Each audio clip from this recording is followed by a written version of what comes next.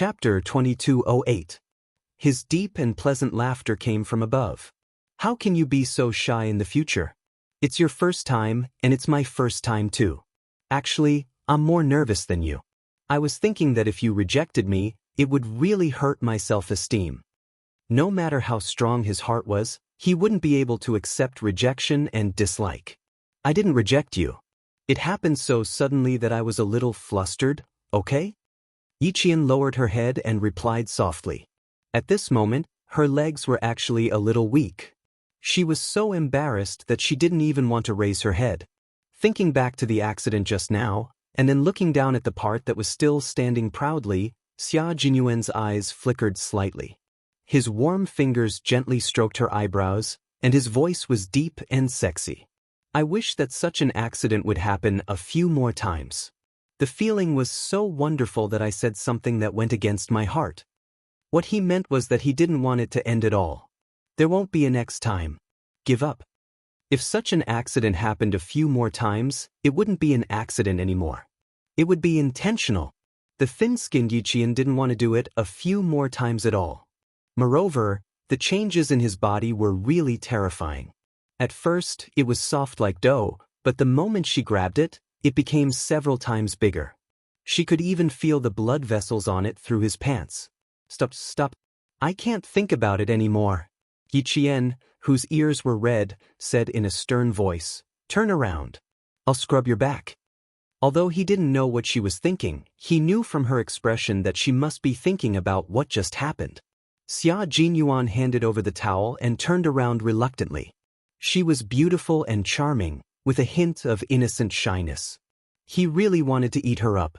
Yiqian didn't know that the man with his back to her wanted to eat her up. The sensation of his body hadn't dissipated yet, and his palms were still scorching hot, as if they had left a mark on them. When he held the towel and wrung the warm water, the temperature of his palms was far higher than the temperature of the water. Yiqian patted the water off his face first before helping him wipe his back. After returning to China, Xia Jinyuan washed up simply. In order to avoid the wound on his waist, he wiped his upper body with a towel and washed his lower body normally. As for his back, he really didn't care about it. The wound on his waist was too big, and a simple movement of his hand would affect the wound. How could he wipe his back? Carefully avoiding the wound on his waist, Yiqian, whose face was red to the ears, carefully wiped his back. When the towel brushed against his skin, it was as if he was caressing it with his own hands. His heart could not calm down. Captain Xia's figure was indeed very good. His muscles were well-defined but not overly muscular. His smooth lines were similar to his temperament, and he had a very attractive and elegant beauty. His bone structure was even more well-proportioned. He had broad shoulders, a narrow waist, long legs, and a body as straight as a spear. Every part of him exuded the towering masculinity of a man. His facial features were already exceptionally handsome, and coupled with his perfect figure, he would attract a lot of attention no matter where he went. When his gaze landed on the white gauze, Yiqian pursed his lips tightly. She only had a few days of vacation, and she had to return to Southern Province on Sunday. If possible, she really wanted to stay with him until his wound healed. After wiping his back 3 times, Yiqian tapped his fingers lightly to make sure that there was no trace of sweat. Only then did he stop. "Okay, turn around. I'll wipe your chest for you." "Are you sure you still want to wipe my chest?" Xia Jinyuan, who had nothing covering his body, smiled and turned around to face Yiqian. Since they had the most intimate contact, he generously allowed Yiqian to appreciate his figure more clearly, as well as the majesty of a man. Chapter 2209. Yiqian was prepared for this. He immediately pulled down the large towel as he turned around. When he turned around, the towel covered his lower body and she couldn't see anything below his waist. Xia Jinyuan, who had turned around, wanted to strike while the iron was hot. He felt that she couldn't continue being so shy. She had to get used to it. Otherwise, he was really worried that Yiqian would kick him off the bed because of her shyness when it was time for them to have intimate relations. Who knew that Yiqian was prepared for this? His worries were dashed. Major Xia, who didn't show any emotion on his face, took the towel and wrapped it around his waist. He said softly, "I can wash the front myself." Wash your face before you go out. Her face was still red, especially her lips, which were as red as roses. She had to cool down. There was no need to rush, no need to rush. Step by step, he patiently and methodically guided her. He needed to have a considerable amount of patience, waiting for this rather vigilant little fox to slowly fall into his net. Although they stopped exploring each other's bodies, Xia Jinyuan remained calm and aggressive. He calmly lowered his head and kissed Yi Qian's burning cheek. He smiled and said, "I'll take a cold shower first. You can go out and chat with my dad." Commander-in-Chief Xia. Yi Qian suddenly remembered that Commander-in-Chief Xia was still waiting outside. In the mirror, her face was as red as a rosy cloud. The shyness in her eyes had yet to fade. One look and it was obvious that she had just done something naughty. How could she face him like this? "Xia Jinyuan, look at you. How am I supposed to go out?" Yi Qian turned and glared at the shameless fellow. "Look at me. How am I supposed to go out like this?" Xia Jinyuan, who was holding a bath towel, looked at her and smiled. He took the towel from her hand and turned on the cold water. "I am more experienced. You just need to wash with cold water and apply it. I guarantee that your complexion will be normal and there won't be any difference." If it weren't for the fact that old man Xia was still outside, he would be happy to let her stay shy for the entire day. She was so sweet and delicious that he was deeply addicted. "After staying with you for a few nights, as long as I have the energy to take a cold shower immediately, I guarantee that I won't have any thoughts. All the blood in my body will freeze, and my mind will be extremely clear." Xia Jinyuan wrung the towel dry and applied it to Yi Qian's face. He said calmly, "Go out openly." Old Xia didn't see it with his own eyes, so he won't think too much. Commander-in-Chief Xia did not think too much about it. When he heard the sound of water, he thought that Yi Qian might be helping Xia Jinyuan wash up. He knew his son very well. Needless to say, he must be thick-skinned enough to let Yi Qian serve him in the bathroom.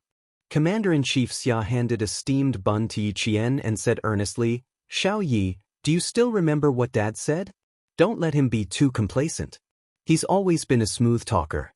Now that he's injured, he'll definitely pretend to be in pain in front of you. Don't spoil him. In the past, when he was injured, he would go through it alone. Why is he so spoiled now that you're here? As a man, you must not let him be spoiled. The more a man's bones are broken, the more he can withstand it. You can't spoil him, you can't spoil him." Commander-in-Chief Xia had spent 4 years in a military unit in Xiang Province. Sometimes he would speak in Xiang Province dialect. Spoil him in Xiang Province meant that one should not spoil him too much. Xiang Province was adjacent to Nan Province. Fujian Town's military unit also had soldiers from Xiang Province. Therefore, Yi Qian more or less knew some Xiang Province dialect. Upon hearing this, Yi Qian pursed his lips and smiled. In the past, no one came to serve him, so he could only endure it alone. Now that I'm here, I can't bear to see him endure it alone. Chapter 22:10. How could she bear to let her lover, who treated her so well, suffer by himself? How could it not hurt when such a big injury was left behind? She wasn't by his side when it hurt the most. Now that he was back and had entered the recovery period, her heart ached regardless of whether he was in pain or not. No matter how much he pampered her, she was willing to do so. He doted on her, and she naturally had to dote on him too. Commander-in-Chief Xia, who was picking up pickles with his chopsticks, paused. He was moved by Yi Qian's heartfelt words. Commander-in-Chief Xia calmly picked up a mouthful of pickles and placed it on top of the steamed bun. He smiled and said, "If both of you are fine, then there won't be any pain. As long as one of you is injured, the other must be heartbroken. So, the final solution is for both of you to be safe and not worry about each other too much." There was no father who wouldn't feel distressed when they saw their son injured. He was also very distressed. He even didn't dare to look at the injury on his son's waist. Major General Yang from the army told him that his 6th son was injured again. He could clearly feel his body shaking. His heart ached when his son was injured, but this heartache had to be carefully hidden because he was the commander-in-chief. Because both father and son were soldiers, soldiers had to be aware of injuries and sacrifices. How could they always show it on their faces? His heart ached because he couldn't accompany his son, so he let Xiao Yi accompany him.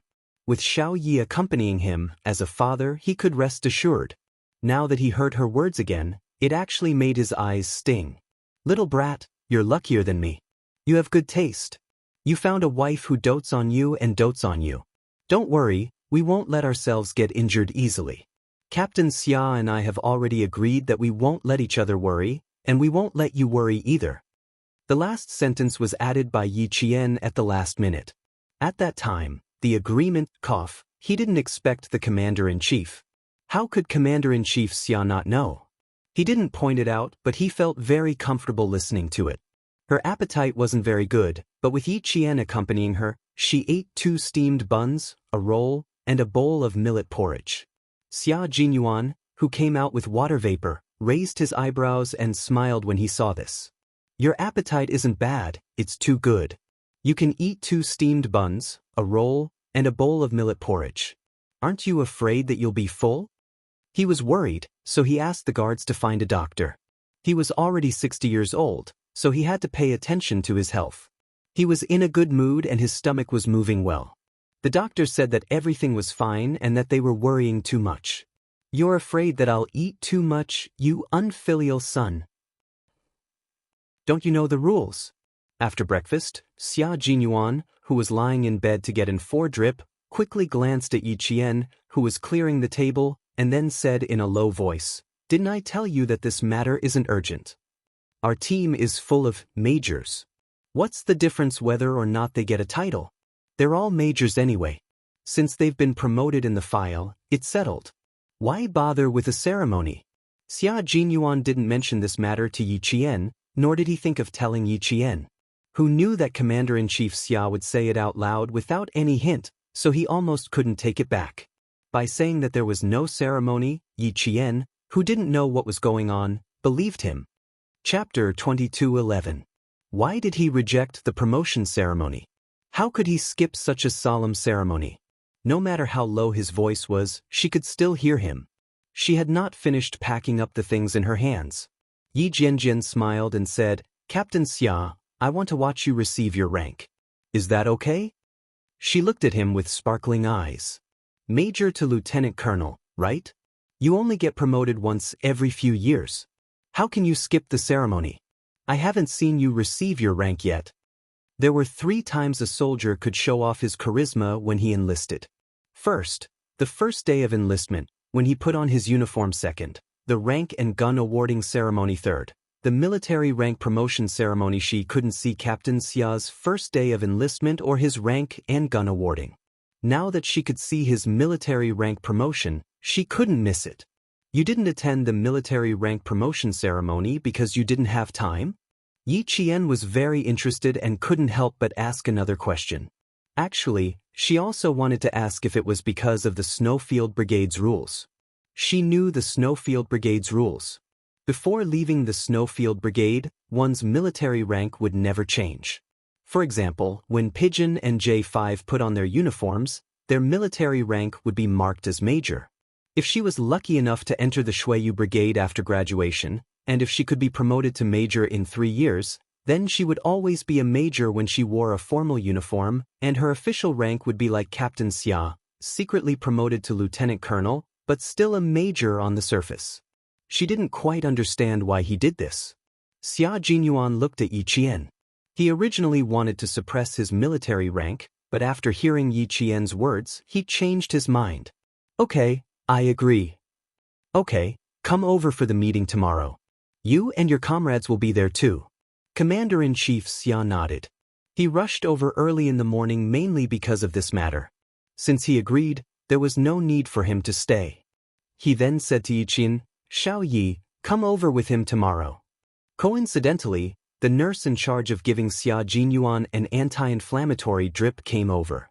Commander-in-Chief Xia stood up to leave, and Yi Qian hurriedly stood up to see him off. If it were any other time, the commander-in-chief would definitely not allow Yi Qian to drive him.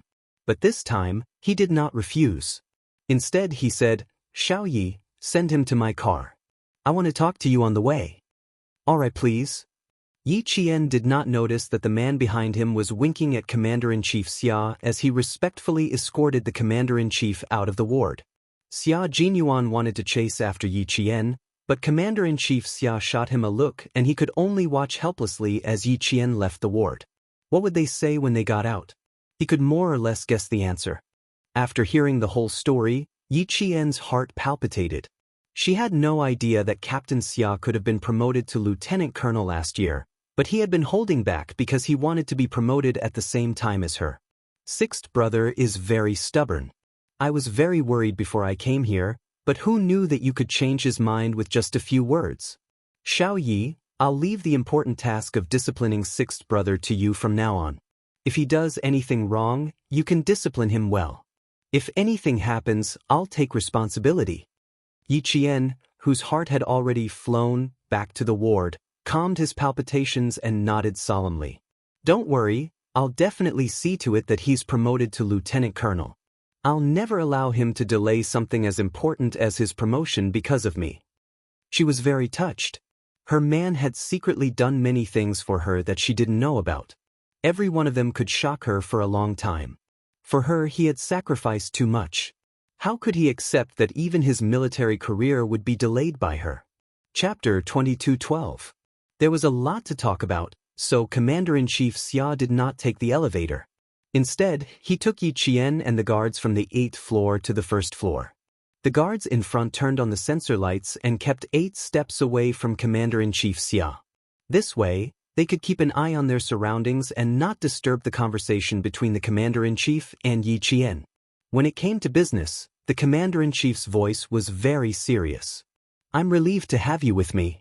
The conferment of ranks is not a small matter, but it is related to your future promotion, experience, and qualifications. After all, the two of you can't stay in the special forces forever. When you reach a certain age, you will retire to the second line. At that time, your qualifications and experience will be related to your promotion. Don't force or snatch things that don't belong to you.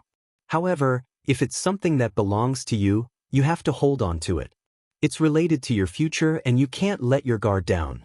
Sixth brother doesn't have much ambition. He can stay in the special forces for the rest of his life. He really likes his current profession and is willing to dedicate his life to it.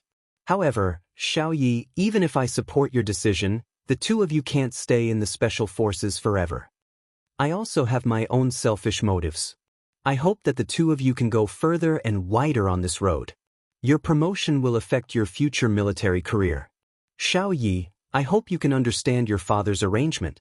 Yi Qian not only understood, but he also fully supported it. She was very touched by Xia Jinyuan's sacrifice, but the price was too high. It was too high for her to bear. How could he give up his promotion because of her? How could she become a stumbling block to his future? Back in the ward, Yi Qian saw that the man who had not slept all night had closed his eyes and seemed to have fallen asleep. He did not go in immediately. Instead, he stood quietly at the door and gazed at him gently. Captain Xia, you've done so much for me. I can only use my life to accompany you. You're holding back your promotion because I once said, as long as you wait for me, I will definitely catch up with you. That's why you're holding back your promotion. Back then, you said those words before our relationship was clear. At that time, you remembered them in your heart and put them into action. Captain Xia, how can I not love you deeply? How can I not spoil you, indulge you, and let you do whatever you want? Why aren't you coming in? My dad must have told you about my promotion. Xia Jinyuan opened his eyes and looked at her gently. Come here and lie on the bed with me. Yi Qian closed the door and hugged his arm as he lay there quietly. After a while, he said softly, Captain Xia, don't stop for me. I'll try my best to catch up with you. I'll try my best to be by your side. Yes, I won't do it again. He lowered his head and kissed the top of her head. The tough soldier's heart was as soft as water. I will always walk in front so that you can see me. I won't get lost. Okay, remember what you said today. Never stop because of me. I'm very touched, but I don't like it. I don't want to be your hindrance, I just want to be your motivation. I will definitely catch up to you. You said that we will walk side by side. You must believe that I have the ability to walk side by side with you, okay? Yes, I've always believed in my little fox. Xia Jinyuan closed his eyes and spoke softly. He was a little tired. As he spoke, his eyes became heavy and his voice became lower and lower. Chapter 22:13. Yi Qian knew that this was the effect of the sleeping medicine. Before the commander-in-chief got into the car, he told her that he had spoken to the doctor and prescribed some sleeping medicine. This was good. He would be able to have a good night's sleep. Yi Qian, who was not sleepy, picked up a military book and slowly flipped through it. From time to time, she would look up to see if the drip bottle was still empty. She listened to the ticking sound of the clock ticking as she enjoyed their time together. When Li Jinyan arrived, he saw a scene that even he could not bear to disturb. He paused for a moment, then took out an old photo from his pocket and glanced at it. A strange light flashed across his cold eyes as he raised his hand and gently knocked on the tightly shut door. Yi Qian was a little surprised to see him. They had just met yesterday. With Li Jinyan's busy schedule, he did not have much time to come to the hospital. Yi Qian gently moved Xia Jinyuan's long arm away from her waist and quietly got out of bed. Li Jinyan pointed outside, motioning for her to come out and talk. Yi Qian closed the door and smiled naturally. Are you on annual leave? Why are you so free? I'm not on vacation. I'm here for a meeting to get promoted like him. Li Jinyan's cold eyes had an unusual light smile. It was very gentle, but there was a deeper meaning behind it. You'll be there tomorrow, right? He had specially come to look for her. Even if he was not free, he had to squeeze in some time. Upon hearing this, Yi Qian's smile deepened. Captain Xia told me that you were officers from the same period. You even participated in military training together. After that, you went to the Navy, and he went to the Army. I didn't expect you to get promoted at the same time. Fate runs deep. My fate with you runs deeper. Hearing her words, Li Jinyan's cold, handsome face had a deep smile. His gaze was fixed on the face in front of him. He slowly said, besides the fate of fighting side by side, Yi Qian, we have an even deeper fate. An even deeper fate? Yi Qian did not understand. What do you mean by an even deeper fate? Look at this picture. Taking out the old photo from his pocket, Junyan's cold face softened a little. You must know her and be very familiar with her, right? It wasn't a question, but a certainty. Yi Qian was stunned when she took the photo. Of course, she recognized the woman in the military uniform in the photo. That was her mother. Her mother had sacrificed herself when she was very young. Why was her mother's photo in Li Jinyan's hands? Why would there be such a photo? Li Jinyan handed the photo over and stared intently at Yi Qian, afraid that he would miss the slightest expression on her face. When he saw the shock on her face the moment she saw the photo, Li Jinyan knew that he was too excited. He was a steady and calm person. No matter how big the matter was, he would not be affected by it. However, this matter had stirred up great waves in his heart. Even his voice was not as cold as usual. Instead, it was calm and had some fluctuations. You look very similar to the woman in the photo. From the first time I saw you, I felt an indescribable sense of familiarity towards you. It was as if I had seen you somewhere before, but I didn't have a deep impression of you. When I found this photo, I knew where I had seen you before. It turns out that the woman in the photo is your mother. Li Jinyan was already very good at controlling his emotions, so he only revealed a little. He did not suddenly reveal the truth. Instead, as he spoke, he observed Yi Qian's expression and slowly told her the truth. Chapter 22:14. Yi Qian's expression changed drastically. In the photo, a young man and woman were cuddling together, wearing old military uniforms. Their heads were leaning against each other. It looked like they were taking a wedding photo. The thought flashed through her mind, but she instinctively chose to avoid it. She chose not to think too deeply about it. Impossible, it's impossible.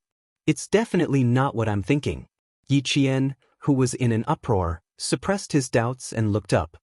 His eyes were cold as he asked calmly, "Why do you think the woman in the photo is my mother?" Her reaction was a little unusual. Li Jinyan frowned slightly and looked at Yi Jian with a sharp gaze. When she took the photos just now, her reaction was not the same as when she was talking to him now. She was obviously shocked, but now she appeared very calm. Was she testing him? Or did she not want to know who her father was at all? Li Jinyan's eyes darkened when he remembered that her father's name was Yi Xinfan in her file. However, he couldn't blame Yi Qian.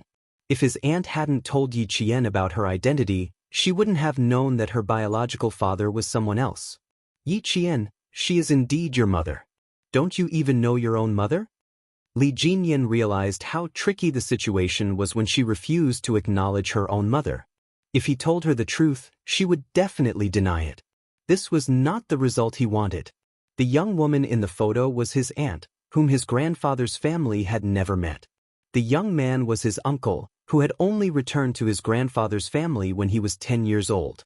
Li Jinyan, who had deep feelings for his grandfather's family, didn't dare to tell Yi Qian the truth because he didn't know what Yi Qian was thinking.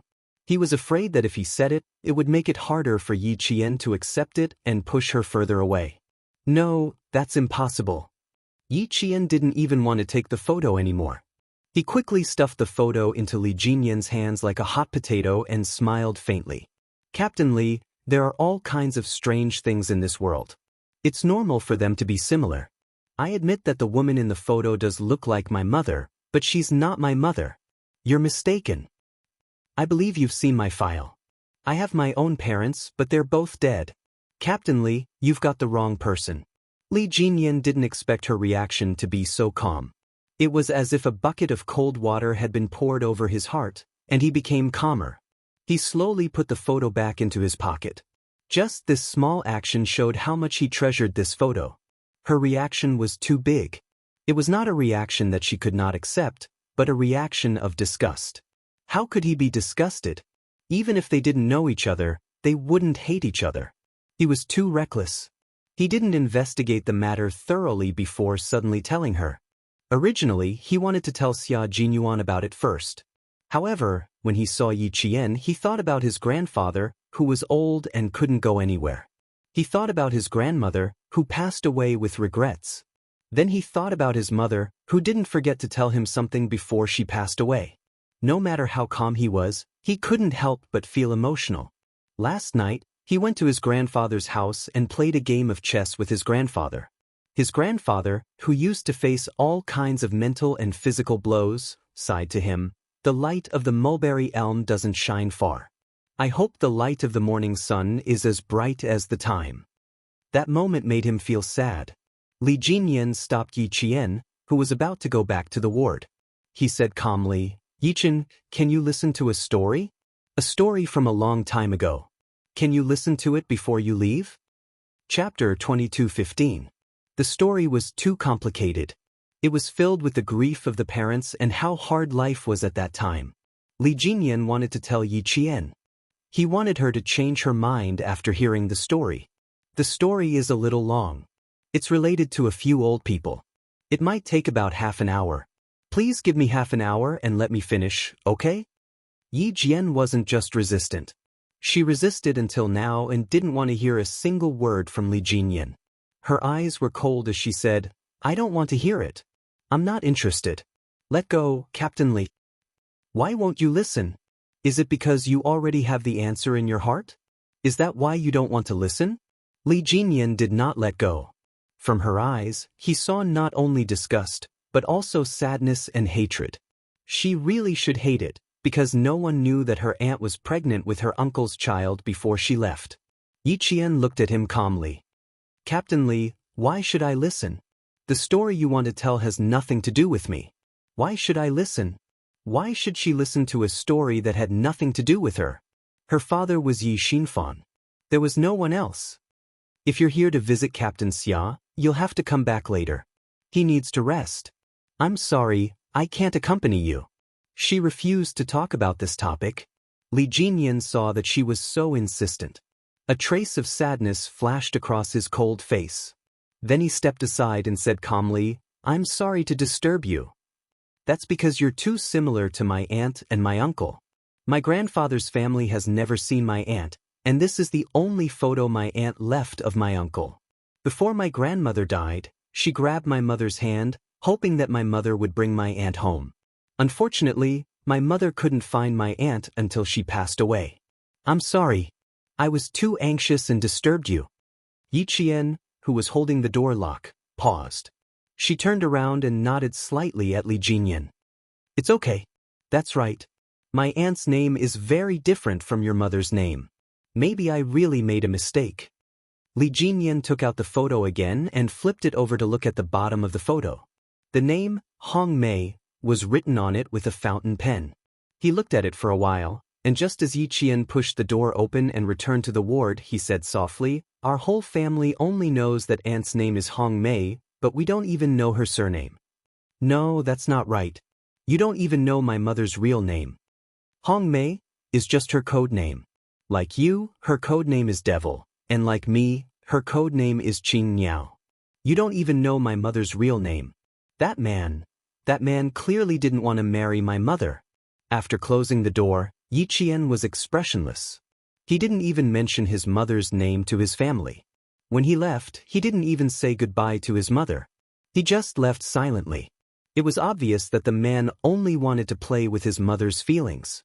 She knew that she wasn't her father's biological daughter. She knew that her mother was already pregnant when she married her father, but so what?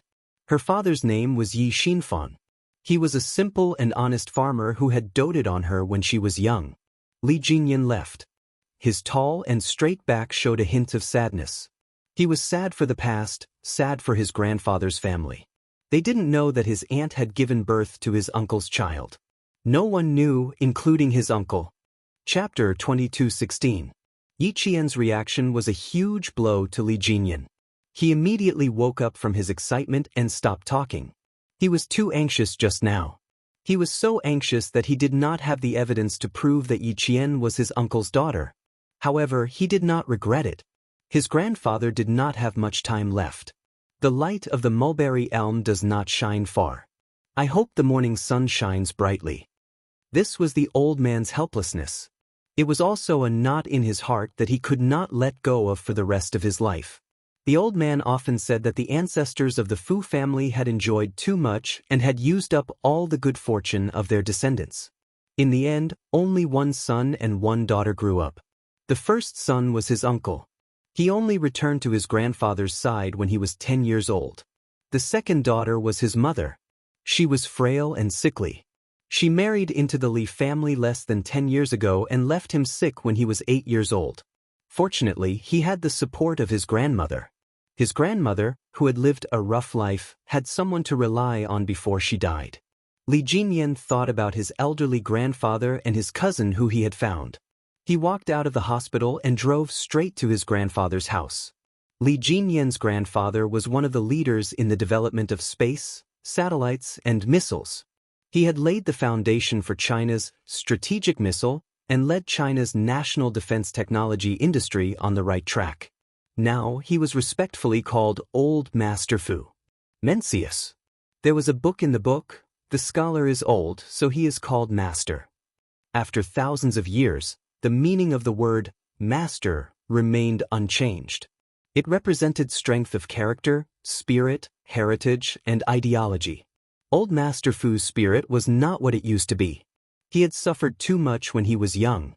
Later, he worked so hard for China's space, satellites, and missiles research that his hair turned white before he was 50 years old. Although he had retired, there were still many guests at his house. They were all scientists in China's space, satellites, and missiles research. Li Jinyan drove over.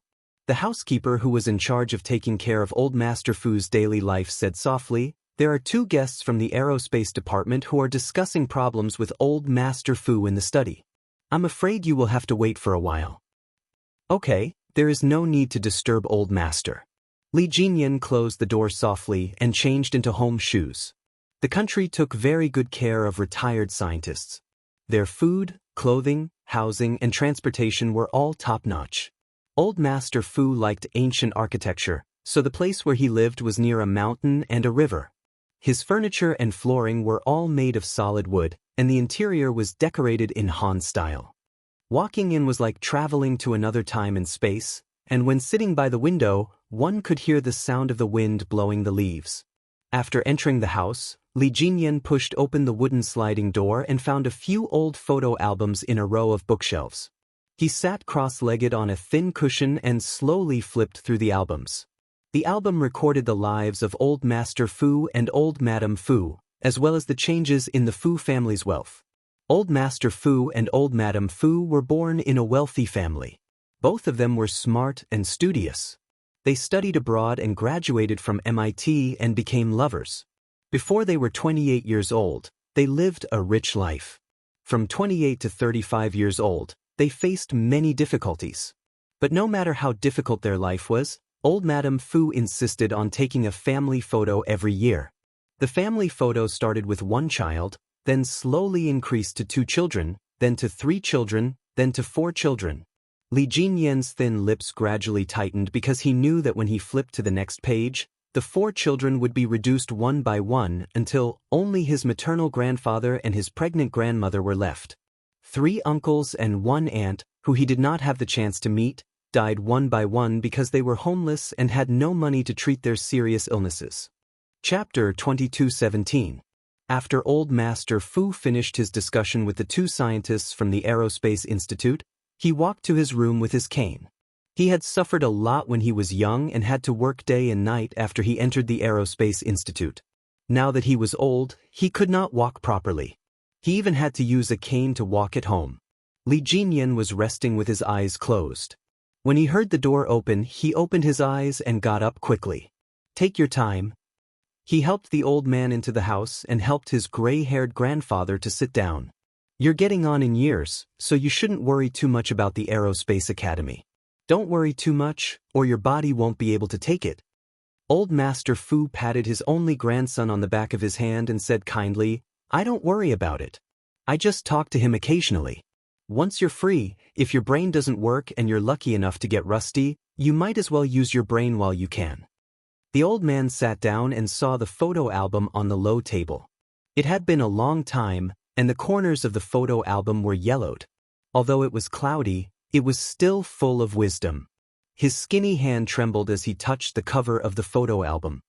His face was so old that it had brown age spots, and there was a hint of sadness that could not be dissolved. "Ever since your grandmother passed away, I rarely look at it." Old Master Fu sighed. The photo album contained memories of his life and the sadness that he could not erase. He was born into a rich family. Even though he had a butler and 2 servants to serve him when he was in the United States, he was tortured and almost died under the bullets of the United States several times in order to serve his country. When they finally returned to the country, they were forced to leave the Aerospace Academy before they had the chance to show off their skills. Between the ages of 28 and 35, he and his wife had 3 sons and 1 daughter who died one after another. They had experienced all the misery of the world. Old Ancestor Fu had enjoyed too much in the past.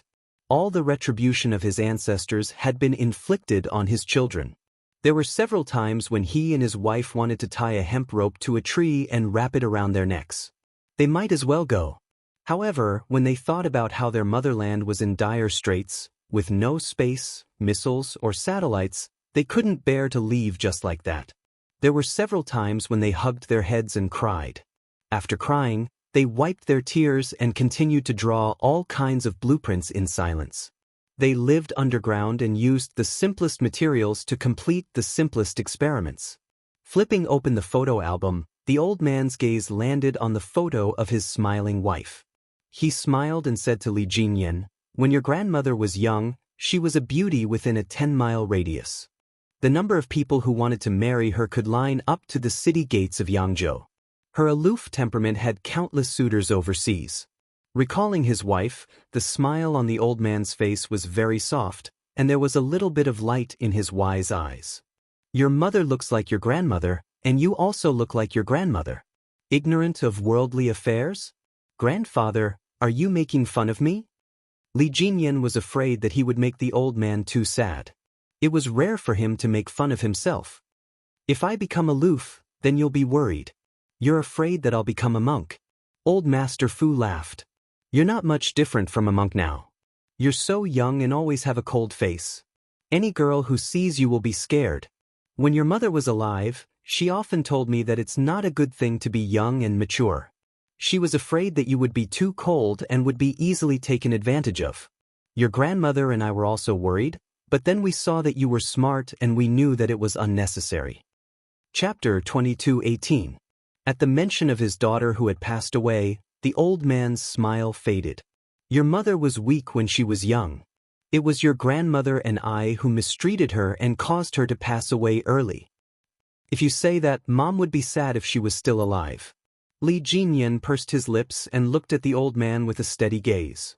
Mom never thought that you and grandmother mistreated her. If it weren't for you two protecting her, I might not even exist in this world. Your mother was considerate since she was young.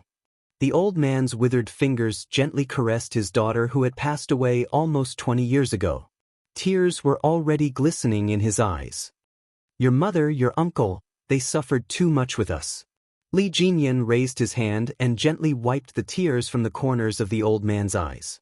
His grandfather and grandmother had suffered too much, but they still contributed to the country without any complaints or regrets. This was something he admired very much. The old man and his grandmother's 3 sons and 1 daughter died one after another. When his wife was 37 years old, she gave birth to another daughter, Jinyan's mother, Fu Yi. Their life had been stable for less than 2 years, but then there was a storm. Because the Fu family was suddenly reported for harboring evil intentions, the Fu family, who had finally found a place to live, was in trouble again. Old Master Fu's youngest sister and the only daughter of the Fu family, Miss Fu, got married in a hurry. Half a year later, Old Master Fu gave his 1-month-old son, Fu Yuxing, to his sister's family. Originally, he wanted to go back and pick him up after the chaos, but he didn't expect that his youngest son, Fu Yuxing, would be left with his sister's family until he was 4 years old. Later, his sister's family broke off contact, and he also lost contact with his only son, Fu Yuxing. It wasn't until Fu Yuxing was 10 years old that he was found and brought back to his side. I only wanted Yuxing to be safe, but in the end, I didn't want them to be safe. The old man flipped through the photo album page by page. When he saw his 3 sons and 1 daughter who died young and his youngest daughter who died young, his heart was heavy.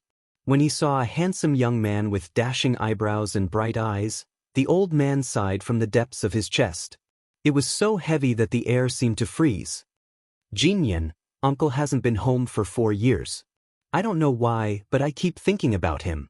This was his only son who had grown up and was also the only child who was still alive.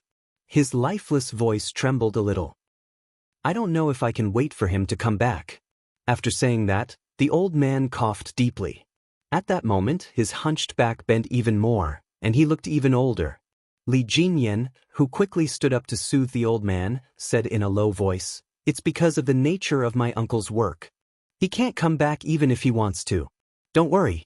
He will come back to see you as soon as he finishes his work." Li Jinyan's uncle, Fu Yuxing, had taken over his father's business and was now engaged in missile research in a remote area of the country.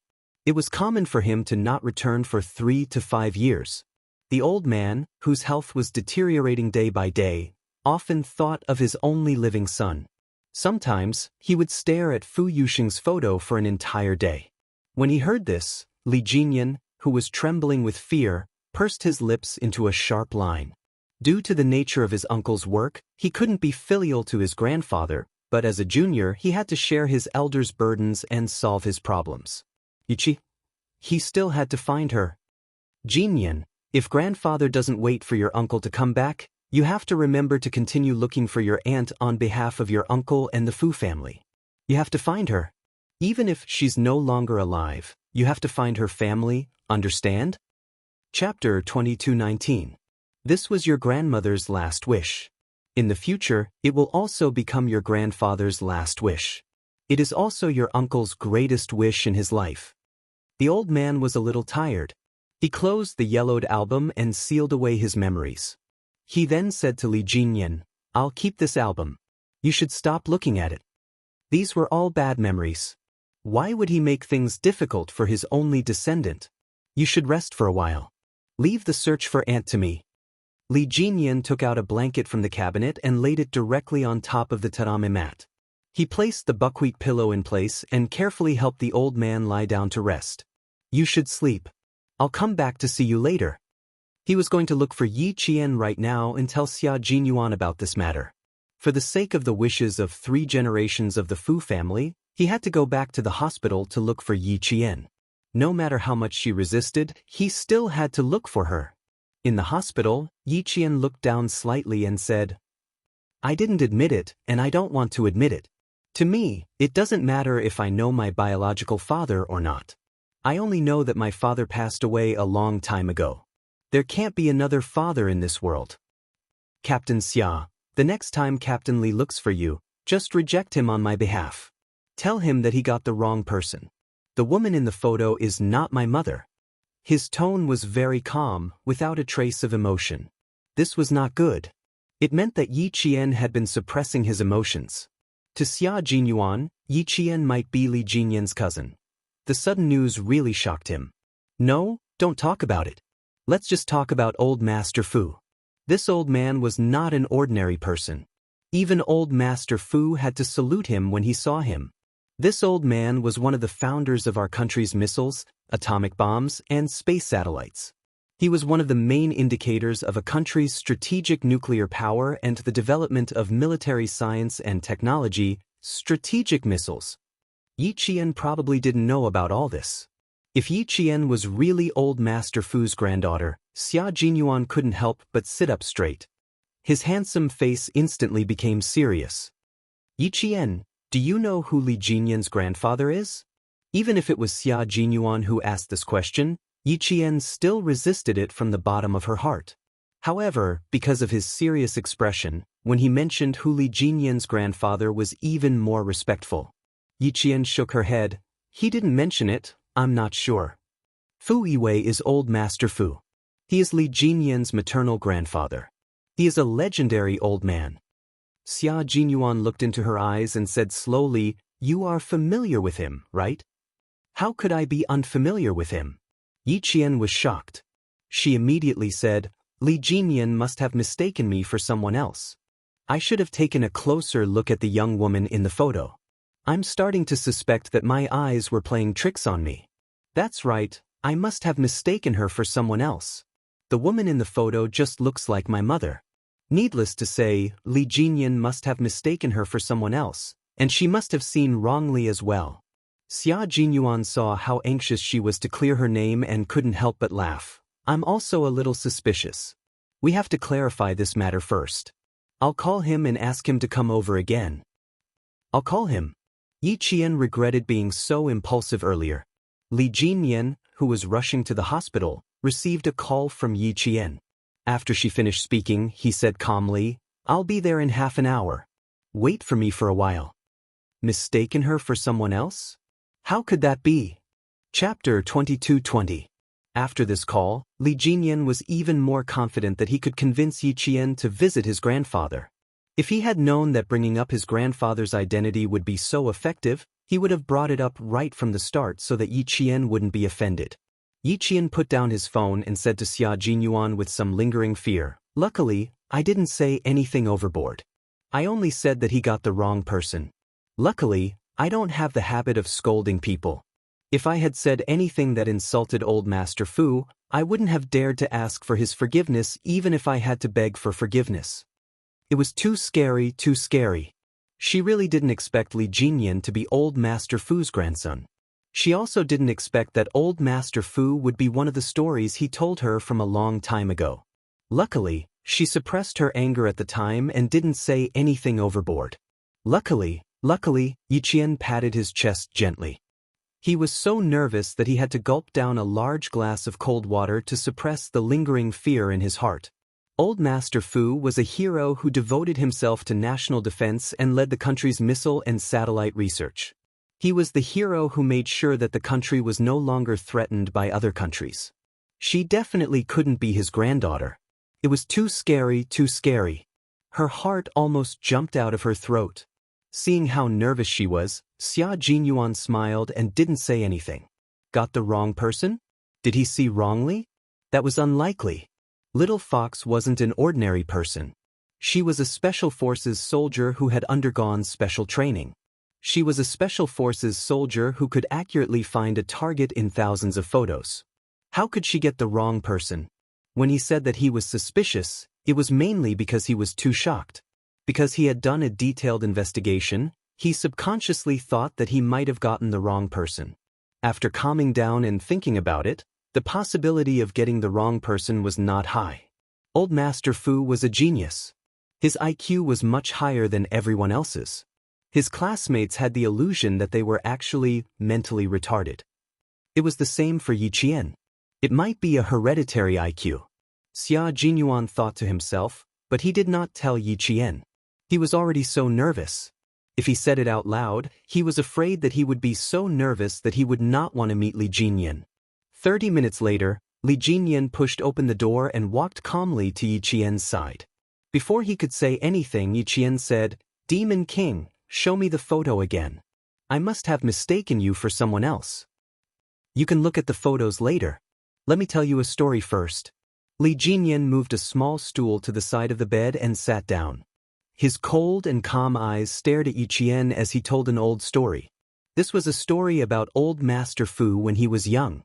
He talked about the things that happened during those years, his children who died young, his daughter, Fu Yuan, and his son, Fu Yusheng. These things and these people made Yi Qian's heart ache as he listened quietly. It turned out that old Master Fu's life was so rough. My uncle went to the army with a mission and met a female soldier named Hong Mei. Uncle fell in love with her and soon fell in love with her. When it was time to get married, Uncle was suddenly recalled and grounded for a year. This story made Yi Qian's pupil's contract. Suddenly recalled and locked up for a year. In her mother's diary, it was mentioned that the man she loved had suddenly disappeared without leaving a word behind.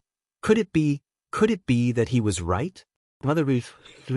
For a moment, Yi Qian's heart was in a mess. His brain could not think straight. Chapter 22-21. Li Jinyan, who had returned to the hospital, was determined to bring Yi Qian to old Master Fu. Thus, he stared intently at Yi Qian the entire time, not missing the slightest change in her expression. Seeing that Yi Qian's expression had changed drastically because of what he said, he felt that he might have found a breakthrough. His voice, as cold as the snow on Mount Tianshan, slowly recounted the past that had been sealed away for a long time, but had always been remembered by everyone in the Fu family. No one in the family knew about my uncle's sudden recall, including my maternal grandparents. A year later, my maternal grandfather, who was researching a certain technology, had a week's leave. My maternal grandfather, who had not been home for 3 years, decided to go home to take a look. However, before he could leave the research base, he was invited to another place. Yi Qian's hands, which were resting on her knees, clenched tightly. Her mother had clearly written in her diary, "I waited outside happily. I waited until the sun rose. I waited until the sun was high in the sky. I waited until the sunset covered the sky and the sun's last ray of light disappeared. I still waited." When she saw this sentence, she did not understand the deeper meaning behind it. With the devil's words, could she think of it this way? Her mother waited from sunrise to sunset. Was she waiting for the man she loved to register their marriage with her? Could she understand it this way? Don't worry. Calm down and listen to what the devil has to say. Now was not the time for her to speak. It was not the time for everything to be clear. Her tightly clenched hands had just loosened when they were held by a slender and strong hand. She reflexively held this hand tightly, as if she had found someone to rely on. Even her heartbeat became much calmer. A very touching love story. Listen well, Yi Qian. Xia Jinyuan held her hand tightly. His deep eyes contained a faint smile that could calm Yi Qian even more. He reminded her gently, "Don't get distracted. Listen to the whole story first."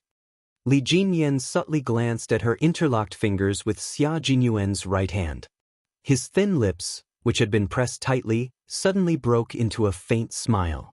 He was no longer nervous, no longer worried that Yi Qian would suddenly refuse to listen to him, because he knew that his past had successfully attracted Yi Qian, making her calm down and listen to him slowly.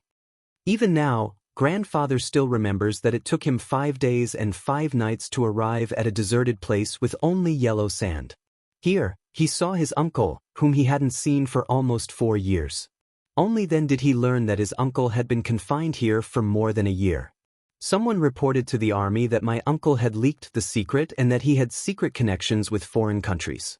Uncle and grandfather are both engaged in missile research. Someone reported him for leaking secrets. Regardless of whether it's true or not, it's very serious. To be on the safe side, we immediately took away all the research materials in Uncle's hands and secretly took them away. When he arrived at his destination, grandfather saw my uncle, whom he hadn't seen for 4 years and whom he couldn't even write a letter to. It was also at this time that he found out that my uncle had been confined for a year. He also found out that my uncle had a girlfriend in the army that he was preparing to get married. Unfortunately, 3 days before my uncle and my aunt registered their marriage, my uncle was suddenly recalled from confinement and lost contact with his fiancée. Yi Qian, whose eyes were dark, looked up and stared unblinkingly at Li Jinyan as if to confirm something. She didn't speak immediately. Li Jinyan, who was interrupted by her gaze, suddenly felt his heart tighten. He didn't show it on his face as he calmly waited for Yi Qian to speak. Chapter 22-22. After a while, Yi Qian asked suspiciously, "Why haven't we written to each other in the past 4 years?" "That's because our country's missile and satellite research was carried out in secret on a zero-foundation basis. In order to keep it a secret, all the scientists involved in the research were not allowed to leave the research base easily. They were also not allowed to contact their families casually and lived in isolation from the rest of the world." Xia Jinyuan answered Yi Qian in a deep voice and full of respect. "It's normal that you haven't written to your family in the past 4 years." Yi Qian was filled with deep veneration when he heard this. Li Jinyan knew that Xia Jinyuan was speaking up for him, so he nodded slightly to express his gratitude. Grandfather and grandmother are both engaged in research and development and rarely come home. They don't know what's going on with my mother and uncle, so it's normal for them not to receive any letters from their children for a year. This is also why grandfather doesn't know that uncle has been in confinement for as long as a year, and he doesn't know that uncle is preparing to get married. After uncle secretly told them about this, grandfather immediately asked a friend to investigate in secret, but he didn't find anything. There's no female soldier named Hong Mei in the army. Yi Qian's fingertips were trembling. Could it be that Mom didn't tell anyone her real name? That's why he didn't find out where she was? He went back to the army to look for Mom after a year, but Mom wasn't even in the army at that time. She went home to give birth to her. That's why he didn't find out where she was? Yi Qian's heart was in turmoil as he guessed and thought. A year ago, uncle and aunt were preparing to get married. A year later, grandfather went to investigate again, but there was no news at all. For a long time, grandfather wondered if uncle had gone insane after being confined for a year. The so-called fiancée was just a figment of uncle's imagination and didn't exist. If it wasn't for this photo. Li Jinyan took out the old photo again and looked down at the young man and woman in the photo. There was a slight ripple in his cold voice. It was because of this photo that grandfather confirmed that uncle did have a fiancée who was about to get a marriage certificate. Li Jinyan handed the photo back to Yi Jian.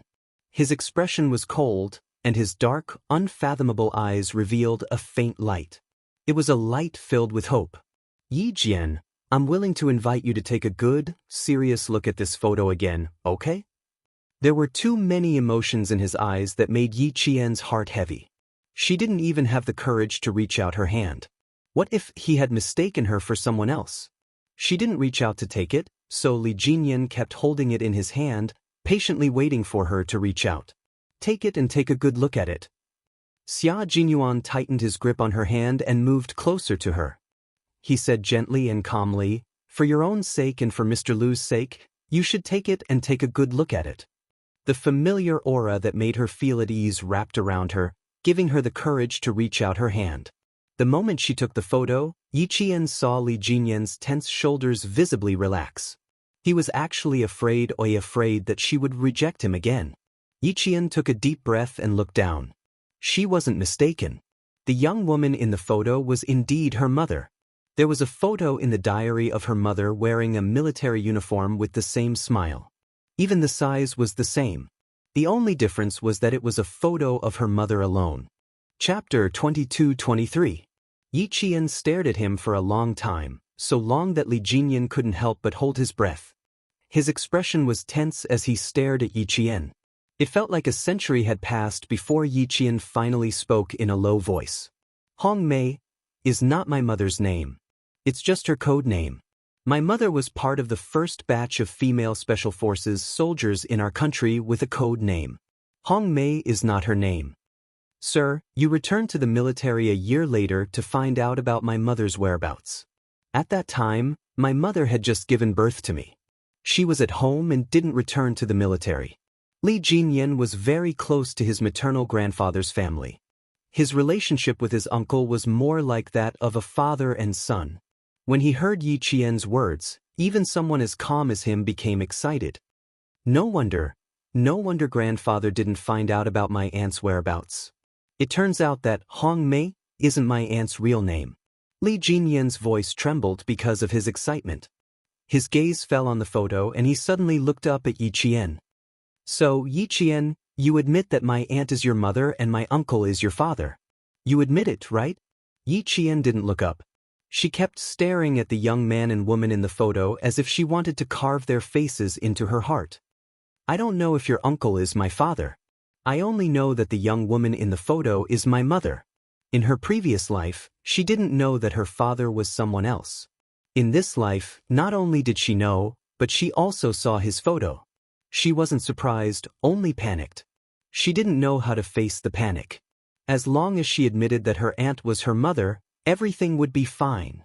Li Jinyan, whose gaze never left her, said in a hoarse voice, if you want to know if my uncle is your father, Yi Qian, it's not difficult. As long as you want to know, we'll know immediately. Did your uncle look for my mother after that? Did he look for her himself? Or did he ask someone else to do it? Yi Qian did not answer him. Instead, he seemed to want to verify something. His voice suddenly became very cold. Demon King, please answer me seriously. She couldn't immediately accept Fu Yuxing as her father, nor could she say it out loud. She could only use uncle as a temporary replacement. As long as uncle has time, he will personally look for aunt. He personally told me that as long as he is still alive, he will definitely not give up looking for her. To this day, her uncle was still unmarried. The column in his file said, married. Not only did my uncle never give up, but my grandmother also told my mother before she died that she must help my uncle find my aunt.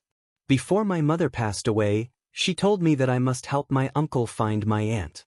I just came from my grandfather's house, and when I came to the hospital, my grandfather told me that he hoped that I could continue to help my uncle find my aunt and help the Fu family find my aunt.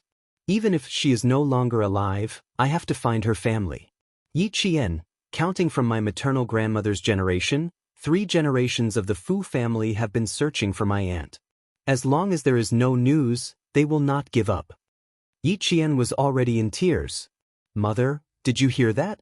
Did you hear that? The person you love deeply did not abandon you. He did not mean to let you wait from sunrise to sunset. He really wanted to go with you to get the marriage certificate, but he could not. Mother, did you hear that? Did you hear that? The person you love deeply did not abandon you. He has always been looking for you. He has never given up looking for you. Not only that, his family has always been looking for you. They have never given up. They have never given up. Chapter 22-24. Yi Qian sobbed softly with tears streaming down her face. As her tears flowed out, the stone in her heart finally shattered. Even though her mother did not manage to wait for her lover to marry her, in the eyes of the man she loved deeply, her mother was his wife. Even if they did not have a marriage certificate, her mother was his wife.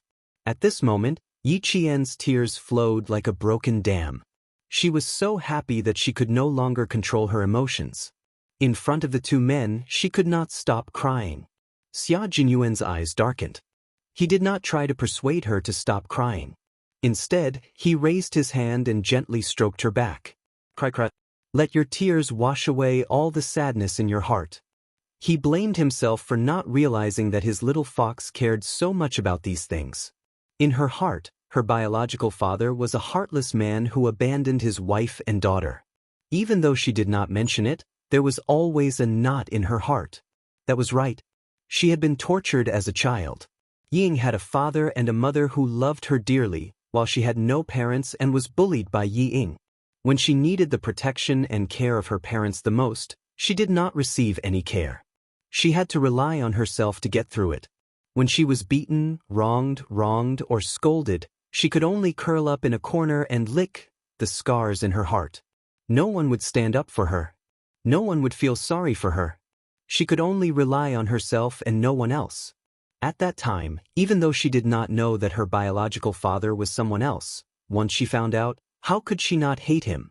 He even boasted that he knew her best, but in the end, with deep self-blame in his eyes, Xia Jinyuan tightly hugged his lover, who made his entire body ache. He tilted his head slightly and kept kissing her hair.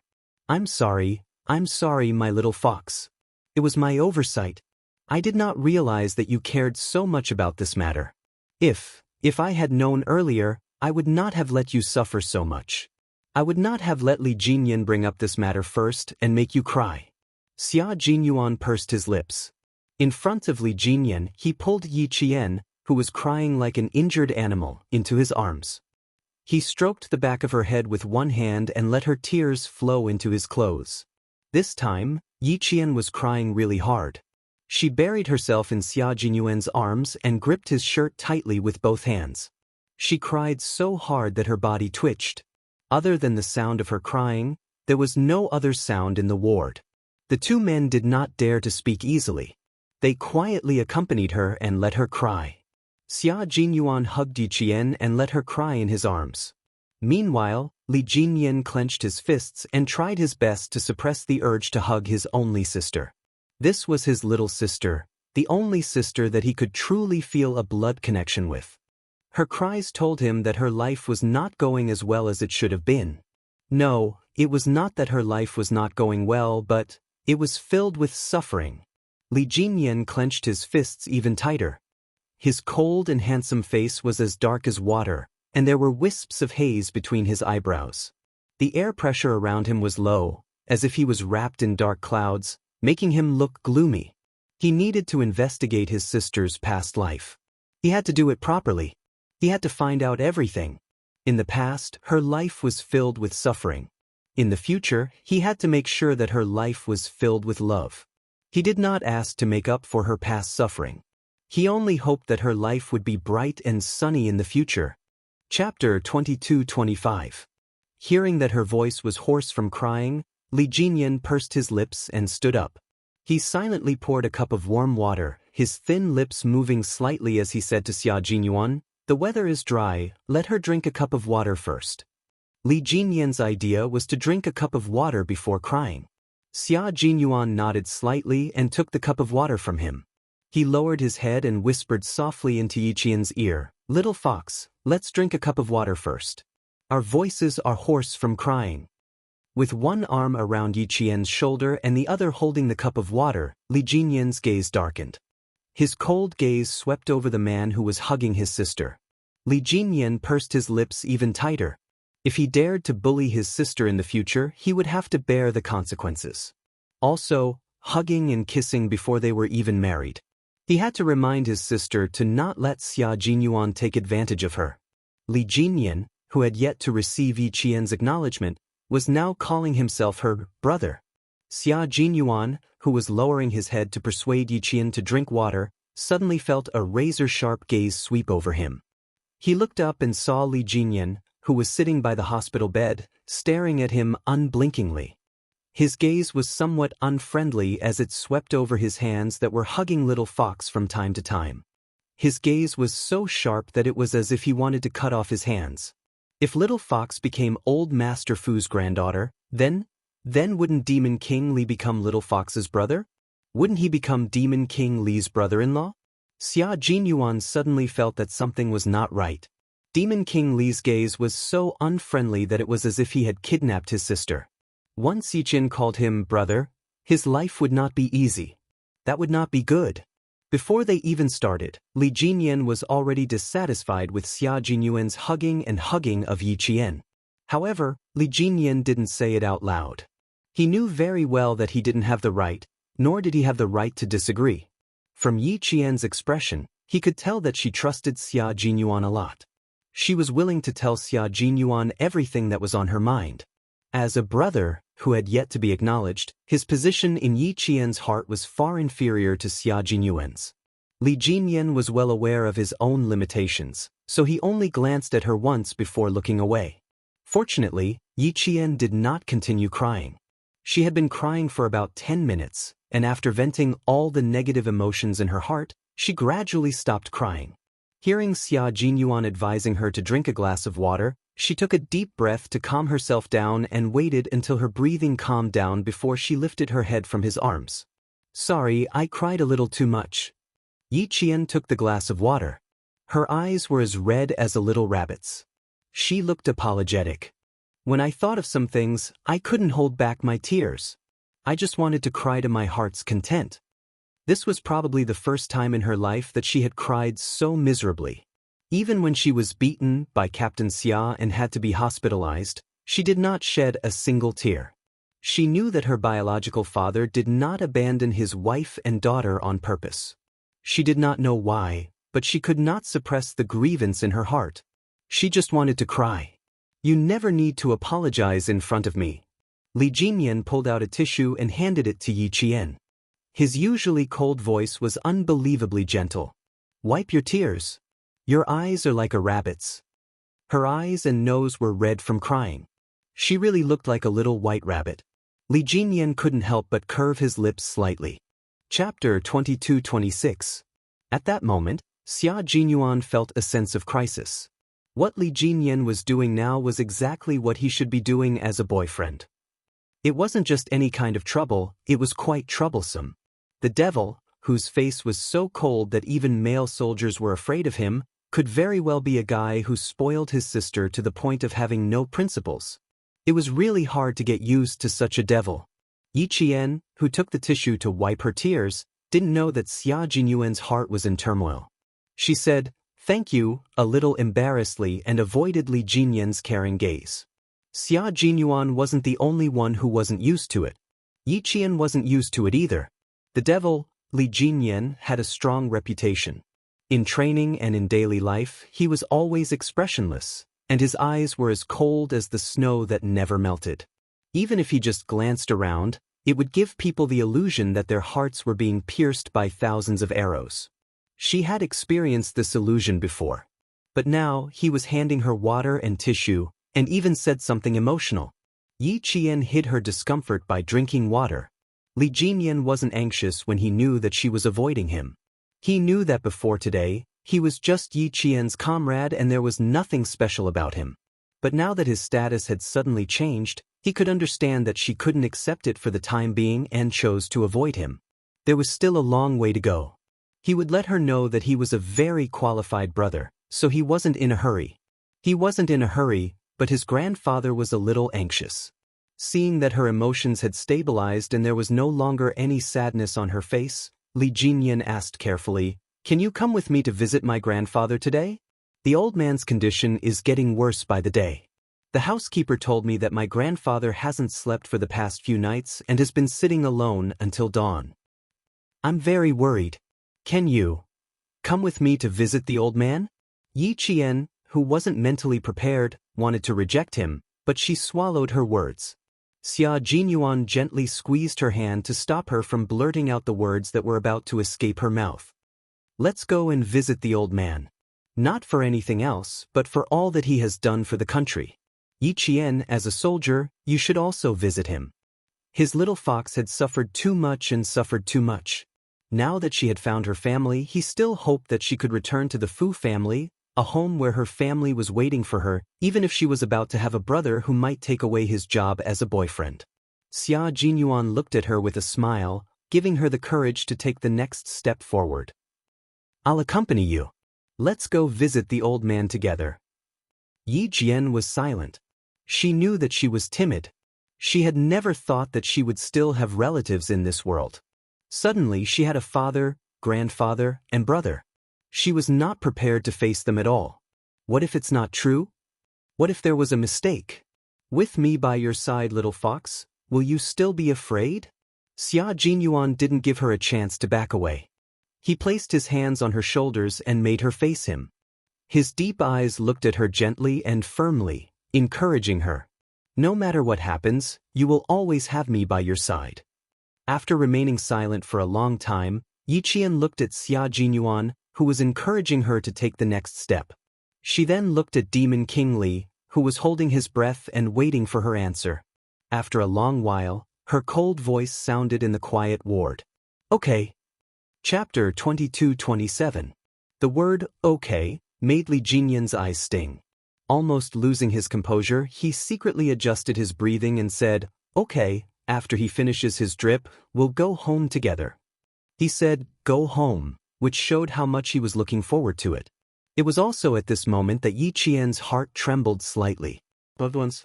Did she really have any loved ones other than Uncle Chen and Grandpa Jen? Did she really have any?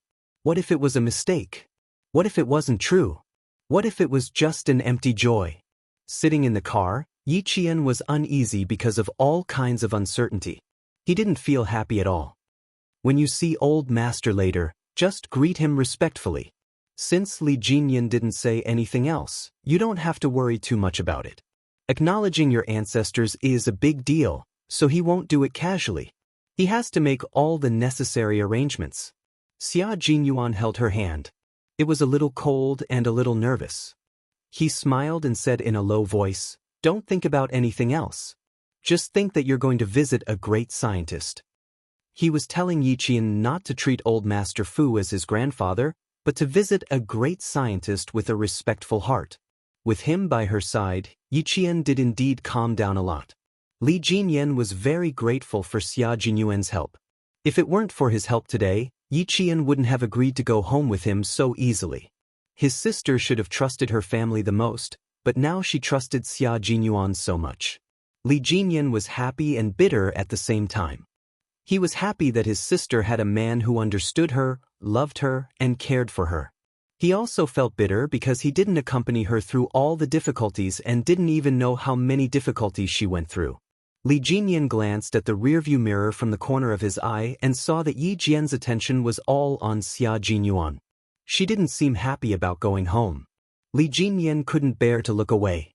To her, was family kinship something that did not exist? Had she never thought of receiving the care of her loved ones? Was it because he was so disappointed in his family that he no longer desired it? Then what kind of environment did she live in? Just how much had she suffered for her to be so indifferent and insecure? Li Jinyan thought back to the first time he met Yi Qian and saw the maturity between her brows that was beyond her age. His heart suddenly ached. His sister should have grown up like a princess and been pampered by her family. But because of fate, the Fu family did not even know of her existence. Li Jinyan, whose emotions had been fluctuating, finally calmed down when the car drove into the depths of a park that hid the hustle and bustle of the city. Back then, when the capital was planned, the original appearance of the entire mountain was deliberately preserved. On the left is the suburban park, and on this side is the place where the old scientists retire. It is guarded by armed police, and ordinary people are not allowed to enter or leave at will. In order to let Yi Qian relax, Xia Jinyuan picked a topic to introduce the place. The scientists who developed the first generation of computers also live here. The small houses hidden behind the trees are all old scientists who are national treasures. If you meet any old man here, his identity will definitely shock you. The car followed the winding mountain road. Through the car window, Yi Qian saw several small red brick houses.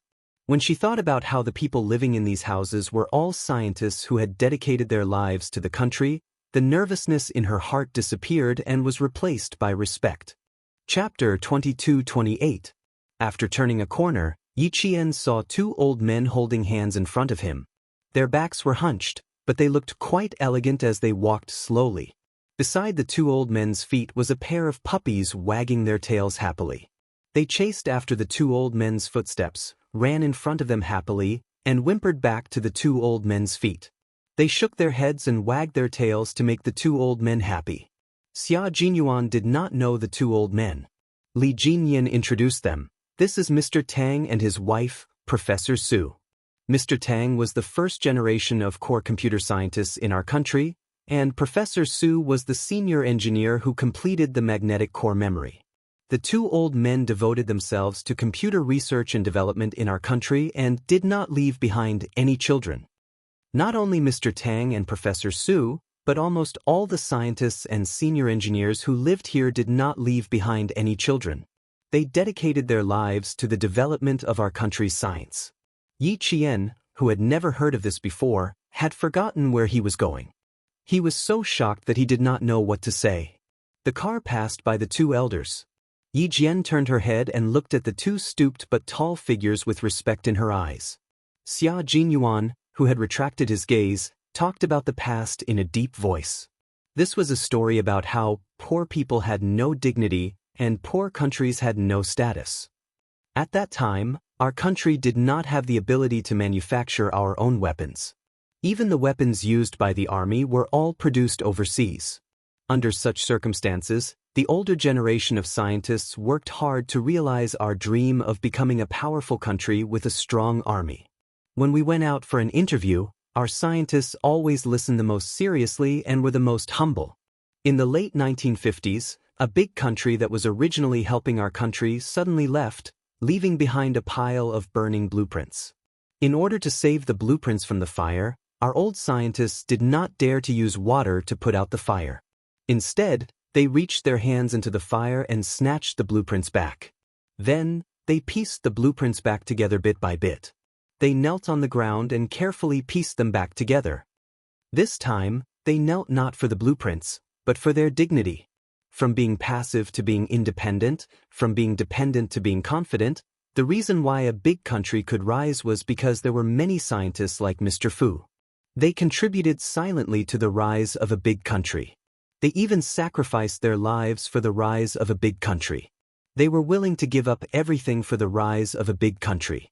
Yi Qian, if we compare our current lives with the suffering that the old scientist once suffered, do you still think that you can't overcome the hurdle, that you can't take the courage to take the next step? Yi Qian heard the tears in her eyes and shook her head. There was nothing else. Compared to what the old scientist had gone through, what else could she not overcome? Demon King, it's true that I'm not sure if your uncle is my father, so I won't be able to call old Mr. Grandpa later, but I'll cooperate with you to see if I'm really old Mr.'s granddaughter. The car had just entered a flat paved road that extended from the main road when Yi Qian's sudden words caught Li Jinyan off guard and he slammed on the brakes.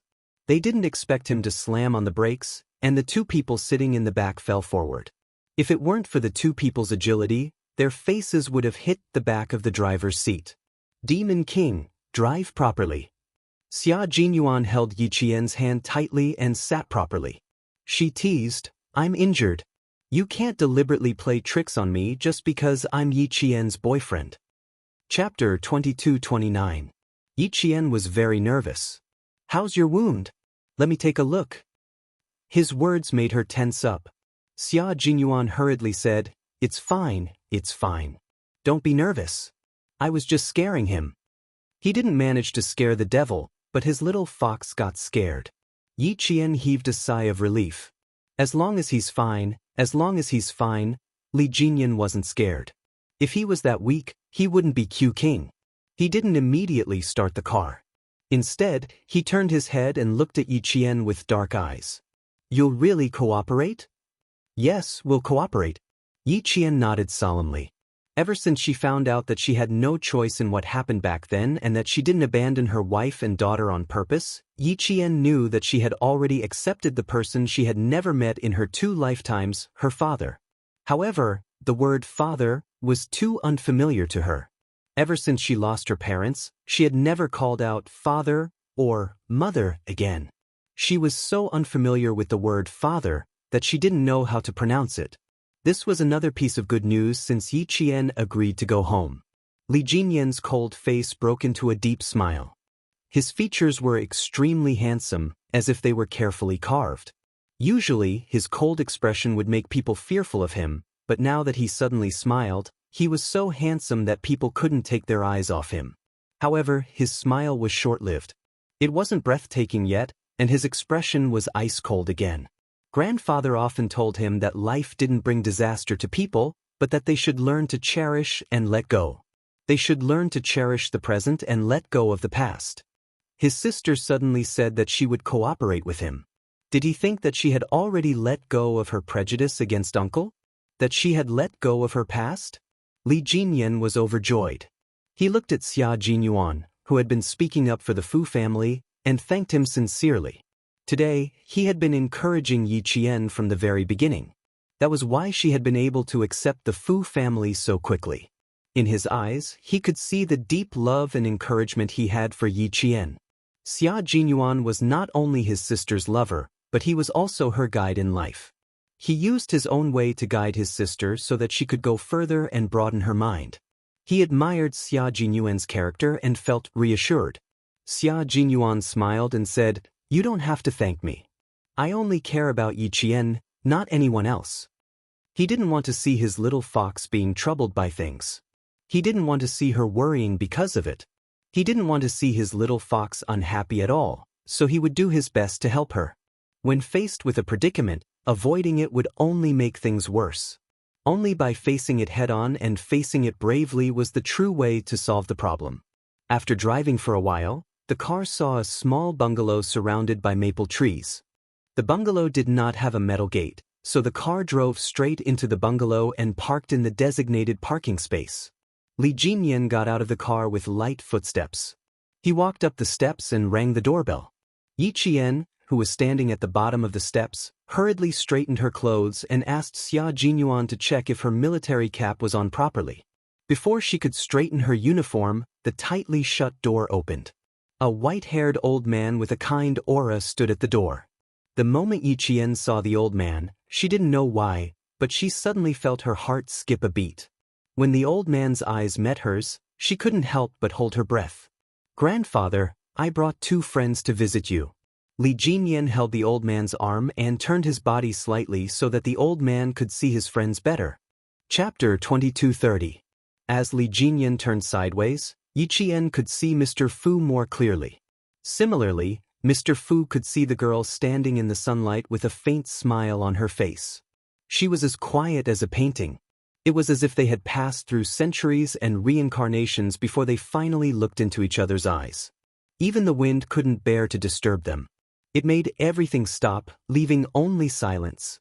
Mr. Fu, who was supported by his grandson, looked at Yi Qian and asked Li Jinyan, "Where did you find such a beautiful girl? This is the first time you've brought a girl home to see me." Mr. Fu's hands trembled as he held onto his walking stick. He said, "This is the first time you've brought a girl home. Why do I feel like this girl looks familiar? Jinyan, have I seen this little girl somewhere before?" With that sentence, Yi Qian, who had finally calmed down and met Mr. Fu's kind eyes, felt her heart skip a beat. Her heart rate instantly soared. It was as if a seed had suddenly fallen into her chest. It took root and sprouted. In an instant, it grew crazily, making her chest feel as if it was about to explode. That feeling was like a fallen leaf returning to its roots, or a wild goose returning to its nest, or a small boat returning to port. "I have to go out and take a look. It's too far away. I can't see clearly." Mr. Fu was old, and his eyesight was not as good as it used to be. 2 years ago, he had cataract surgery on his left eye, so he still had double vision when he saw people. He seemed to want to verify something. He impatiently grabbed Li Jinyan's arm and said in a slightly hurried tone, "Quick, get Xiao Lu to bring my glasses over. The sun is shining brightly outside. I have to take a good look. This girl, I've definitely seen her before. I've definitely seen her before." Before the glasses were brought over, Mr. Fu, who couldn't wait, stepped out of the door with his walking stick. Yi Jian's heart seemed to jump out of her throat in the next second. She didn't think much at all. When she saw the old man take a shaky step forward, there was an invisible force that suddenly pushed her forward. She, who didn't dare to move forward, suddenly rushed forward a few steps. Then she suddenly stopped and stood at the bottom of the stairs, motionlessly looking at the old man who was walking out. Li Jinyan was afraid that he would fall, so he supported him and said, "Slow down. Uncle Lu has brought your glasses. You should put them on first." The housekeeper who took care of the old man's daily life quickly took care of the old man. Li Jinyan did not ask him to wait on the old man. Instead, he asked him to return to the house first. He and Yi Qian would be enough. The old man, who had been observing Yi Qian's every move, put on his glasses. When he looked up, he could clearly see why the girl standing under the sun looked so familiar. How could he not look familiar? How could he not be familiar with a child who looked like his daughter-in-law? Her facial features were similar to his daughter-in-law's, but her forehead was the same as Yusheng's. She looked like both his daughter-in-law and his son. How could he not be familiar with this child? Step by step, the old man walked closer and stopped at the top of the stairs. He waved at Yi Qian, who was only a few steps away, and said kindly, "Come, child. Let Grandpa take a good look at you." The old man, who had experienced many hardships, could tell something was amiss. As he spoke kindly, tears glistened in his eyes. There was no need to say too much or make any big movements. His weather-beaten eyes were filled with tears that had long since returned to their calm state. Chapter 22:31. The old man was tall and handsome when he was young. He was over 1.8 meters tall and attracted attention wherever he went in the south. Even after he studied in the west, his tall and handsome physique and scholarly temperament did not diminish his attractiveness. Now that he was old, his figure was no longer tall, but the old man's temperament had accumulated decades of ups and downs. Even though his face was wrinkled and had dark brown age spots, his calm temperament was far superior to the two young men beside him. Standing on the steps, he was like an ancient pine tree that had experienced the vicissitudes of life but still stood tall and proud, respected by the world. With tears in her eyes, Yi Qian suppressed the palpitations in her heart and did not take a step closer to the old man. When she was in the car, she suspected that she might not be the old man's granddaughter. Then, when she saw the old man, a sense of familiarity that originated from her blood rushed into her heart and made her believe that Li Jinyan's uncle was her father, and the old scientist in front of her who had dedicated his life to the country was her grandfather. It was too difficult to take this step. It was as if her feet were rooted to the ground. She wanted to go over, but she was hesitant. The old man's legs are not very convenient. Little Fox, quickly go and help the old man back to his room. Xia Jinyuan walked to her side and reminded her in a low voice, "It's cold outside. Don't let the old man catch a cold." Yi Qian turned her head in a daze and whispered as if she was in a dream, "Captain Xia, I think I have a grandfather. I think I have a grandfather. I think I have a family." The moment Xia Jinyuan saw the old man, he was very sure that Yi Qian was indeed the old man's granddaughter.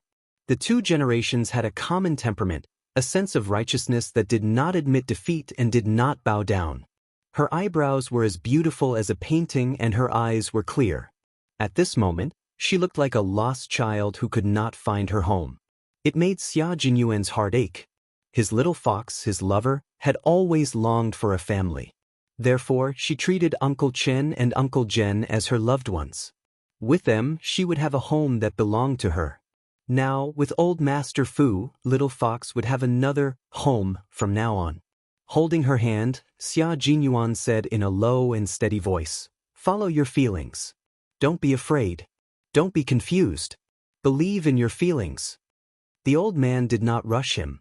From the moment he saw Yi Qian, his gaze had never left Yi Qian. He stood at the top of the stairs 9 steps away from Yi Qian. His gaze was kind and gentle as he quietly waited for Yi Qian to walk over. His legs were inconvenient and he could no longer walk. He could only wait for the child to walk over on his own. Even though he did not know the child's name or where he had come from, he knew in his heart that this child was a child of the Fu family. He was a child of the Fu family. With just one look, he knew that this child was a child of the Fu family. "Don't stand on ceremony. Come over here and let Grandpa have a good look at you," the old man said kindly. Don't worry, don't worry." His good grandson had found his granddaughter. Don't worry, don't worry." He just stood here and waited for her to come home. His good grandson found his granddaughter? That's great. That's great. There was no sense of unfamiliarity or alienation. He stood there and made Yi Qian feel as if she had grown up by the old man's side. Every time she went on a long trip, the old man would use his walking stick to send her off. Every time she came home, he would use his walking stick to stand at the top of the stairs and wait for her to come home. Chapter 22:32. This was blood, this was family. No matter how long they had been separated, they would always feel a sense of familiarity with each other. The road was long and lonely. As the wanderer returned home, her tears were stained with tears. Yi Qian did not know why she was crying again. When she realized that she was crying, her face was already mottled with tears. She lifted her foot and took the first step, the second step. She stood on the 9th step and looked up at the old man who was waiting for her. She saw the tears in the old man's eyes and also saw the excitement under his kind smile. She walked up the steps step by step. The old man, who looked calm on the surface, did not wait for Yi Qian to reach him. He had already reached out his trembling hand until Yi Qian took the initiative to stand under his outstretched hand. He gently stroked Yi Qian's head and sighed. "Child, you're finally home." There was no need to verify anything. The blood that could never be severed had already told the old man that the child he was so familiar with was a child of the Fu family. Yi Qian, whose tears were streaming down her face, looked up at the tear-stained old man. After a while, she said softly, "It's cold outside. Let me help you into the house." Her words were short, but they were trembling. "Ugh. Let's talk inside, let's talk inside," the white-haired old man repeated repeatedly as Yi Qian helped him into the house. Li Jinyan saw that Yi Qian was supporting his grandfather steadily, so he discreetly let go of his hand and allowed Yi Qian to help him into the house. He walked with Xia Jinyuan behind them. "Yi Qian is indeed my uncle's daughter. I'm sure of it." The old man and the young girl walked slowly in front of him. Li Jinyan's deep and gentle gaze was fixed on them. He said to Xia Jinyuan in a low voice, "My grandfather won't be wrong either. He has already decided that Yi Qian is his granddaughter, his only granddaughter." As far as he could remember, his grandfather had never shed tears in public. Even when his grandmother passed away and his mother passed away, his grandfather would only show his face after crying behind his back. He had never bowed down to fate and used his strong will to overcome difficulties time and time again. And Yi Qian's return made him cry tears of joy. Even though he was trying his best to hold back his tears, his eyes still glistened with tears. Xia Jinyuan was also happy for Yi Qian. Judging from the old man's reaction, he had already determined that Yi Jian was his granddaughter. The bloodline was indeed magical. Even though it was the first time they met, he also felt that Yi Jian was the old man's granddaughter. "I also believe in my intuition. However, old Mister's identity is special, so it's better to be cautious. The DNA test is indispensable." Looking at Yi Jian's back, Xia Jinyuan said calmly, "There are still many things that need to be sorted out. Let's go in first." Li Jinyan nodded. "You know more about Yi Jian's past than I do. It just so happens that I have a lot of questions to ask." He paused for a few seconds before continuing, "We have to avoid my grandfather. I'm worried that he won't be able to accept it." He was referring to the difficult life Yi Qian had led in the past. Xia Jinyuan nodded in understanding. What kind of life little fox led in the past? He couldn't say it in front of the old man. He definitely wouldn't be able to accept it. Later, the old man will definitely ask about Yi Qian's past. With Yi Qian's kindness, she won't complain. She'll only say things that will make the old man feel better. But with the old man's wisdom, he'll definitely be able to tell that Yi Qian is coaxing him. Does the old man have any heart problems? If so, it's best to prepare the medicine first. Xia Jinyuan arranged everything carefully. Chapter 2233. The old man's heart was fine, but his blood pressure was unstable, and there was a blood clot in his brain. Li Jinyan paid close attention to him the entire time, afraid that his grandfather would be too agitated and cause problems. The heater was turned on, and it was warm and comfortable to walk in. The old man was supported by Yi Qian into the living room. He introduced the furniture in the living room in a hoarse voice. "This place was renovated according to my wishes by the state. There isn't a single nail in the furniture, and it's all made of mortise and tenon construction. Look at the wooden sofa, it's all handmade by an old carpenter. It's sturdy, durable, and much better than those leather sofas or fabric sofas outside. Do you see the curtains? They're made of cotton and linen. They weren't dyed with chemical dyes, but with ancient plants. There were so many things he wanted to say and ask, so much so that the old man didn't know where to start. He was so touched that he couldn't say a single word.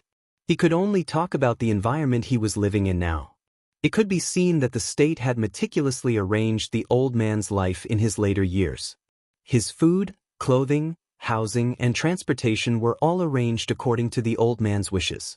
From the large furniture to the small daily necessities, everything was arranged according to the old man's habits. The old man was born in a wealthy family.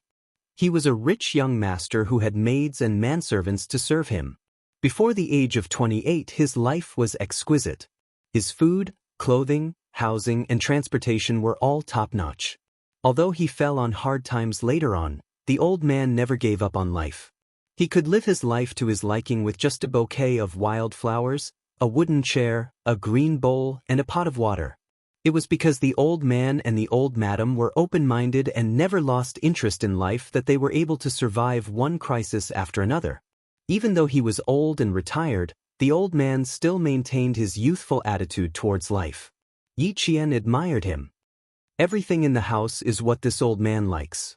Later, I'll have Jinyan go out with you and buy some things that you girls like. Jinyan is your aunt's son. He's older than you, and he's your older brother. If you need anything in the future, you can look for him. The old man spoke very slowly, but he didn't stop for a moment. He wanted to chat with Yi Qian and get closer to Yi Qian. He wanted to make Yi Qian accept him as a grandfather who had never cared about her and didn't even know about her existence. He also kept holding Yi Qian's hand, as if he was afraid that he would lose it if he let go. Even when he was sitting on the sofa, he still held on to it tightly. Every time he spoke, he couldn't help but look at Yi Qian. He looked at him carefully, as if he was afraid that if he said too much, Yi Qian would get angry and leave. Yi Qian saw how careful the old man was. His nose was stuffed. Please take a rest first. I will accompany you. Holding the old man's skinny hands, Yi Qian said softly, I won't go anywhere. I'll stay here with you. The old man's shoulders trembled. His eyes, which were filled with wisdom and calmness, were filled with tears. He gripped Yi Qian's hand tightly. His chest heaved violently. Tell Grandpa your name, and how old are you this year? Which military school are you studying at now? How have you been all these years? Have you suffered a lot? Tell Grandpa all about it. Grandpa wants to know. The old man's voice was choked with emotion. Li Jinyan's expression changed slightly. He hurriedly said, Please speak slowly. Yi Qian is here with you. Don't be so agitated. He then said to Yi Qian, Grandpa has a blood clot in his brain. He shouldn't be too agitated. Chapter 2234. On the other side, Xia Jinyuan took the warm water from the housekeeper and handed it to Li Jinyan. Let old master drink some water and calm himself down before we talk. Don't worry, I won't go anywhere today. I'll be with you the whole time. Yi Qian was scared. He had a blood clot in his brain, which was called a cerebral thrombosis. With this disease, he should not be agitated and unstable. She hurriedly said something to reassure old Master Fu. Drink some water first. You can ask slowly, and I'll tell you slowly. For a long time, the Fu family had only been looking for martyr son Xueqing, but they didn't know that martyr son Xueqing had given birth to a daughter for Fu Yuxing. Now that Yi Qian, who resembled martyr son Xueqing, had suddenly appeared, old Master Fu, who had always been calm, was greatly agitated. Yi Qian waited for old Master Fu to calm down before replying softly, My name is Yi Qian. I'm 20 years old today. I'm a first-year commander student at the National University of Science and Technology. You can see that I'm doing well and haven't suffered much. I also know that you've been looking for my mother and have never given up. Thank you for always thinking of us. Thank you, Yi Qian said softly with sincere eyes, trying to make old Master Fu feel better. Old Master Fu didn't believe her. With tears streaming down his face, he held his granddaughter's hand tightly. His voice was as heavy as a rock. How could you not have suffered? How could you not have suffered? Your mother was pregnant with you.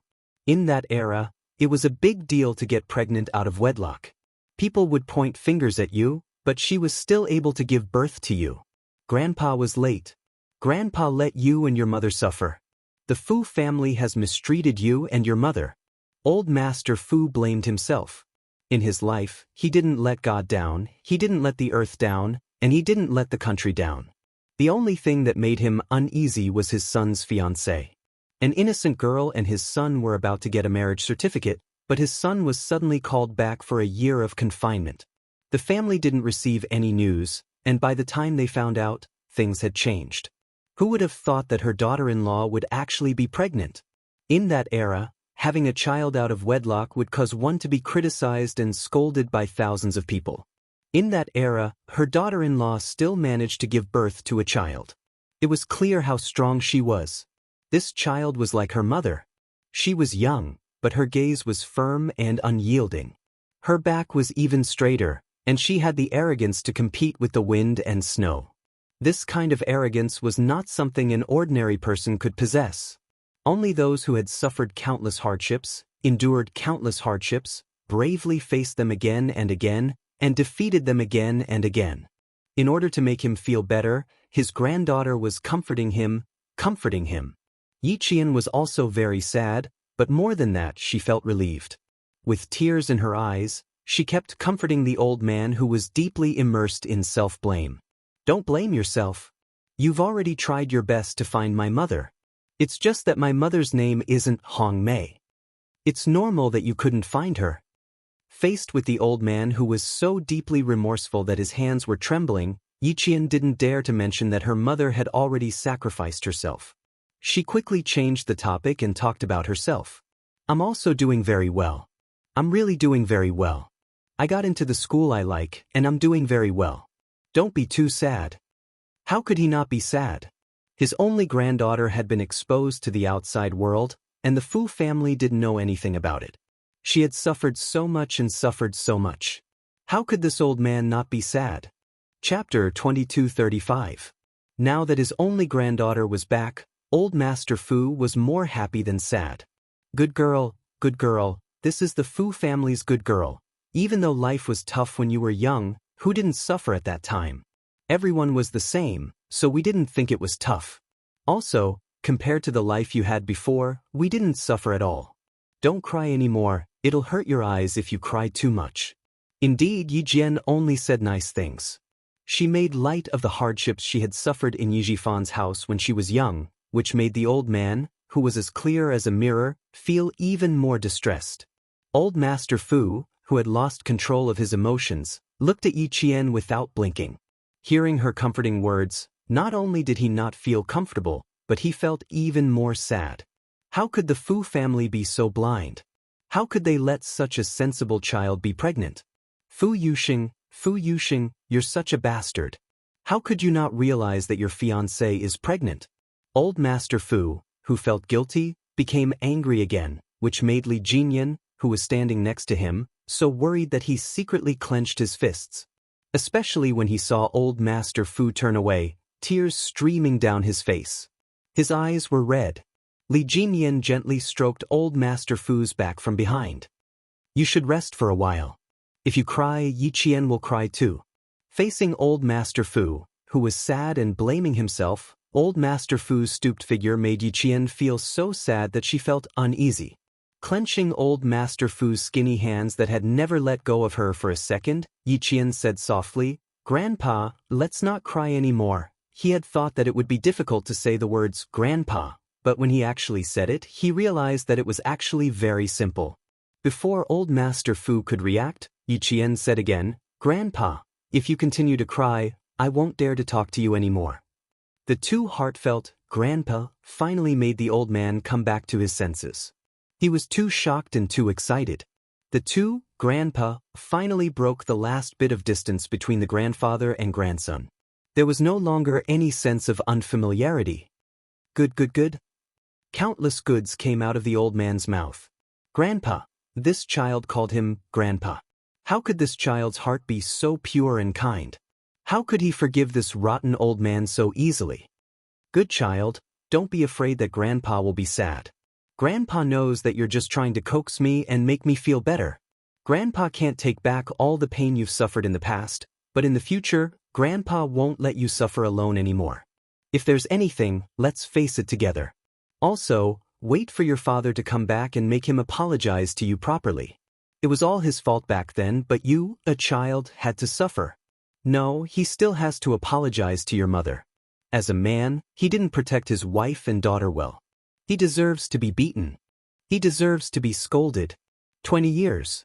It's been 20 years since Grandpa found out about your existence. Child, if there's anything you're unhappy about, tell Grandpa. This is what Grandpa deserves. I'm really not unhappy about anything. Please don't think too much about it. What happened back then? Yi Qian looked at Li Jinyan, who was worried about the old man's health. She wondered if she should call him brother. So be it. The Devil King was her brother after all. Li Jinyan, who had been listening by the side, saw that she didn't say anything. Instead, she looked at him. He seemed to have guessed something and smiled. He waited for Yi Qian to speak again. Chapter 2236. Yi Qian's gaze swept across his face, but she did not call him brother immediately. The Devil King was her team leader during her training. She had been scolded, yelled at, and scolded by him. The cold image of the Devil King had long been engraved in her mind. Suddenly calling him brother made her feel indescribably awkward. The old master, who was immersed in grief, noticed Yi Qian's slight pause. The clear-minded old man understood everything, but he could not say it. He could not force his granddaughter, who had only returned home after 20 years, to acknowledge him as her father. He could not and did not dare to. Today, she had already given him a huge surprise by calling him Grandpa. Now, he needed time to adjust their relationship. Good child, the Fu family was not kind enough to let your mother suffer. It was all our fault, all our fault. The old master did not want his granddaughter, who had finally returned home, to feel sad. With a solemn expression on his deeply wrinkled face, he said to Yi Qian, "A mistake is a mistake. No matter how much time has passed, this mistake must be acknowledged. Although the past was in the past, the damage left behind would not disappear because of it. Mistakes must be corrected, and they must be corrected properly." Yi Qian gently shook his head and comforted the old man. "I know what happened back then. Grandpa, you were not wrong. My mother was not wrong either. And my father was not wrong either. None of you were wrong. The mistake was that the timing was not right. The mistake was that fate made a fool of us. Don't worry, I really don't have any resentment. In the past, to be honest, I did hate, but now I don't. I know that you have always been looking for my mother. I know that my grandmother and aunt still miss my mother when they passed away. I also know that my father did not remarry because of my mother. What else do I have to hate? No, really no. It's not that you don't want my mother and me, it's just that we missed each other. I don't hate, I only feel happy now. I never thought that I would have a grandfather, a father, and a family whose blood is thicker than water. I really never thought, but now I have them all. I really don't have any hatred, no resentment, only happiness. Grandpa, I am happy, very, very happy." As Yi Qian spoke, the tears that he had tried so hard to stop started flowing again. 2 lifetimes. She had used 2 lifetimes to have a close relative whose blood was thicker than water.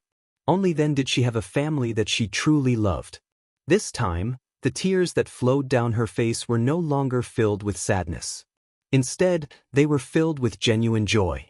She was really, really happy. When she cried, the old man could not control the grief in his heart. His wise eyes, which had seen the world through hardships, were filled with tears. He held Yi Qian's hand tightly and said in a trembling voice, good child, Grandpa thanks you, Grandpa thanks you." She was kind and righteous. It was all thanks to her mother's good upbringing that he was able to meet his only granddaughter. In the future, when he was in the underworld, he could happily tell the old woman that she had a good granddaughter, a very, very good granddaughter. The old man and the young woman started crying again. They could not stop crying at all. Li Jinyan gave Xia Jinyuan a look, indicating for him to comfort Yi Qian. He then advised the old man, "Grandpa, if you continue crying, I will have to call the doctor." On the other side, Xia Jinyuan gently comforted Yi Qian. "The old man's health is not good. Your crying will make him even sadder. Little fox, today is a good day. Let's not cry so much. We should smile more." Chapter 2237. He was also afraid that Yi Qian would keep crying. Crying too much was not a good thing. It was bad for both the body and the mind. Xia Jinyuan, who felt sorry for his lover, said in a softer voice, "Just now, the devil was eagerly waiting for you to call him brother. In the end, he didn't hear you call him brother. Instead, he saw you crying with the old man. That won't do. Crying too much is bad for the body. It's fine if you're young, but not the old man. Now that you have a grandfather and a family, I think you also wish for your grandfather to live a long life." The last sentence was the most effective. It stopped Yi Qian from crying. Yi Qian, who was crying so much that her breathing became unstable, was comforted by Xia Jinyuan. The urge to cry in her heart gradually subsided. When she finally stopped crying, Yi Qian had a helpless look on her face. Today, she had cried a little too much. She had gone overboard. She cried for no reason and couldn't control herself at all. Her tears flowed like a waterfall.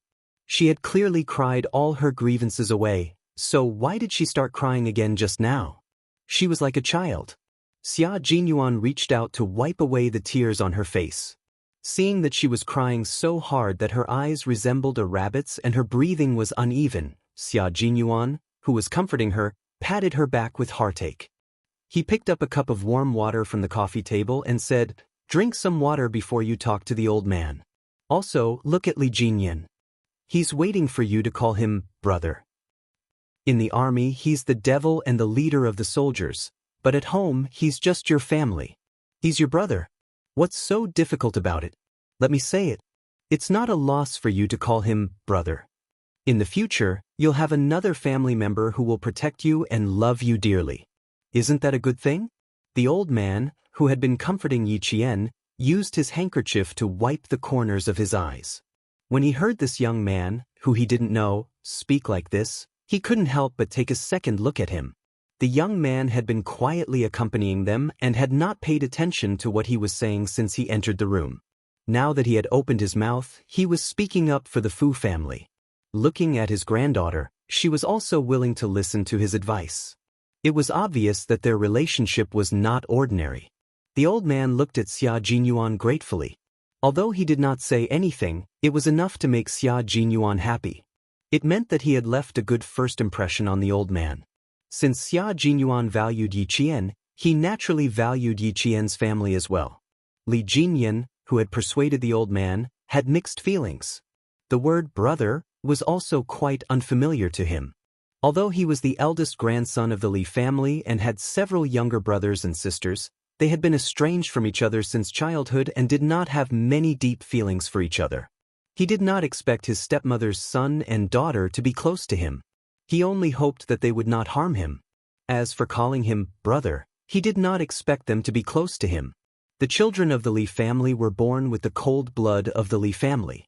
Today, Old Man Li was able to control all of the family business in his hands. His hands were stained with the lives of his brothers. In Old Man Li's words, the children of his wife were not considered part of the Li family, but they could be the dogs of the Li family for the rest of their lives. The Li family was a warlord. His great-grandfather married a total of 12 concubines. Except for Old Man Li, who was born to the first wife, the other 16 children were born to the 12 concubines. However, in the end, only the first wife, who was his great-grandmother, survived. Survival of the fittest was the Li family's ancestral teaching. Whoever survived was qualified to be the next heir of the Li family. Today, Old Man Li survived by stepping on the bones of his family. Chapter 2238. Li Jinyan's lips twitched coldly. He had never thought of finding kinship in the Li family. The Li family did not give him a sense of kinship, but the Fu family had made him feel warm since he was young. The Li family did not give him a sense of belonging, so the Fu family, which had few members, was his home. Now that the family was reunited as an older brother, he finally had a younger sister. He was just waiting for her to speak. Older brother, just thinking about hearing Yi Qian call out to him in a soft voice, Li Jinyan's cold expression softened. There was even a flicker of light in his cold eyes. The devil, who was usually calm and composed, was a little excited. He would work hard to be Yi Qian's good older brother. He would make her trust him wholeheartedly in the future. He would support her and shelter her from the wind and rain. He would give her the best of everything. Being an older brother was a kind of responsibility. He would work hard to fulfill this responsibility to the fullest. Li Jinyan, who was waiting for Yi Qian to call him older brother, couldn't help but sit up straighter. His heart was beating faster and faster, and he was a little nervous. His gaze was dark as he waited for Yi Qian to speak. Old Master Fu's emotions had calmed down. Seeing Yi Qian looking behind him, Old Master Fu gently patted the back of Yi Qian's hand and said amiably, "Child, you and your older brother must be well in the future. Only when you are well will I be able to rest assured. He is your older brother, your dearest older brother." Yes, the devil was her older brother. He would be her dearest older brother. She could call him that openly. Just as Captain Xia had said, he was the devil, the leader of the soldiers in the army. But at home, he was only her family.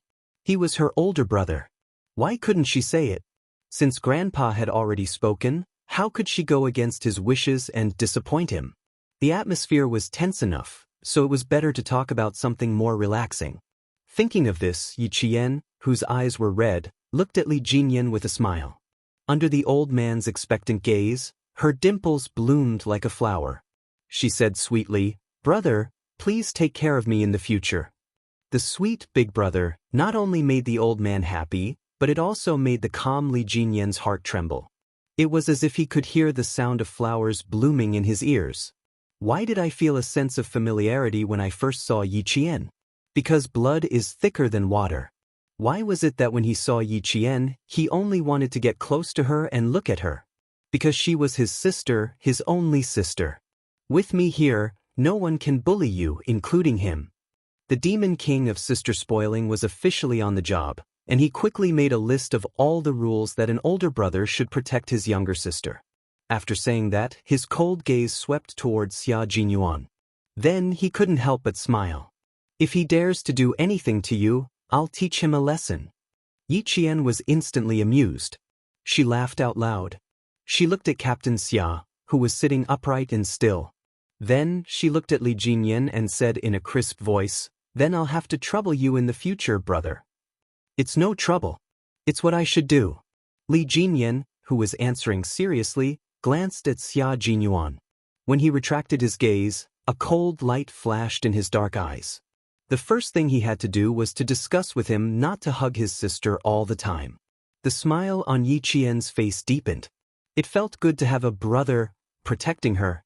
Chapter 2239. Ever since she was young, she had always envied the children in the village who had older siblings. Every time they were bullied by other children, the first ones to stand up for them would not be their parents, but their older siblings. They would protect their younger siblings like a mother hen protecting her chicks. At that time, she was especially envious of them. Later on, when Yi Ying was bullied by other children, she still foolishly rushed up to protect her. In the end, when she returned to the Yi family, what she received was not praise, but a beating and scolding. Yi Ying complained to Sun Dongqing, saying that Sun Dongqing and the other children in the village bullied her and even helped the children hit her. Since then, Sun Dongqing had never done such a stupid thing as protecting Yi Ying as an older sister. However, in her heart, she still hoped that she would have an older brother or sister to protect her. She naively thought that one day, an older brother or sister would appear and block Sun Dongqing's scolding and beating for her. Her naive and silly childhood dreams suddenly came true one day. The older brother, who walked in front of her, was a special forces soldier who could take on 10 people by himself. Yi Qian felt that by calling him older brother, she had actually taken advantage of him. Xia Jinyuan, who had received 2 consecutive glances, glanced at Li Jinyan, his eyelids twitching uncontrollably. A brother-in-law was a creature that either ignored everything or was reasonable in everything. Just by looking at his expression, Xia Jinyuan knew that he was a brother-in-law who was reasonable in everything. With a brother-in-law who was reasonable in everything, his life would not be easy. It did not matter, as long as Little Fox's life was good and she was happy. Moreover, Li Jinyan, this brother-in-law, was not at home all year round. When he returned to the capital, Little Fox might not return. One was in the Navy, and the other was in the Army. They would not be able to see each other often. Even if his brother-in-law was reasonable in everything, they would only see each other for a few days. As for Xia Jinyuan, he would just have to bear with it. With that thought, Xia Jinyuan immediately let out a long sigh of relief. He did not disturb the old man's family reunion and continued to sit quietly by the side. His eyes were filled with encouragement as he gently gazed at Yi Qian. The old man also noticed that something was amiss. His originally kind gaze instantly turned sharp as it fell on the young man whom he had only briefly glanced at earlier. He was a major and had good looks. His facial features were well defined. His eyes were not bad either. He had military might and righteousness. His height was about the same as his grandson's. He was tall and straight. Judging from his appearance, he was a good young man. Seeing that the old man was sizing him up, Xia Jinyuan, who had been sitting upright, smiled politely at the old man and gracefully allowed the old man to look at him. This time, it was as if he was accompanying the little fox back to her parents' home, while he himself was visiting the Yu clan. The only mistake he made was that he did not bring any gifts to visit them. The old man liked young people who were bright, intelligent, and as bright as the moon. Seeing Xia Jinyuan's neither servile nor overbearing attitude, he couldn't help but secretly nod his head. The oppressive and sorrowful atmosphere instantly relaxed when Yi Qian called him brother. The old man, who blamed himself for not knowing that he had a granddaughter for more than 20 years, placed Li Jinyan's hand on top of Yi Qian's and said earnestly, "The two of you are very close. As an older brother, you should know how to give in to each other and protect your younger sister. As a younger sister, you should know how to be considerate of your older brother and take care of him more. One of you is from the Navy, while the other is from the Army. It's not easy for you to meet each other. If you have time, write to each other more often and get to know each other, okay? What's the most important thing for a family? The most important thing is to think about each other, care for each other, and not drift apart. Once you drift apart, your feelings will fade.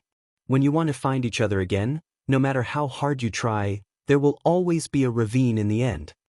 Chapter 2240.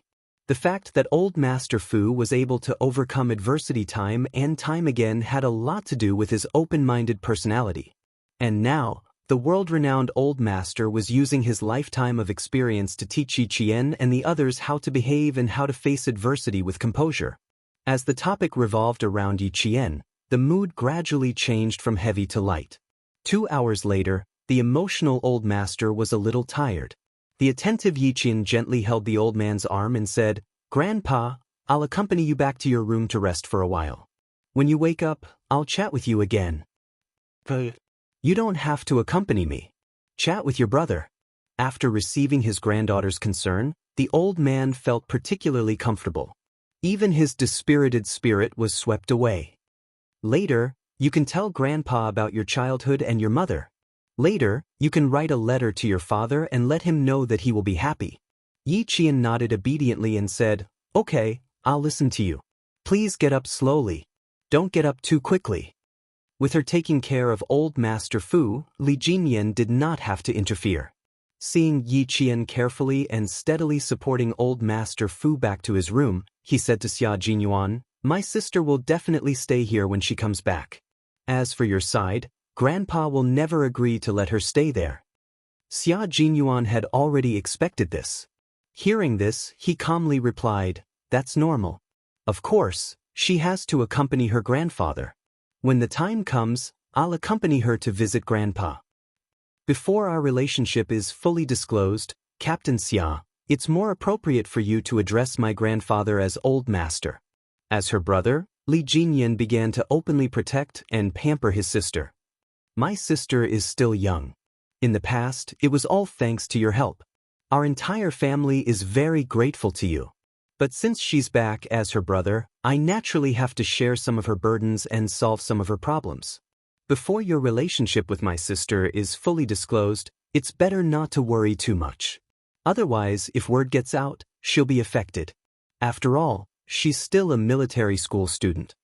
There was a written rule that military school students were prohibited from dating. Once discovered, they would be severely punished. Xia Jinyuan felt depressed when he heard her say, "Before our relationship is made public." Of course, he knew that military school students were not allowed to date, so his current identity was still that of a secret boyfriend. Only a few brothers in his team knew about it. He had guessed correctly.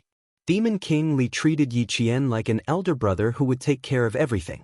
In the future, as long as he felt that he had wronged Yi Qian, he would definitely step forward to teach him a lesson.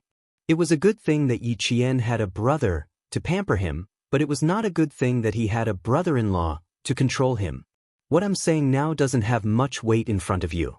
After all, you've helped Yi Qian too much. You've far surpassed me, your brother, that you've just acknowledged. But now that you've become my sister's boyfriend, as her brother, it's inevitable that I have to be more lenient. I don't want my sister to suffer any grievances, and I don't want to see you hugging my sister in front of me. Li Jinyan, who always pampered his sister, had a serious expression on his face. His voice was so cold that it was almost chilly. She's an unmarried woman. You have to be careful of your image. At this moment, Xia Jinyuan's understanding of the Demon King had been completely overturned. The Demon King he knew was cold and taciturn. If he had something to say, he would say it in 5 words. If he could express it with his eyes, he would never say it out loud. Chapter 2241. However, the devil in front of him was nagging endlessly. He was no longer as cold and taciturn as he usually was. It was as if he had become a completely different person. Xia Jinyuan did not know whether to laugh or cry. His identity had changed, but his personality had also changed. However, he was indeed very concerned about Little Fox, which was why he spoke so sincerely to him. Therefore, he did not dislike it. Li Jinyan was naturally very satisfied with Xia Jinyuan. The two of them had known each other for almost 7 years. From the beginning of the basic military training, to later when they became rivals, and then when they were assigned to different posts, they had always kept in touch. It could be said that they were both friends and rivals. Now, based on Xia Jinyuan's love and care for his sister, and the fact that he might become his brother-in-law, there were some things that he had to say, even if it made him uncomfortable. Although I don't know how much my sister has suffered in the past, she has a maturity that does not match her age. I also know that she has lived a hard life in the past. Xia Jinyuan, I am very grateful for your care for my sister. I will remember it for the rest of my life and will never forget it. However, I still have to say a few words that I don't like. This is my position as her brother, so I have to say them. Although you and my sister are in a relationship and you know what to do, as her brother, I don't want her to be hurt because of a relationship. I did not participate in her life in the past, but I will definitely participate in her life in the future. Of course, you don't have to worry about what I will do. I will only appear when you bully my sister. His sister was his closest relative, and she was the apple of the Fu family's eye. How could he allow others to bully her? Xia Jinyuan listened carefully with a serious expression. He nodded and said, "Little Fox must have suffered a lot more than you can imagine. When I first saw her, she was thin and weak like a monkey. Later, I found out that she grew up being beaten and scolded. My heart ached for her situation, and I couldn't help but pay more attention to her life. Growing up with beatings and scoldings." Li Jinyan's heart was deeply pierced by these words. His sister lived a hard life without parents. She was beaten, scolded, and insulted by others. However, as her closest relatives, they didn't know anything about it. He said in a low voice, "These people don't even think about escaping." If he didn't take care of them one by one, he wouldn't be worthy of being Yi Qian's brother. With a cold look in his eyes, he asked Xia Jinyuan, "Who bullied my sister? Please tell me one by one." Fortunately, there aren't many of them. One of them is already dead, and there's also Yi Jifan's family of 3. They aren't much of a threat anymore, and we're almost done with them. The only one left is Yi Jifan, who can't be taken down yet. At the mention of Yi Jifan, Xia Jinyuan's face darkened. Even the Commission for Discipline Inspection could not find out anything about him. It was obvious how difficult it was to deal with him. Li Jinyan pursed his lips. A person who couldn't be taken down yet meant that he was difficult to deal with. His cold face darkened as he glanced in the direction of the bedroom. He lowered his voice and said, Back then, my uncle was suddenly recalled for an inspection and was grounded for a year. After that, my aunt left the army and went missing. Grandfather tried to find out more, but he couldn't find anything. Even if Hong Mei isn't my aunt's real name, as long as the army is real, it's impossible that there wouldn't be any clues. Moreover, after my aunt died, it's impossible that the army didn't know anything about her. Grandfather tried to find her many times, but to no avail. I suspect that someone is secretly preventing grandfather from finding my aunt. Chapter 2242. Xia Jinyuan was amazed by Li Jinyan's keen senses. He was quite impressive to be able to detect the abnormality from this point alone. Since he was Yi Qian's brother, and now he kept calling her, my sister, then there was no need to hide the investigation from him. You guessed right, someone is indeed behind this. Before Xia Jinyuan could finish his sentence, Li Jinyan, who was sitting opposite him, glared at him fiercely.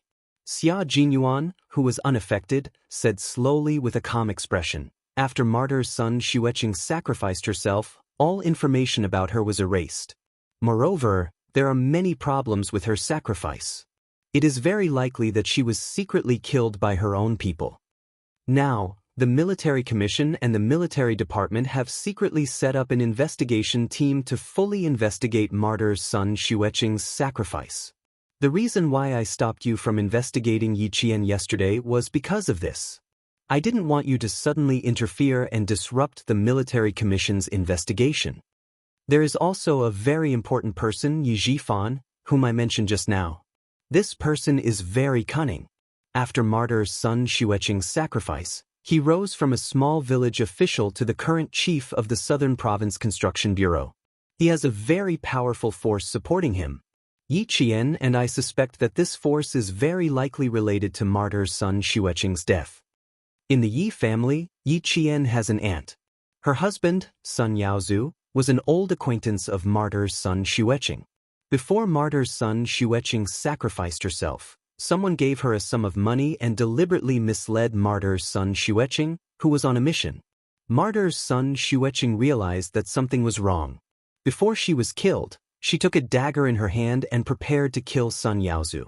At that moment, a person wearing the same combat uniform shot her. Before she fell, Martyr's son Xueqing only had time to blind one of Sun Yaozu's eyes. Before Yi Qian walked out of the bedroom, Xia Jinyuan told him everything that he already knew. When she walked out, she saw Li Jinyan's back stiffened and he exuded a cold aura that warned people not to come near him. Hearing her footsteps, he turned around. His cold black eyes were actually faintly red as he stared deeply at her. His eyes seemed to contain 1,000 words that he couldn't say. "Come and sit," he said. Xia Jinyuan said, "I told your brother some things. He is very angry now, really angry." So it was because of her. Yi Qian felt a warmth in his heart as he walked over. "Brother, don't be angry. I just want to find the truth now, so I'm not that angry anymore." The Central Military Commission told me very clearly that this matter involves a lot of things, and it's not something that can be solved in a few days. The implications are too deep, and we need to take it one step at a time. As long as the military commission doesn't give up, I've waited for so many years. I'm not afraid to wait another year or so. The more sensible and understanding she was, the more Li Jinyan's heart felt stifled. When he spoke, his usually cold voice was extremely hoarse. "Leave these things to me. Focus on your studies. Don't be too depressed. Who did this to Auntie? Who is the mastermind behind Yifan? Leave it all to me. Just focus on being the eldest daughter of the Fu family. Don't worry, I'm here to take care of everything." Having a brother was a wonderful feeling. He was supporting her, sheltering her from the wind and rain, and guarding her home. Faced with such a doting brother-in-law, Xia Jinyuan was a little jealous. He wanted to sit down and hold her hand, but when he thought of his brother-in-law who was still fresh out of the oven, Xia Jinyuan controlled himself. Chapter 2243. He could resist the urge to hold her hand, but he couldn't resist the urge to speak. Hence, a jealous Xia Jinyuan said in a deep voice, "That's what I said too. Don't shoulder everything by yourself. Leave it to us men." With that, he raised his eyebrows slightly and smiled faintly. "Little fox, You have me and your brother in the future. You can't hide anything from us and face difficulties alone. That's right. Your problems are my problems. I won't allow you to hide anything from me. Li Jinyan agreed. He looked sternly at Yi Qian, who was sitting on the sofa in the middle of the room, and said seriously, I'll be a very competent brother. I'll protect you in the future. I won't let you suffer any grievances. And I won't let you be bullied. His gaze shifted from Yi Qian's face to Xia Jinyuan, who was sitting opposite him. He looked directly at him with his cold eyes. Including him. I can't bear to let my lover suffer any grievances. If one day, as a brother, I let my little sister suffer any grievances, I'm afraid I'll have to offend the Devil King. Xia Jinyuan immediately replied and rudely retorted. You have a great chance of offending me. Li Jinyan replied rudely. His voice was even colder than before. My little sister chose you. I don't object. But if you dare to betray her, Xia Jinyuan, don't even think about living a good life. He used to think that Xia Jinyuan was a good soldier, but that was as a comrade. But now, as an older brother, he was much more picky. He used to think that Xia Jinyuan was worthy of Yi Qian, but now, he had to observe him carefully. Li Jinyan's gaze turned even colder at the thought of handing over his only sister to Xia Jinyuan. He couldn't let Xia Jinyuan marry his little sister so easily. He had to observe him carefully. But in the end he still had to see what his little sister wanted. He respected all her wishes. Don't worry, I'll depend on my little fox for the rest of my life. She's the only one who doesn't want me. He had set his mind on the little fox and hoped that the two of them could get married soon and give birth to a few little radishes. Oh, a few little radishes didn't work. They had to give birth to a little radish. They could only give birth to a little radish. Since he had already thought of giving birth to a little radish, how could he let the little fox down? That was impossible. Xia Jinyuan had always been confident in himself. He only wanted to hide the lover he had chased after for so many years at home. No one was allowed to see her. How could he let her down? This was something that would never happen even in several lifetimes. Yi Qian finally understood why there was so much tension between the two men. It was undeniable that it felt good to be the center of attention. She had a brother who doted on her, a grandfather who doted on her, a lover who loved her, and a father who still didn't know of her existence. The hardships of her previous life had been exchanged for a reunion in this life. It was worth it, it was really worth it. She pursed her lips and smiled. If either of you bullies me, I'll tell Grandpa. I'll ask him to come out and teach the two of you a lesson. Gu Panlio's eyes were bright and spirited. Her beautiful face glowed with the most beautiful colors.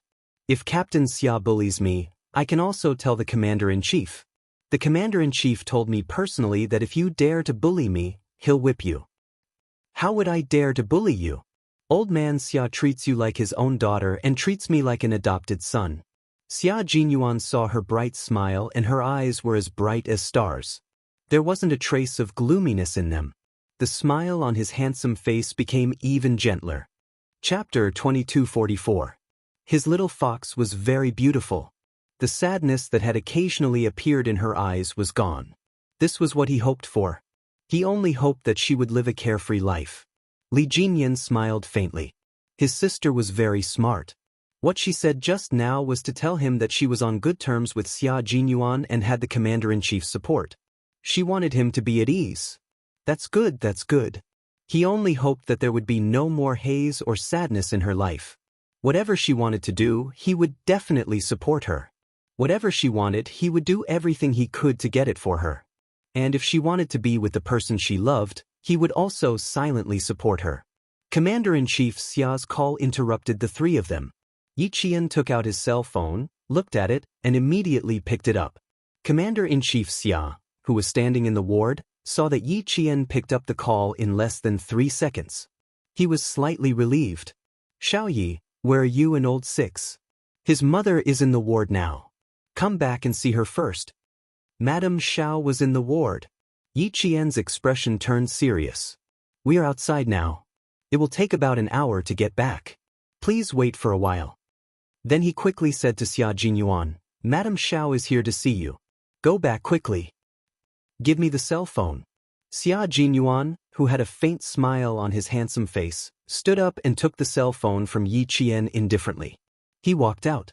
Li Jinyan saw this and could not help but frown. Commander-in-Chief Xia's divorce was not a secret in the military. He also knew a little about it. However, from what he saw just now, it seemed that Xia Jinyuan did not have any feelings for his mother. Madame Xiao is a woman with a strong personality. She left Captain Xia in pursuit of freedom, so Captain Xia did not have deep feelings for her. Yi Qian had already seen him frown slightly. He explained the reason implicitly and defended his boyfriend. Ms. Zhao's departure hurt Captain Xia a little. Later on, some things happened, so Captain Xia didn't have much motherly affection for her. Li Jinyan couldn't help but laugh when he saw her anxiously defending Xia Jinyuan. Sister, you're already so loyal to him before you're married. As his older brother, I might have to play the villain a few times. Xia Jinyuan is a soldier, and I respect him a lot. But if he wants to be my brother-in-law, it won't be that easy. As your elder brother, I have to take care of your marriage. I can't be careless. Who said that the Demon King was cold and taciturn? He was clearly good at talking. Yi Qian silently wiped the cold sweat off her boyfriend. She smiled sweetly and said, I didn't say that I would marry Captain Xia right away. He still has a shady identity. Other than those close to him and a few of our comrades know a little about it, the rest of the people don't know about my relationship with Captain Xia. The tall man had already walked out of sight. A trace of worry flashed through Yi Qian's smiling eyes. She turned serious and said, Brother, Captain Xia is more than just a boyfriend to me. All these years, he's been holding my hand and telling me what I should do and what I should do. I can't get to where I am today without him. Without Captain Xia, perhaps I wouldn't be where I am today. Brother, did you know? It was also Captain Xia's request to send me to train under you. He personally suggested to Major General Yang that I could train under you. He also told me that you're the soldier he admires the most. Being able to train under you for a few days is better than being able to train under you for a year. Chapter 2245. Yi Qian's eyes were full of tenderness when she talked about Xia Jinyuan with her family. Li Jinyan could feel how much she loved Xia Jinyuan. If it wasn't for his arrangement, I might not have known about you, Grandpa and Dad. I might still be living with the hatred of being abandoned because of Mom. Brother, Captain Xia is very important to me. He has become a part of my life that I can't let go of. My life has long been linked to his. I know you want to test Captain Xia for my own good, but I can't bear to do that. So, brother, I have to ask you to be magnanimous and let him go. When he heard Li Jinyan's serious expression, he couldn't help but reconsider the importance of Xia Jinyuan in his sister's heart. He didn't know whether to laugh or cry when he heard her say, Be magnanimous and let him go. I won't make things difficult for him. You can't bear for him to be sad, and I can't bear for you to be sad. Li Jinyan waved his hand. His cold, handsome face broke into a faint smile. I know you're worried about him. Go take a look. Yi Qian got up and left. Li Jinyan looked at his sister's anxious figure and couldn't help but laugh. Then he sighed softly. His sister was still too inexperienced. Sometimes, she would be at a disadvantage when compared to Xia Jinyuan, who was once the #1 playboy in the capital. Otherwise, he wouldn't have given Xia Jinyuan a warning on their first day together. Although his sister understood that he was doing it for her own good, she didn't understand why he said it. He was just telling Xia Jinyuan that the girl he loved now had her family backing her up. This was Li Jinyan's sister, who was pure and kind. Xia Jinyuan was a responsible man. He couldn't deny that he was relieved when he heard from his sister that the commander-in-chief knew about their relationship and was completely on his sister's side. Family Xia was different from the Fu family. Although the Fu family was wealthy, they were born into a business family.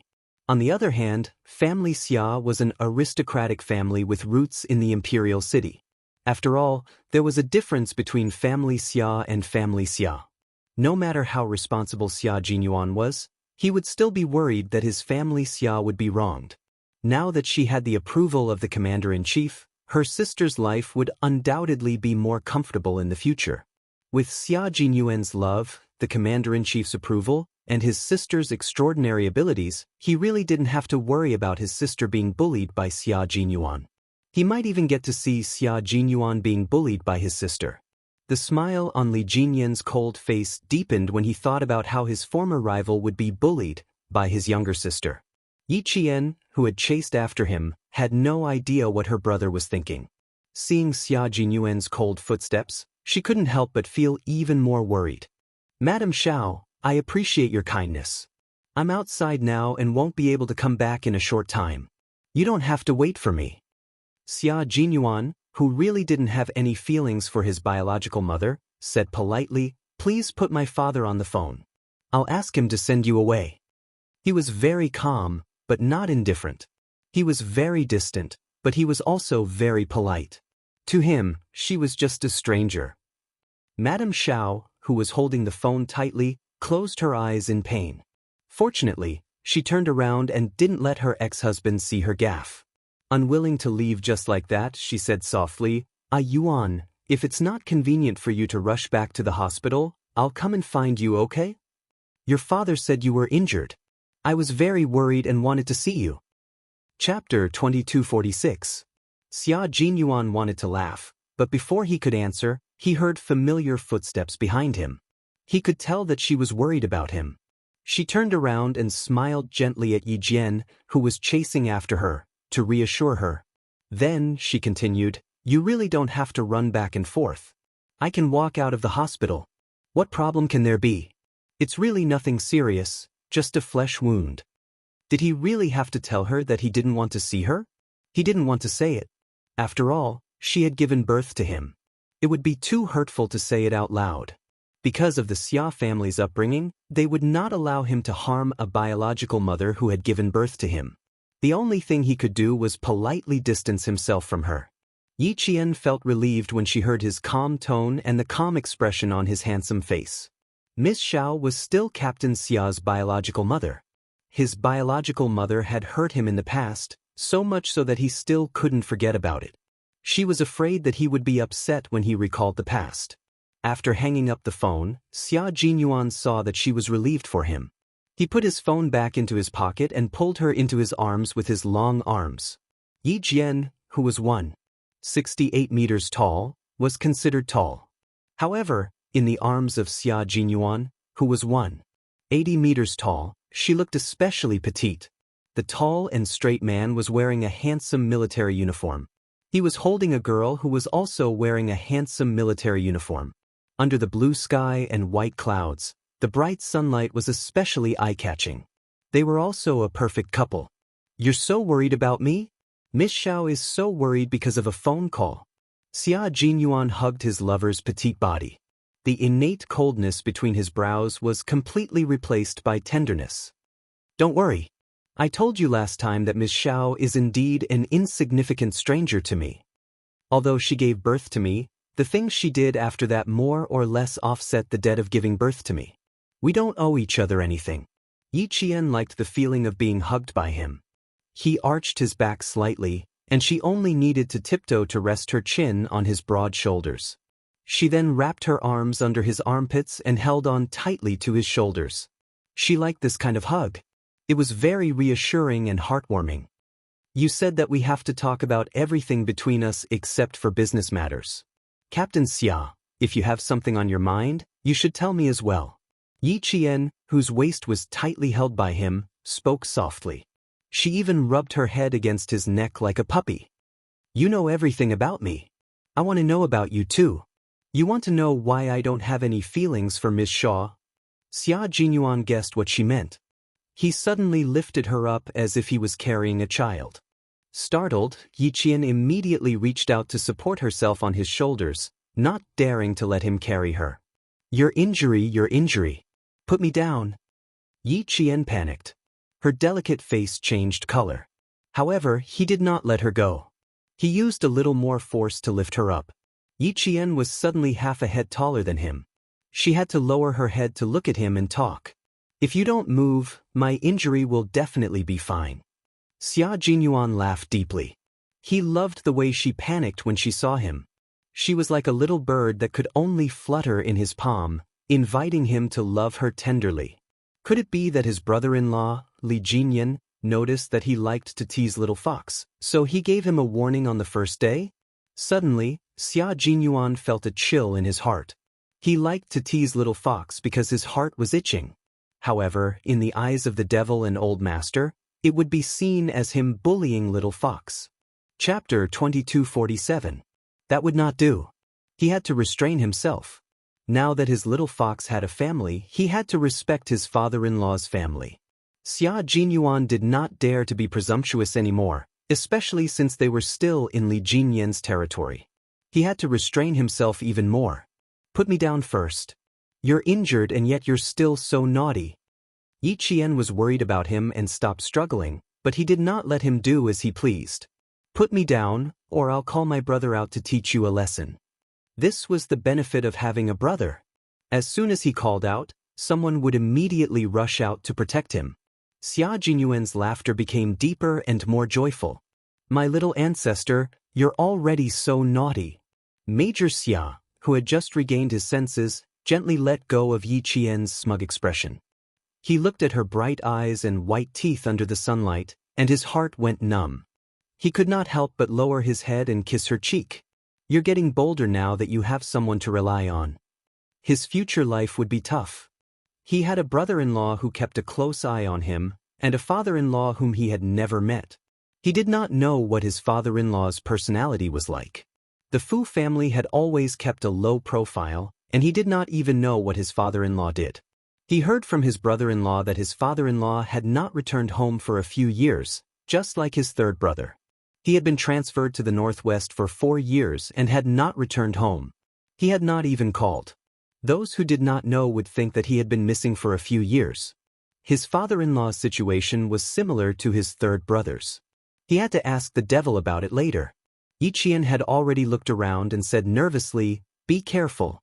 There are old scientists living nearby. It's not good to be seen by them." Then, his face turned serious again. You don't pay attention to the injury on your waist. I'll handcuff you to the hospital bed later.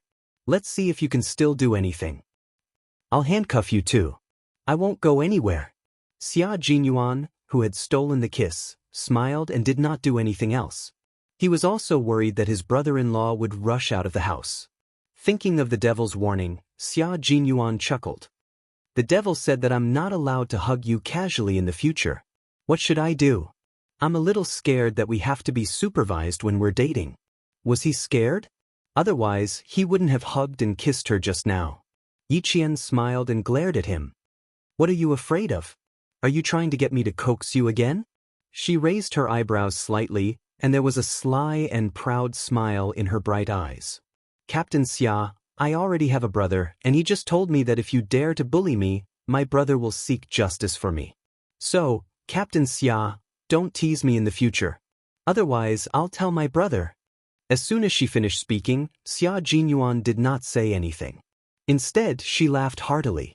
Perhaps it was because she was so happy that tears came out of the corners of her eyes. Gradually, tears flowed out of her eyes, and her bright eyes became watery. Captain Xia, I have a grandfather and an older brother. I haven't seen my father, but I've been looking for him. Captain Xia, I'm so happy. What should I do? I'm so happy that I want to cry again. She laughed and cried again. With one hand holding the corner of Xia Jinyuan's shirt, she kept wiping her tears with the other. Why am I crying again? I don't want to cry. I want to laugh. I'm too happy. He knew that she was too happy. Although she was crying, her dark eyes were especially bright. Raising his hand to wipe away her tears, Xia Jinyuan smiled gently. I'm happy for you too. Sometimes, the tears that flow out are not because you're sad, but because you're too happy. Chapter 2248. Look at how happy you are. You're like a little kitten, crying and laughing at the same time. Do you really want to ask brother-in-law to teach me a lesson? Little Fox, you've found someone to back you up. You're even more daring now. Why don't we cry inside? I'm sure brother-in-law will send me flying with a punch. Who told me to make his sister cry? Be good, you have to feel sorry for me. As an injured person, I'm no match for brother-in-law. I'll be beaten black and blue. I won't be able to show my face at the military promotion ceremony tomorrow. His little fox had been bullied too much when she was young. No one helped her or stood up for her. Therefore, when her brother, the devil, said that if she was bullied in the future, he would stand up for her and teach them a lesson, it would definitely evoke her childhood trauma and remind her of the hardships and difficulties she had suffered as a child. Just now, she was proudly showing off to him that she had a brother. Her face was as innocent as a child's, as if she was making up for her childhood hopes. This kind of little fox made his heart ache so much that it was twisting. Yi Qian thought about Captain Xia being beaten black and blue. She cried and laughed at the same time. No, I'll persuade my brother when the time comes. Little girl, you're getting more and more cocky. Xia Jinyuan didn't know what to do with her. She kept mentioning, my brother. His slender fingers wiped away the last drop of tears at the corner of her eyes. He said helplessly, I'm getting a little jealous now. If it was in the past, you would always be Captain Xia, Captain Xia. You would look for Captain Xia if you needed anything, and look for Captain Xia if you didn't need anything. Now, you're looking for your brother. Little fox, I'm starting to get jealous. Hearing what he said, Yi Qian didn't know whether to laugh or cry. My brother is different from you. He's my family's pillar of support, and you're the pillar of support I can't live without. What's there to be jealous of? This was a little tricky. She still wanted to stay with her brother tonight to accompany her grandfather. Then, there would be no one to take care of Captain Xia. The words, pillar of support I can't live without, made Xia Jinyuan's heart palpitate. He held Yi Qian's cheeks with both hands without saying a word. His deep eyes stared at Yi Qian without blinking. He then slowly planted a kiss on those delicate lips that made his heart palpitate. He raised his head and said gently, I'll tell you about Madame Xiao tomorrow. You can accompany the old man tonight. Come with Li Jinyan tomorrow morning. I'm worried that old man Xia will be waiting for me in the hospital. I have to go back to the hospital first. He could ignore Ms. Xiao, but he was worried about old man Xia. In fact, Captain Xia and the commander-in-chief had a very close father-son relationship. It was just that both father and son liked to make things difficult for each other whenever they met. Yi Qian also wanted to stay and accompany her grandfather. Just as she was thinking about how to bring it up, he had already said it himself. Her heart felt warm. She looked up at the handsome and elegant man and said softly, Okay, I'll ask my brother to send you back to the hospital. When you see the commander-in-chief, apologize on my behalf. He knew that it was difficult for her to say it, so he took the initiative to say it. It was because he kept her every move in his heart that he noticed her hesitation. Her brother said that he wanted to make things difficult for her, so he taught him a lesson. How could Captain Xia, who cared so much about her, make things difficult for her? He doted on her for so many years. How could he make things difficult for her? Xia Jinyuan still didn't ask Li Jinyan to send him back. The old man's mood had fluctuated too much in the morning, and he had a cerebral thrombosis. He was afraid that something unexpected might happen and catch Yi Qian off guard. He only asked Li Jinyan to drive him to the entrance of the park before he took a taxi back to the hospital. By the time Yi Qian finished lunch with the old man, Xia Jinyuan had already returned to the ward. Chapter 2249. Yuan. Mrs. Xiao, who had not left, saw her tall and handsome son finally return to the ward. She was so surprised that she stood up from the stool and quickly walked up to him. Yuan, are your injuries serious? Let me take a look. She was not faking her concern. She really cared about her only son. Unfortunately, a missed opportunity was a missed opportunity. Xia Jinyuan did not care about her at all. He stepped away from her and stood aside with a faint smile. Thank you for your concern.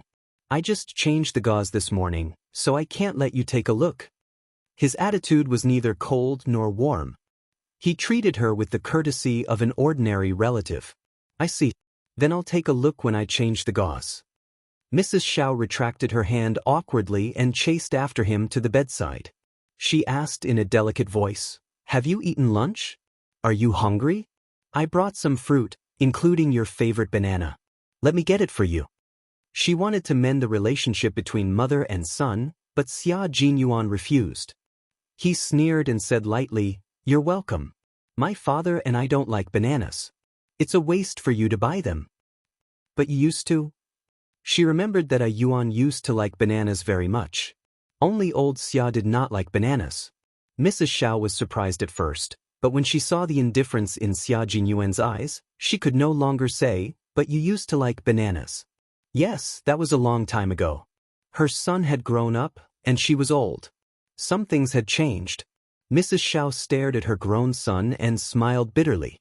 "I really shouldn't have come today. I thought about whether I should or not, but I still came." Looking at her unmoved and indifferent son, Mrs. Xiao knew that she should leave. She got up and said to Commander-in-Chief Xia, "Old Xia, sorry to trouble you today." Commander-in-Chief Xia, who had already gotten over his ex-wife's actions, nodded slightly and said to Xia Jinyuan, who looked indifferent, "Your mother is also worried about you." "I know." Xia Jinyuan smiled and turned to Ms. Xiao, who was so upset that she turned away. "Thank you for coming to see me today, but this is how I am. Please understand." Mrs. Xiao, who couldn't stand her son's politeness, nodded her head carelessly.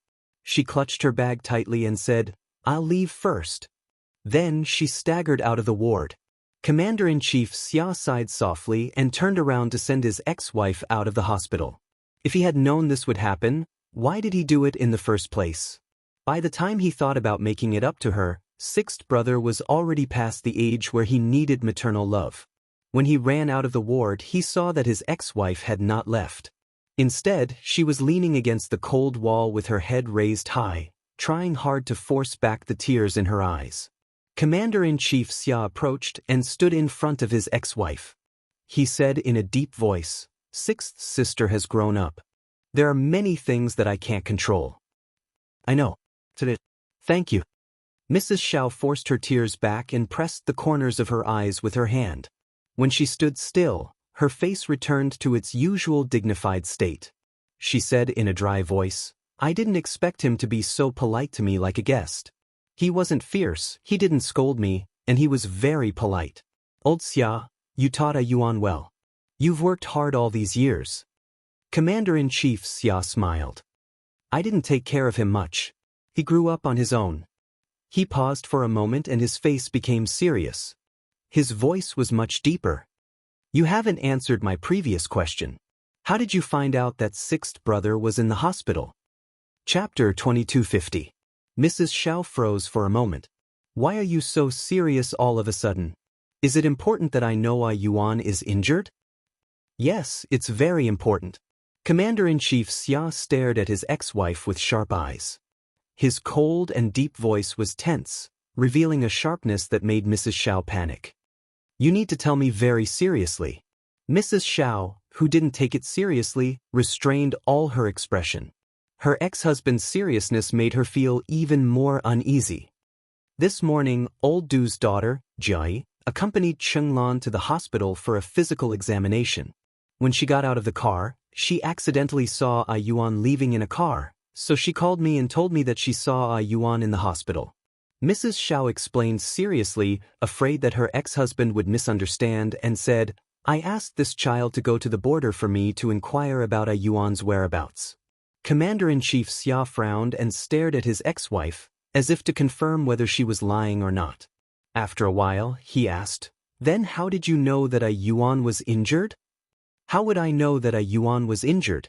Mrs. Xiao smiled bitterly as if she had been soaked in gold thread. "I didn't know. I just remembered that Yuan didn't like to go to the hospital since he was young. It was impossible for him to come to the hospital for no reason, so I called to ask you." It turned out that he had also been tricked by his ex-wife. Commander-in-Chief Xia was slightly relieved, but there were some things he had to remind his ex-wife. Although his son didn't recognize her, the relationship between mother and son could not be changed no matter what. "You know the relationship between family Xia and the Du family. Although you have been good friends with old Du's wife for many years, I hope you can distinguish between your good friend and your son."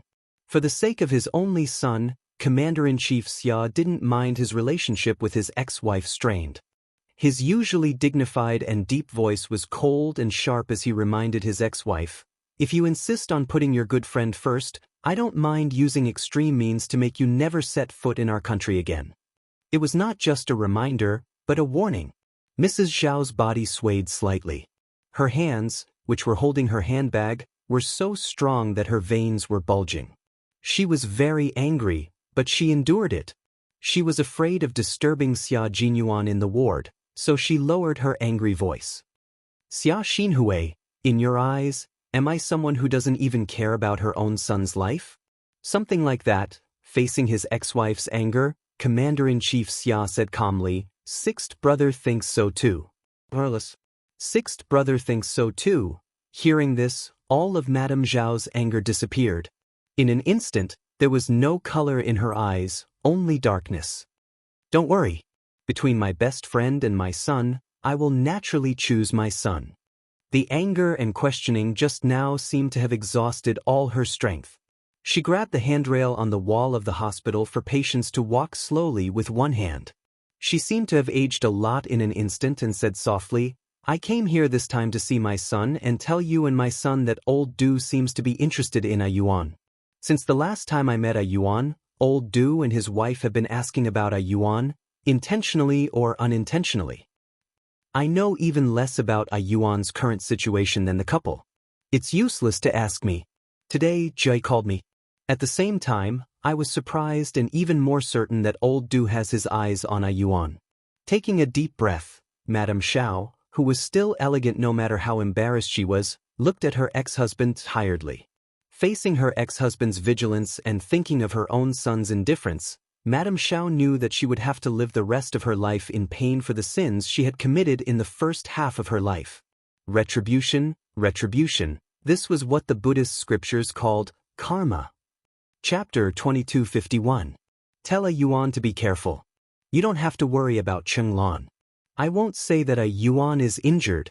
After saying that, Madame Zhao held onto the armrest and slowly turned around.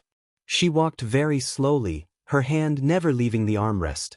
She walked out of the sight of Commander-in-Chief Xia so slowly and gracefully. One good thing about Madame Zhao was that she didn't make promises easily, but she wouldn't make any mistakes when she did. Old Du is probably suspicious about what you've been doing in the army. Commander-in-Chief Xia returned to the ward, his dignified face still cold. He said in a deep voice, "You and Xiao Yi should come back to Beijing as little as possible in the future." Old Du was different from other people. He was the deputy chief of staff of the General Staff Department. Although the information of all the soldiers in the Snowfield Brigade was top secret, he still had to be careful that Old Du didn't touch the border. The door of the ward wasn't closed tightly. Xia Jinyuan, who was lying on the bed, heard the conversation outside clearly. Compared to Commander-in-Chief Xia's seriousness, he was much more relaxed. "I'm afraid it will be a little difficult. Your daughter-in-law has found her family. She will definitely come back to Beijing as long as she has time off. If she comes back and I happen to be on leave, I will definitely come back with her." Found her family? Commander-in-Chief Xia, who still didn't know what was going on, frowned. "Speak clearly. Don't beat around the bush. Speak half of it and leave half of it out. It's a long story." Xia Jinyuan, whose mood wasn't affected by Madame Zhao's visit, sat up straight. When it came to the Yu family, his attitude had to be serious. "Old man Xia, what I'm going to say is all true. I guarantee it's 100% true. Also, it's a bit too much information. Do you want to prepare a heart-saving pill first? Get lost. Make it clear." Commander-in-Chief Xia couldn't stand his son's indecent behavior. He sat upright, but his tone always had a hint of hooliganism, especially when he was talking to him. "Then listen carefully. It's about your daughter-in-law's background. Do you want to drink some water first? I'll prepare a glass of cold water for you." Xia Jinyuan wasn't being indecent. He was just being picked on by the commander-in-chief. He got up and poured a glass of water for him before starting to talk about business. "Old Mr. Fu, one of the founders of our country's missiles, atomic bombs, and space satellites, you must be familiar with him." "Nonsense.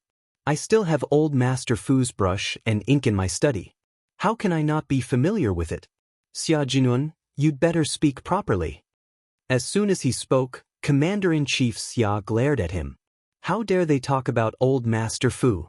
Xia Jinyuan, who felt that there was a communication barrier between him and old man Xia, raised his hand and rubbed his forehead. He adjusted his breathing and continued to speak calmly. Yi Jian is old Master Fu's granddaughter, his biological granddaughter. I'm not talking nonsense. It's you who doesn't have the patience to hear me out. His daughter-in-law was old Master Fu's granddaughter. Commander-in-Chief Xia's first reaction was to splash the water in the glass on his son, who was giving him a headache. His hands trembled and he stopped himself. Xia Jinyuan noticed his actions and raised his eyebrows. Are you so frightened that you want to splash water on my face? Or do you not believe me and want to splash water on my face? Commander-in-Chief Xia's expression was even colder than when he was talking to Madame Xiao. Sixth brother, you have to be responsible for what you say. Do you know what you just said? So he didn't believe him? Well, that's right. Even he didn't quite believe him at first. It was normal for old Master Xia, who was extremely cautious and strict about everything, to not believe him. If he didn't believe him, he would explain himself until he believed him. Chapter 2252. I've always been responsible with my words. Your daughter-in-law is indeed old Master Fu's granddaughter.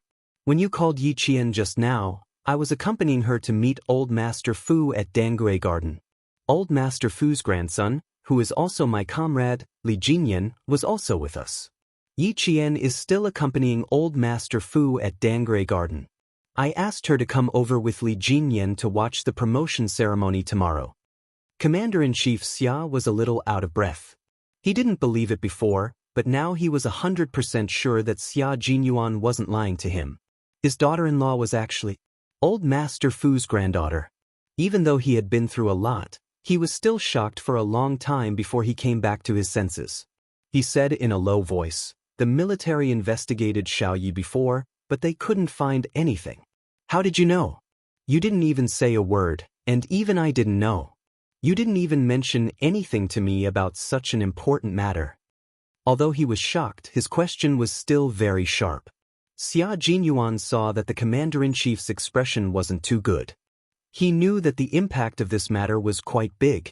He hurriedly said, drink some water to calm yourself down. I didn't know earlier than you did. It all happened this morning. I rushed back to the hospital because I was afraid that you would wait for me. Secondly, I wanted to tell you about this matter as soon as possible. Commander-in-Chief Xia's expression eased. The news came too suddenly, and he still needed time to digest it. Are you sure it's true? Tell me how you found out that Xiaoyi was old Master Fu's granddaughter. This is such a big matter. It's not something that can be solved by old Master Fu's nod of approval. If something goes wrong, all of you will be stripped of your military uniforms. This was no small matter. The main reason was that old Master Fu's identity was special. Suddenly having a granddaughter was not something that could be solved with his own family behind closed doors. He recounted in great detail the photo in Li Jinyan's hands, how Yi Qian's parents missed it, and how old Master had secretly sent people to investigate. Father-in-law was afraid that he would implicate mother-in-law, so he waited until old Master came to visit him a year later.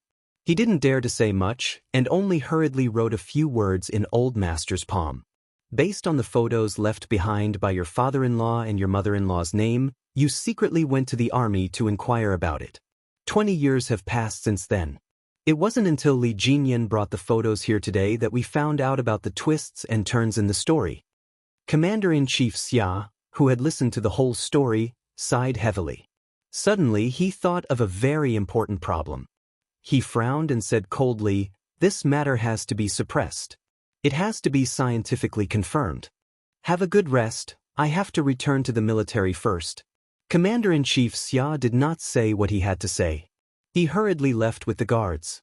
Sun Xueqing was old Master Fu's daughter-in-law. Old Master Fu's son, Fu Yuxing, was the chief engineer of the country's navigation research. Back then, Fu Yuxing was suddenly confined for investigation for a year. A year later, old Master Fu went to inquire about Sun Xueqing, but to no avail.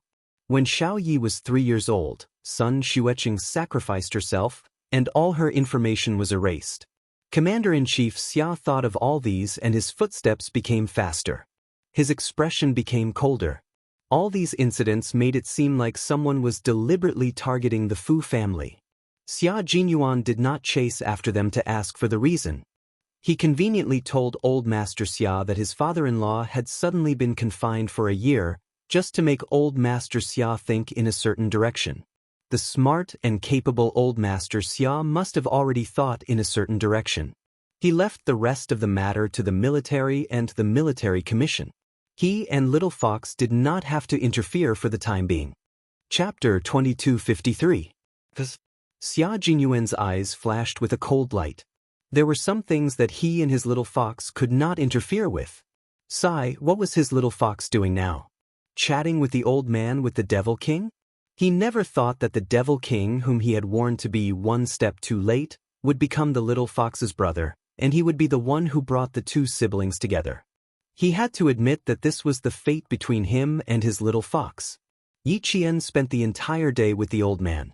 He did not go anywhere except home. The old man, who had just reunited with his granddaughter, was so hale and hearty that he even spoke with vigor. When it came to dinner, he ate half a bowl of rice more than usual. He also went to bed 2 hours earlier than usual. Usually he would only go to bed after 12, but tonight, he was already sleepy at around 10. In the old man's words, a long life of 100 years is too short. I have to at least live to 110 years old. Yi Qian and Li Jinyan laughed when they heard this. Li Jinyan even said, "You're only 88 years old now. You should live to 120 years old." The old man was born in the first year of the Republic of China. I don't expect to live to 120 years old. I'll try my best to live to 110 years old. I'll be happy to see the two of you start a family, get married, and have children. I'll be able to hold my great-grandchildren. The old man, who was originally a little sleepy, became energetic again when he talked about future generations. He said excitedly, "I became a grandfather at 61 years old. I'm 88 years old this year. Let's see if I can become a great-grandfather again when I'm 90 years old. Little Miss Jian is still young. I remember that female soldiers can only get married and have children at 24 years old. Junior officers can only get married at 26 years old. Let's see if I can hold my grandchildren then. Then I'll have to wait another 6 years. I have to live well and strive to live to 110 years old. I'll live to have children and grandchildren." The old man's greatest wish was to have children and grandchildren. Before he went to bed, he did not forget to remind his grandson, Li Jinyan, to write the letter as soon as possible and send it to Yi Qian's father so that he could be happy. Li Jinyan felt that his uncle was not happy. He should be so excited that he was dancing with joy and tears. She gently closed the door and said to Yi Qian, who had a gentle smile on his face, "When I was 24 years old Mr. mentioned that he wanted to have a great-grandchild. Now that you're here, we can share the responsibility and reduce the pressure by half." He joked very seriously. Yi Qian tried so hard to hold back his laughter that his shoulders twitched. "Then you have to continue bearing the burden. You're 7 years older than me. It's time for you to get married and have children." Li Jinyan was 27 years old this year. It was time for him to get married and have children. "If I find a suitable girl, I will marry her immediately." Li Jinyan smiled and pushed open the door of the small study he had stayed in during the day. "Come in and have a seat. I will tell you about the history of the Fu family. Then you will know why grandfather wants us to get married and have children." Li Jinyan knew that she was bold. In the past, because of his status, she didn't dare to tease him. Now that he was her brother, she was bold enough to tease him directly. He hoped that this would mean that they would be closer. The old photo album opened again. Li Jinyan pointed at the photo taken in front of the Fu family's old mansion. His cold voice filled the darkness of the night as he said in a low voice, "The Fu family was a wealthy merchant family. They started their business in the late Ming and early Qing dynasties, and they declined when the old man was 28. From prosperity to decline, from being a wealthy family in Jiangnan to not even having a place to live." Yi Qian flipped through the photo album and listened to Li Jinyan talk about the history of the Fu family. Once again, his heart felt so heavy that it was difficult to breathe. Chapter 2254. He didn't feel much when he heard about his grandfather's and grandmother's life in the hospital, but now that he was no longer in the right state of mind, he felt so sad that his heart was twisted into a ball.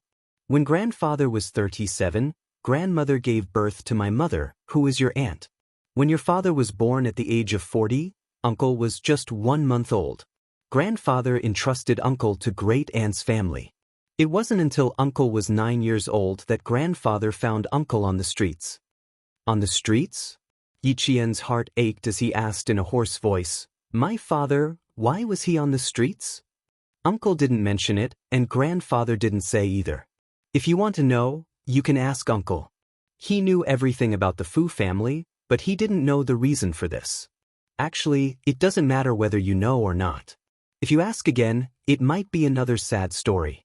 Yi Qian pursed his lips. His brother was right. Grandfather had gone through too much. Why should he bring up the sad past? After closing the album, Yi Qian's heart was so heavy that he had to drink several glasses of warm water in order to slightly ease the pressure in his heart. After putting away the album, Li Jinyan took out a pen and a letter and placed it in front of Yi Qian. Under the warm light, a faint smile appeared on his cold, handsome face.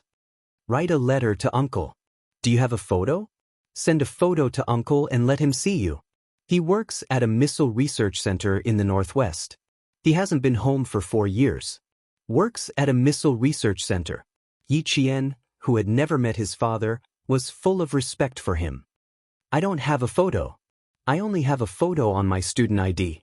Scan it and send it to Dad. Yi Qian took out the student ID that he always carried with him. It's a photo from the front. It's very clear. After taking the student ID, Li Jinyan carefully looked at the photo on her ID. It was very clear and beautiful. Her gaze was cold and strong. Just looking at her made him feel comfortable. This was Li Jinyan's sister. Their blood relationship would never change. The letter and the scanned photos of the student IDs were sent out the next morning. It would take at least a month for them to finally reach Chief Engineer Fu Yusheng. Yi Qian, who was sitting below the stage, was fully focused on the dozens of officers on the stage. Yi Qian knew all of them. They were his comrades from the Storm Commandos and the Snowfield Brigade. You must cherish your honor and never forget your original intentions. You must remember your mission and take responsibility for your actions. You must never let down the people, the military ministry, the military commission, and the chairman's trust in you. Be loyal. Always remember what your responsibilities are and what your responsibilities are. Always remember that you are a soldier who protects the country. Serve the country, be loyal to the people, be loyal to the country. Commander-in-Chief Xia stood in front of the rostrum and spoke in a solemn voice, full of military might. He told all the promoted officers that a military rank was the highest honor bestowed upon a soldier by the country, and that they should remember their mission and responsibility as a soldier at all times. The promotion ceremony began with the solemn national anthem. The officers lined up neatly in front of the rostrum. Commander-in-Chief Xia, Major General of the Army, and Major General of the Navy respectively presented them with their military ranks.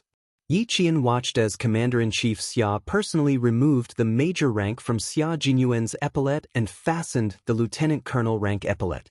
At that moment, Yi Qian was so excited that it was as if he had been promoted himself. The ceremony ended with the majestic singing of the People's Liberation Army. All the promoted officers saluted the rostrum and the audience. Chapter 2255. There were not many people in the audience. This was a military promotion that was not made public. When Xia Jinyuan walked to Yi Qian's side, the military rank on his shoulder was still that of a major. To outsiders, he would always be a major. Yi Qian's gaze softened as he looked at the man walking towards him. Li Jinyan, who was walking beside Xia Jinyuan, stopped in time and said to him, "I have something to do. Accompany my sister first." His sister's eyes were fixed on him. He had better be sensible and leave. Xia Jinyuan smiled slightly. It was not bad to have such an observant brother-in-law. You're returning to the base this afternoon, right? I'll bring her over to look for you later. My dad still has something to discuss with the three of us. See you later. Commander-in-Chief Xia needed to discuss Yi Qian's return to the Fu family in detail with the three of them. Okay. Li Jinyan nodded. Since the commander-in-chief had invited him over, he did not say anything else and turned to leave. The Devil King today was the normal Devil King. His face was stern and his words were simple. No one was allowed to approach within 30 feet of him. Yi Qian saw him walking towards the commander-in-chief and knew that he had something to do. She stood in place and waited for Xia Jinyuan to walk over. The man in the military uniform walked elegantly. With every step he took, Yi Qian felt her heart skip a beat. Today, he was wearing a winter military uniform that was only worn for major celebrations and important foreign affairs activities. It was a Western-style suit with a white shirt and a navy tie. On the outside, he wore a well-ironed military uniform that exuded the aura of a soldier. As he walked, he looked more elegant and dignified than the regular military uniform. It also showed more military might. This was the first time Yi Qian saw him in a military uniform. It had gold embroidery and gold embroidery. It was so handsome that she could not take her eyes off him. No wonder Li Jinyan was so perceptive. Even his eyes were fixed on him. How could an older brother disturb his younger sister's happiness? Xia Jinyuan had never been stingy with his charm, especially in front of Yi Qian. Even his hair was extraordinarily charming. Seeing that Yi Qian's gaze never left him, the young lieutenant colonel's footsteps became lighter. "Why are you so engrossed?" He walked closer and stood in front of her. Under the military cap, his handsome face had a gentle smile. Indeed, even the strands of his hair had their own charm. "You have to be more reserved, little fox. You're almost drooling. Your brother wanted to come and look for you, but he was too embarrassed to come with you when he saw you staring at me." The young lieutenant colonel became even more charming. His every move. Yi Qian, who was engrossed by his teasing, couldn't help but blush. Her very handsome is the kind of handsomeness that makes me mesmerized. Xia Jinyuan couldn't help but laugh. The little rascal's guts were almost as big as the sky now. "Now, even my hair is showing you my manliness. If this doesn't make you mesmerized, I'll be very sad." The auditorium was not a suitable place for chatting. When Yi Jian muttered, "Shameless," Xiao Luo chuckled and said, "There will be times when I will be even more shameless. When that time comes, don't be scared away by me." Yi Qian suddenly realized what he was implying. Blushing, she glared at the shameless young lieutenant colonel. "What nonsense are you talking about?" "I'm not talking nonsense. Why are you blushing?" Lieutenant Colonel Xia, who was pretending to be innocent, chuckled softly. "Oh, you've become naughty too. Come, let's talk outside." Chapter 2256. Yi Qian didn't respond and just followed him. If he did, he would say something else. Yi Qian glanced at his shoulder, pursed his lips, and took a few steps forward. He frowned and hesitated for a while before he asked, "Captain Xia, why does the Snowfield Brigade keep their military ranks the same?" "Because they carry out too many dangerous missions. Once captured, the higher the military rank, the more dangerous it is. Sometimes, not only do we have to guard against the people outside, we also have to guard against the people inside.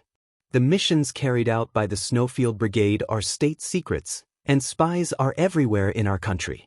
Keeping the military ranks the same is also a form of disguise."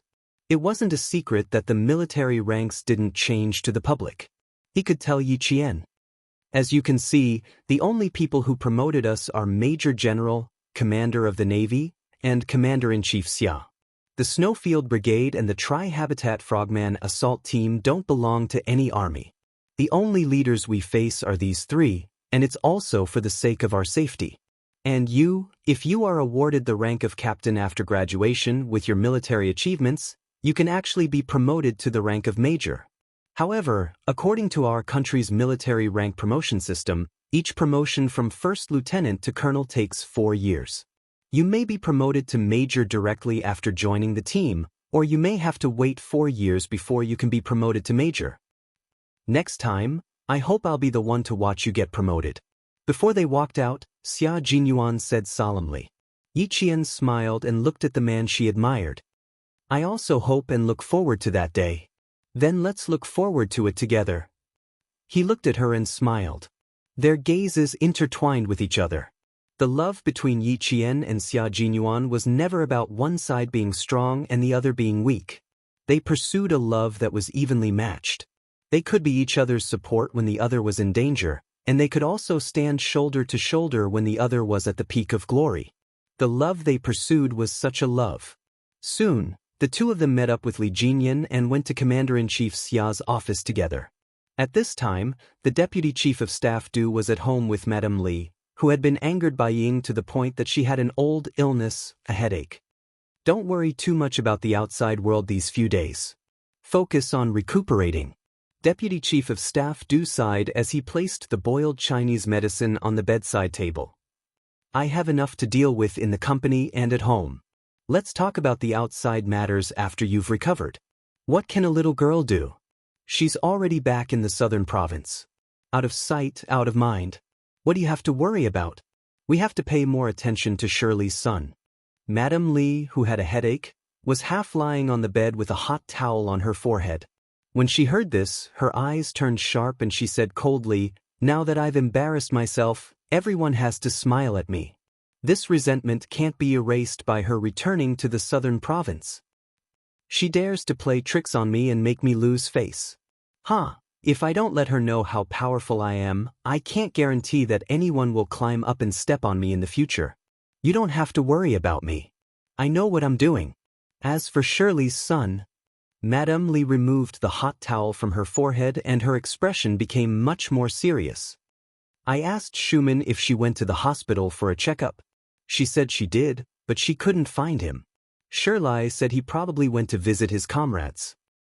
Aren't you thinking too much? It's not like you don't know how bad Shirley's son is. Now that he's wearing a military uniform, if he doesn't act like a decent person, how can Shirley show his face? Deputy Chief of Staff Du shook his head. He's not pretending. It's the aura he exudes. He's a thug. He doesn't look like he's just idling around in the army. Chapter 2257. Mrs. Li didn't say anything more, but raised her hand to cover her forehead and closed her eyes tiredly. She had a nervous headache, which couldn't be controlled by drugs.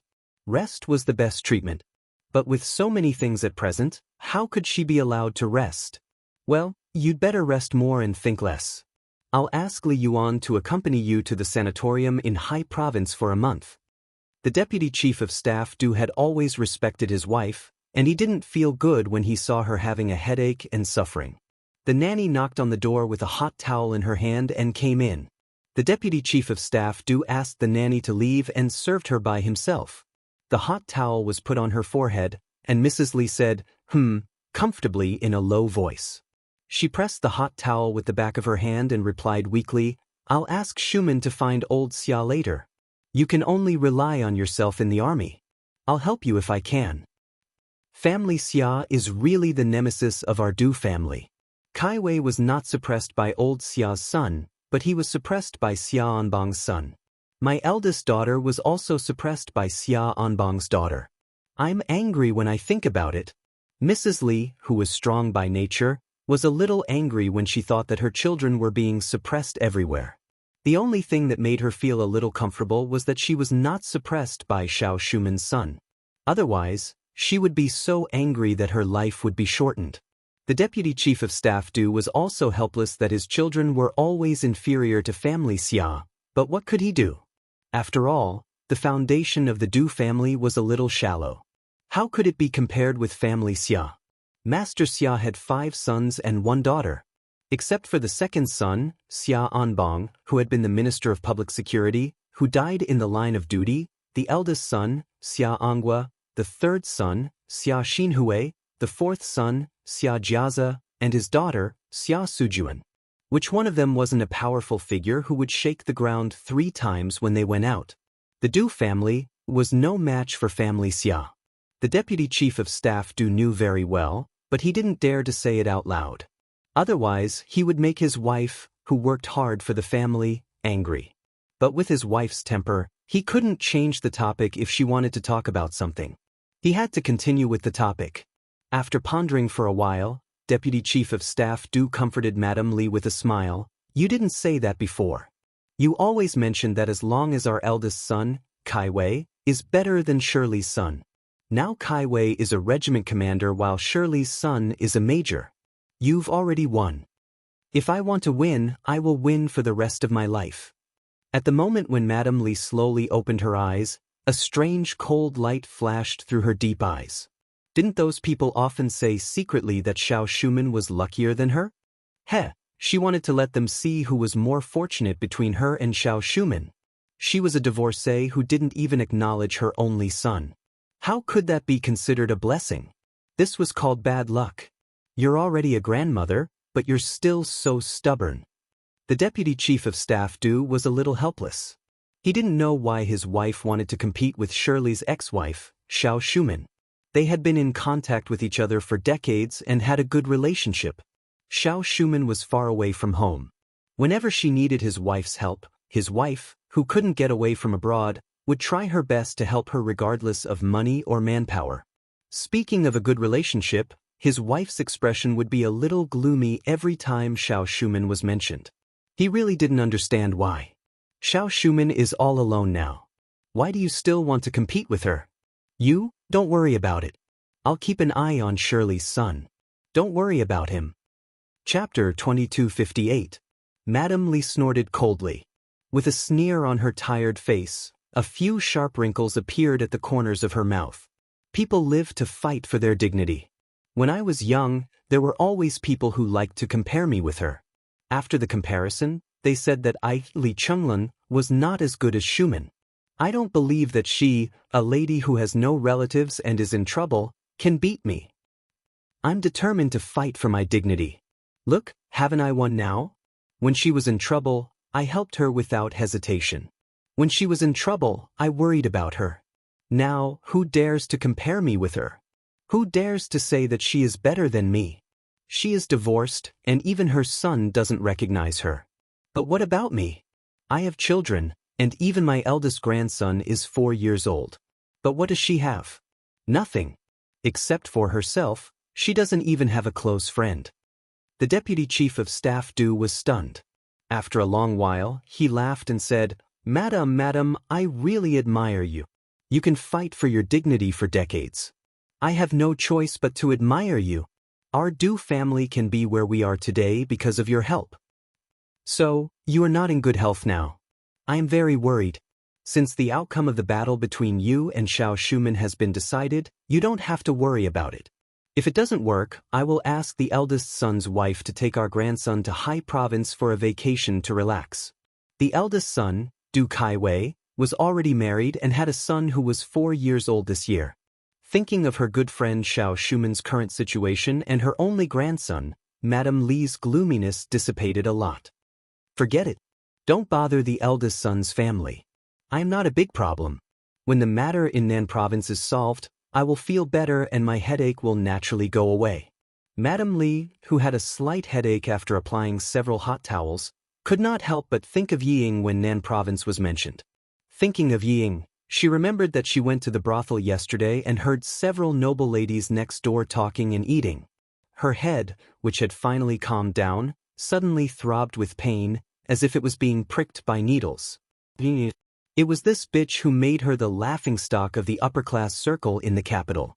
Did she think that after paying a fine and going to the police station for a few days, everything would be fine? In her dreams! Since she liked to change men so much, he would let her change men several times a day. Madame Li had always been ruthless in her dealings.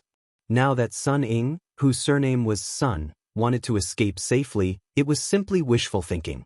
It was impossible.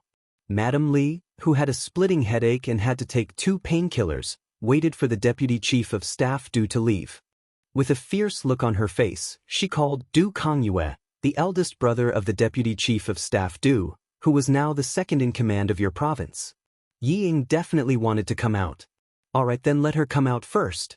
Once she came out, she would definitely make her life a living hell. With Madame Li's intervention, just as Xia Jinyuan had said, they did not have to care about Ying anymore. They just had to focus on their own lives. Xia Jinyuan, who was sitting respectfully in front of the old man and being scrutinized by the old man, maintained the standard sitting posture of a soldier. His expression and breathing were relaxed, and he tried his best to make himself look natural in front of the old man. The young lieutenant colonel, who was restless even when recuperating, walked out of Commander-in-Chief Xia's office. When he heard his brother-in-law say that he was sending his girlfriend back to Dangray Garden, Lieutenant Colonel Xia made up his mind to follow. Commander-in-Chief Xia was even more supportive. He said from behind the three of them, "Lao Lu, accompany Xiao Yi to visit the old man. Remember to bring some gifts. Don't be rude." Chapter 2259.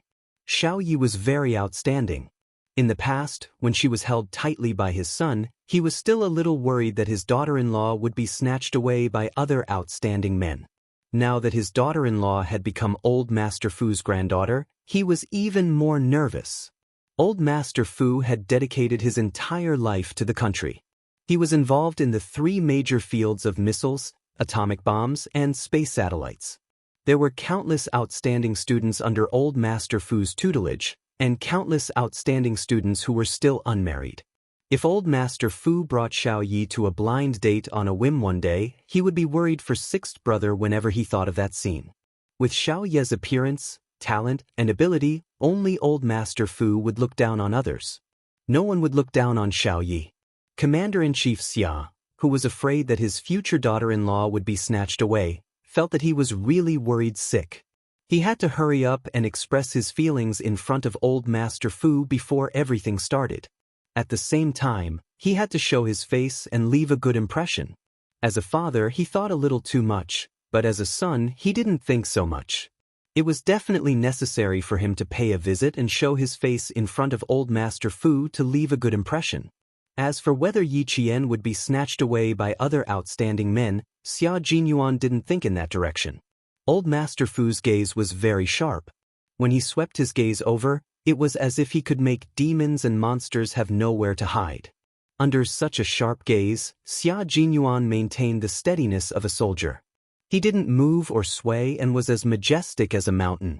Yesterday, Old Master Fu, who was in a bad mood, only looked at him briefly and focused all his attention on Yi Qian. Today, facing Xia Jinyuan, who was obviously related to Yi Qian, Old Master Fu's gaze was not only sharp but also quite detailed. After sizing him up for at least 5 minutes, Old Master Fu retracted his gaze and nodded secretly. He was a very good young man. Just his majestic aura alone made him feel at ease. Xia Jinyuan saw the satisfied look in the old man's eyes, and his tensed heart immediately relaxed. The old man's gaze was comparable to the old man's. Just a glance from him could make one's blood turn cold. It could turn a tiger into a rabbit in an instant. No one dared to be presumptuous. Xia Jinyuan's heartstrings had just loosened when he suddenly felt the old man's gaze fall on his face and scrutinize him. His breathing almost became erratic as he revealed a calm smile and allowed the old man to scrutinize him. The old man's gaze landed on Xia Jinyuan's face, and his eyes narrowed slightly. After a rough look yesterday, he immediately felt that this young man's appearance gave him a sense of familiarity.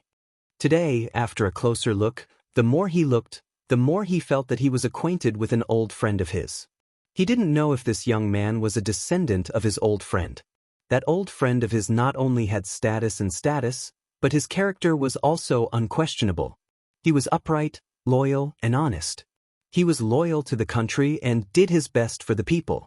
As a member of the Special Forces, Xia Jinyuan noticed that the way the old man looked at him had changed. It was because he was recalling another person's gaze through him. In front of the elderly, Xia Jinyuan had always been polite. He sat upright with his eyes open and his smile elegant. No matter how the old man scrutinized him, he didn't show any disrespect. As a soldier, no matter what, his back must be straight and his gaze must be open and candid. No matter where he sat, even if he didn't move, his strength of character and integrity could subdue others. The old man, who had seen countless people, nodded repeatedly in his heart. His gaze was no longer sharp. Instead, he smiled with satisfaction and asked kindly, "Your surname is Xia, and you're from the capital. There aren't many people in the capital with the surname Xia. Are you related to General Xia Yunkue? Don't be so formal. Just take it that I'm helping my granddaughter to choose someone." Chapter 2260. The open-minded old man did not want to make things difficult for a young man. Moreover, this young man had come with his granddaughter yesterday and today again. Even though his granddaughter did not say anything, he knew who this young man was. grandson-in-law. Not bad. In terms of appearance, he was worthy of his granddaughter, not to mention his temperament. He was very satisfied with the young man's calm temperament. In addition, he was similar to an old friend, so he liked him even more. Yesterday, Xia Jinyuan was only there to boost Yi Qian's courage. Today, he was visiting as his grandson-in-law. His state of mind was completely different. While he appeared calm, he also revealed the elegance of a century-old family history. Faced with the old man's question, he smiled and said, "Yes, it's my grandfather. He retired 15 years ago. Now, he and my grandmother are at home tending to flowers and fish." "So you're General Xia's descendant. No wonder you're so imposing." The old man nodded slightly. He was indeed the descendant of an old friend. Only the descendant of an old friend could be so outstanding. General Xia was a righteous man. Back then, he had almost been unable to return to the aerospace department. It was General Xia who had stepped in and single-handedly made him stay in the aerospace department. Thinking that this young man was the grandson of an old friend, the old man was even more satisfied. The smile on the old man's face became even more benevolent as he smiled and said, "Your grandfather and I are old acquaintances. Back then he even helped me. I didn't expect that after going around in circles, General Xia's grandson and my granddaughter would become a pair." Actually, Xia Jinyuan's palms were sweaty. When he heard that the old man and his grandfather were old acquaintances, the last trace of nervousness in his heart disappeared. When he heard the last sentence, "They were a couple," the wetness in his palms gradually disappeared. Their grandfathers were actually old acquaintances. As expected, he and the little fox were not from the same family. They would not enter the same house. Although he knew that the old man was satisfied with him, Xia Jinyuan did not dare to be careless. He smiled and said, "If you didn't mention it, I wouldn't have known that you two were old friends. Grandfather likes to stay at home now. Today, he tends to the flowers and plants. Tomorrow, he carries a hoe to cultivate a small piece of land to plant some fruits and vegetables. In the spring, the flowers and plants in the backyard bloom delightfully. In the summer, green fruits hang on the branches. When the fruits are harvested in the autumn, there are some that can't be finished. Grandpa sends some to the neighbors to share the fruits of his labor." Old Master Fu, who loved to listen to such things, laughed heartily. His old voice was rich and strong. "General Xia told me before that when he retires, he will go back home to farm. He can't farm, but he can cultivate the land. You even have surplus grain to give to your neighbors. It can be seen that General Xia is quite healthy." Yi. Good. Hearing the laughter from the study, Li Jinyan's cold eyes narrowed slightly. It seemed that his grandfather approved of Q King's identity. Yi Jian took the supplies in his hand and put them aside. She smiled and said, "He's very popular with the old man." When Grandpa Jian was still around, the old man didn't quite agree with him coming over to pursue me. Later, Grandpa Jian told me that Captain Xia is a good man and that he's worth a try. Uncle Chen also tested him and was very satisfied. He also advised me to discuss things with him and not make decisions on my own, so that we won't be at odds. Chapter 2261. Therefore, she was not worried at all when her grandfather said that he wanted to talk to Captain Xia alone. Li Jinyan finally understood how much his sister trusted Xia Jinyuan. He had originally wanted to test Xia Jinyuan, but now he had completely given up on it. He raised his hand and patted her head. The cold devil revealed a faint but gentle smile. "As long as he continues to treat you well, grandfather and I won't have any objections. I won't go in and disturb grandfather. I'll take my leave first." The devil had returned to the team today. It was already past 2 in the afternoon, so he had to leave to catch his flight at 4. "You have to go back to school tomorrow. Be careful. Also." Li Jinyan was a little reluctant to part with her. He picked out the important things to remind her. "Also, there are only a few months left before you go abroad for the competition. You have to hurry up and train when you get back, especially in terms of physical fitness. If there's anything, call the duty room first. I'll call you back when I'm back." This was her brother, whose blood was thicker than water. He cared for her in every possible way, afraid that she would be wronged. Yi Qian felt warm inside. She nodded and replied seriously, "Brother, don't worry. I'll take care of myself. I'll go back to school tomorrow afternoon. I'll keep grandfather company and make him happy." After all, women were more attentive than men. Li Jinyan completely believed that she would make the old man happy. The old man was indeed very happy. Knowing that his grandson didn't want to disturb his mood, he quietly returned to the team. He sighed for a while, but because of Yi Jian and Xia Jinyuan's company, the kind smile on his face never disappeared. It was already 7 in the evening when Xia Jinyuan left Dangray Garden. Walking out of the warm house into the cold night outside, Xia Jinyuan held his girlfriend's hand and sighed with a smile. "Old man Xia laughed at me and said that you won't have much time to accompany me in the future. It seems that he was right. What should I do, little fox? I can't bear to leave. I can't stay overnight in Dangray Garden. I have to leave even if I don't want to." Yi Qian pursed his lips and smiled. "You were the one who said that it wasn't appropriate for Grandpa to ask you to stay the night. Now you're telling me that you can't bear to leave. Why don't you just go back with me?" The witty Yi Qian's eyes twinkled, and there was an indescribable craftiness in them. Seeing this, Xia Jinyuan's heart itched and melted, and even his eyes darkened a little. Today's main purpose is to leave a good impression on old Mister. If I really stay overnight, even if old Mister doesn't say anything, his impression of me will definitely be greatly reduced. If an unmarried man and woman were to live in the same house, the older generation would more or less feel uncomfortable. For the sake of my lifelong happiness, I have to leave no matter how much I want to stay. Lieutenant Colonel Xia, who planned slowly, would not lose the big for the small, lest he suffer in the future. Hearing this, Yi Qian smiled so widely that his eyebrows curved. He turned to look at her and said to her with a smile, "Captain Xia, close your eyes. I'll give you a reward for your performance today." "No, put your hands behind your back first. Don't move around. The doctor said that your wound is recovering well, so you still have to be careful." If the doctor hadn't said that he could move around, she wouldn't have let him accompany her back today. Xia Jinyuan raised his eyebrows. He could guess what reward he would receive. It was a reward that he liked very much. With his eyes closed, he smiled and bent down slightly to wait for the reward to arrive. When he bent down, Yi Qian didn't need to stand on tiptoe. He only needed to raise his head slightly to kiss his sexy thin lips.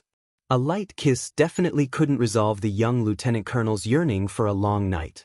With his hands behind his back, he wrapped them around Yi Qian's slender waist and turned the light kiss into a deep sucking kiss. Chapter 2262. The warmth between the two of them would not last long. Yi Qian was worried about the injury on his waist, so she quickly ended the kiss and covered his thin lips with her hand when she heard his irregular breathing. She was too deep into his kiss, and his thin lips were burning hot against her palm. Yi Jian raised her head to look at him. Her dark eyes were bright, like the stars in the night sky falling into the mortal world. Xia Jinyuan couldn't help but lower his head again and kiss her eyes gently. Yi Jian couldn't help but close her eyes when he kissed her. She could feel the deep affection in his kiss. "Go in and accompany the old man. I'll leave first." After kissing her eyes, Xia Jinyuan said in a low and hoarse voice. She was the only one in his deep and cold eyes. "I'll come over tomorrow to take you to the airport." His little fox had to leave tomorrow, and it was time for them to part after their short reunion. Yi Qian didn't go in immediately. Unwilling to let him leave, she snuggled up to him and pressed herself against his broad chest. "My brother said that there will be a competition during the summer break. Do you think we will be training together during this period? The military has already asked your school, but the school leaders didn't agree. Your freshmen will be going to the northern part of Xiang province to practice during the May Day Labor Day. You won't be able to participate in our training." Every time she got close to him, Xia Jinyuan's heart softened.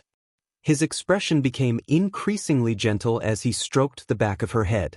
He was also disappointed that he couldn't train with her. Yi Qian was also a little disappointed, but she quickly adjusted herself. She looked up from his arms and adjusted his tie and collar. "Then we'll have to wait until the summer break. Go home early and rest. The commander-in-chief is also waiting for you." Xia Jinyuan went through the discharge procedures this morning, so he didn't have to go back to the hospital tonight. Okay, go in quickly. Xia Jinyuan looked down at Yi Qian, who was carefully adjusting his collar. The corners of his lips never fell. He and Yi Qian had known each other for 6 years, but they had been boyfriend and girlfriend for less than 2 years. However, they had more chemistry than other couples who had been married for decades. She could understand what he meant with just one look, and he could tell what she wanted to do with just one movement. It was said that men and women were a semicircle. When they found the semicircle that suited them, they would become a complete circle that could not be separated from each other. He and the little fox were each other's lost semicircle. Their union represented eternity, and neither of them could leave the other. I'll pick you up tomorrow. Rest early. After giving her a good-night kiss, Xia Jinyuan stood at the bottom of the stairs. His eyes were filled with love as he turned around and walked back into the house. Just as she was about to open the door and enter, she turned around and waved at him. Xia Jinyuan smiled. See you tomorrow, little fox. See you tomorrow, Captain Xia. Yi Qian turned around and saw the tall and straight man staring at her. She waved her hand, and only then did she open the door and enter the house with a smile. As soon as the door closed, the elegant and handsome man stopped smiling. His gentle eyes gradually darkened and became so dark that they were unfathomable.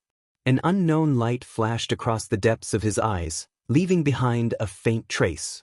That was a normal man's burning desire to possess the woman he loved. The 20-year-old Yi Qian was not the 15-year-old Yi Qian. Years of training had made her tall and slender, and her graceful figure was different from the usual delicate girls.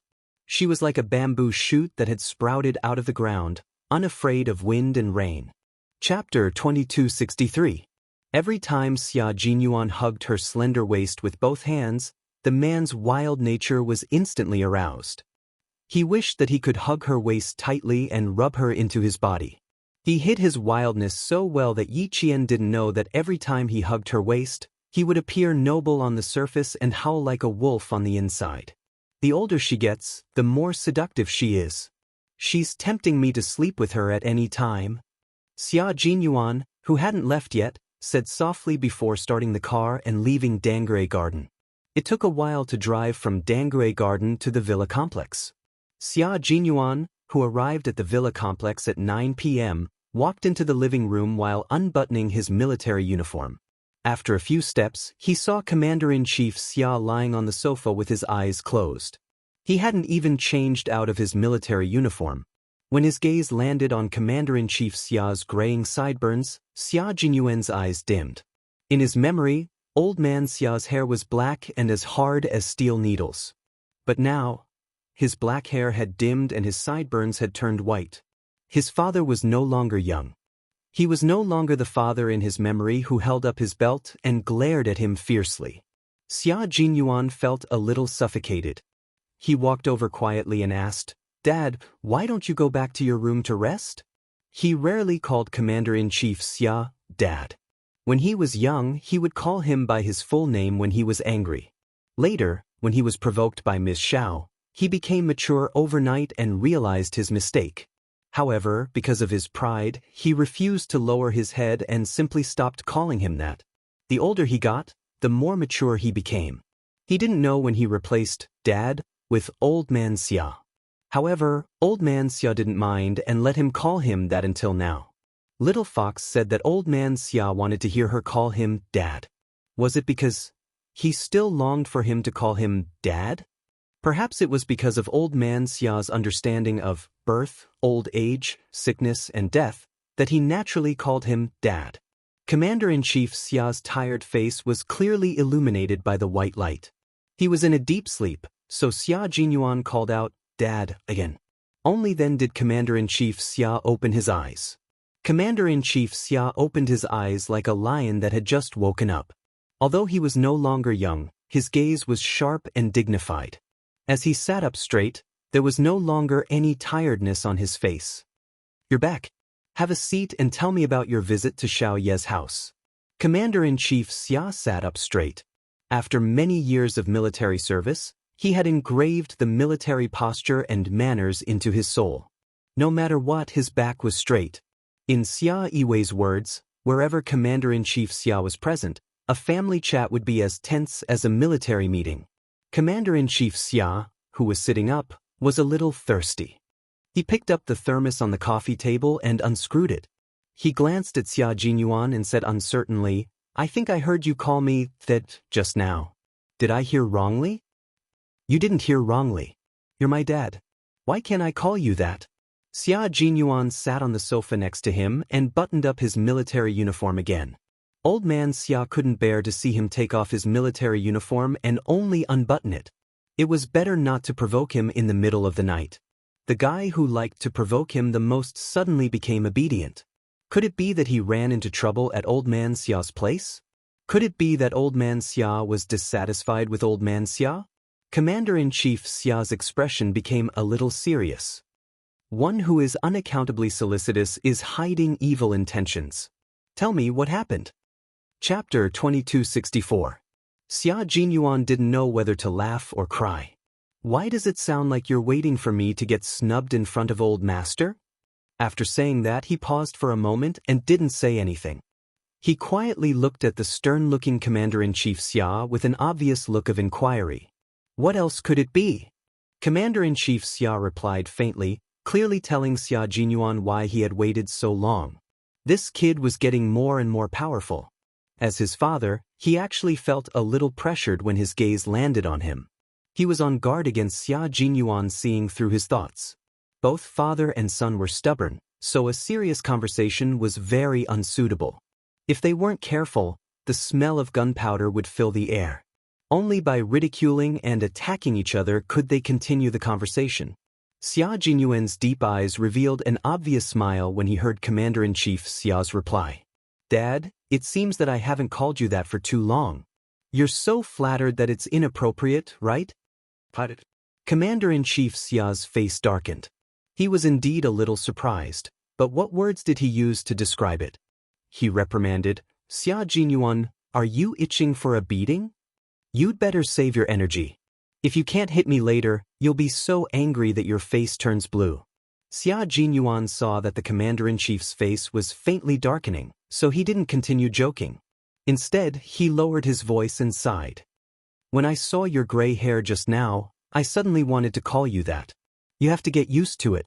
When Yi Qian marries into the family, she'll also call you Dad, like me. I prefer Xiao Yi to call me Dad. As for you, go away." Commander-in-Chief Xia, who had a smile in his eyes, sneered in disdain. He glanced at Xia Jinyuan, who was standing upright, and said in a deep voice, "What's Old Master's impression of you?" He was more concerned about this matter. Xia Jinyuan raised his eyebrows. Under the light, there was a faint smile on his handsome face as he replied, "For now, it's not bad. I'm basking in Old Master's glory. For now, Old Master's impression of me is not bad." Basking in Old Master's glory? Commander-in-Chief Xia frowned slightly, then relaxed in an instant, and a faint smile appeared on his serious face. "Old Master and Old Master are old friends. Sixth, you're indeed basking in Old Master's glory. Did Old Master first recognize you as Old Master's descendant? Or did you take the initiative to mention to him?" The former showed that the two elders were not ordinary old friends, but old friends who had a good relationship with each other. "Old to me to you, Old Masters to Old Master to twos to stay to be to leave to stay in the past. The old man told me that he wanted to invite the old man out for a walk, so he asked me to arrange the time. To be or to be's to him. To be. To it to be old's old. He. Old. Of old. Old, tease. To old to be ye was old to old ye. Although Ol 6 acted frivolously in front of him, he was actually just putting on a show in front of him. When he was outside, he had never heard anyone say that Ol 6 was not good enough. Old 6's comrade in arms, former military school classmate, Major General Yang of the army? Whenever Old 6 was mentioned, he would give him a thumbs up. Therefore, when he asked Old 6 to accompany Xiao Yi to visit Old Master, he was confident that Old 6 would be able to catch Old Master's eye. Now that Old Master was satisfied with Old 6, and he was old friends with Old Master, Commander-in-Chief Xia felt that it was better to strike while the iron was hot. Chapter 2265. Commander-in-Chief Xia's expression became more and more serious as he said, "Since you can walk around with your waist injury, you can drop by the old mansion tomorrow after you send Xiao Yi to the airport and talk to the old man about this." He was also worried that Xia Jinyuan's wound would reopen, so he added, "Let the guards drive tomorrow. You can rest." Xia Jinyuan couldn't help but laugh when he saw this. "You're more impatient than I am." "Of course I'm impatient. You're so unreliable. You're lucky to be able to marry Xiao Yi. Strike while the iron is hot. Let the old man be satisfied with our family first." Commander-in-Chief Xia discussed this matter seriously, but when he saw that Xia Jinyuan was happy and not anxious at all, his face darkened again.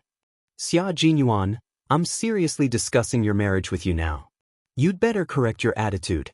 Dad, do you think that Yi Qian and I still need to rely on family connections for our marriage?" Seeing that the commander-in-chief was getting angry, Xia Jinyuan, who had taken a step back, stopped smiling and revealed a rare coldness. "In your eyes, am I a man who needs to rely on his family to solve his marriage? Dad, aren't you underestimating your son too much?" The last sentence was a little cold, as if it was wrapped in ice shards. Commander-in-Chief Xia choked. He had never underestimated old Six. Although this kid has been muddling along since he was little, he was very opinionated. When he did bad things, he was able to cast himself clean, so that other people could not find any weakness that could be used against him. The old master once joked, "Lao Lu is someone who can do big things, he can hold his temper." Reality had proven that Old Sixth was indeed someone who could accomplish great things. He had gotten into the military academy on his own without using any connections. He had applied to join the Special Forces on his own accord and immediately became the team leader of the Special Forces. In the past few years, he had achieved countless military exploits, big and small. Everything he had done was done with an indomitable spirit and a clear conscience. However, no matter how capable Old Six was, he was still a naive child in his heart. For some reason, the words that should have been in his heart slipped out of his mouth. Suddenly, the living room was silent. The father and son looked at each other and felt awkward. Commander-in-Chief Xia, who had been through a lot, was the first to come back to his senses. Seeing Xia Jinyuan's surprised expression, the commander-in-chief cleared his throat and said with a straight face, "What? Aren't you my son?" Cough, cough. "Yes, yes, yes, I am your son. You are right."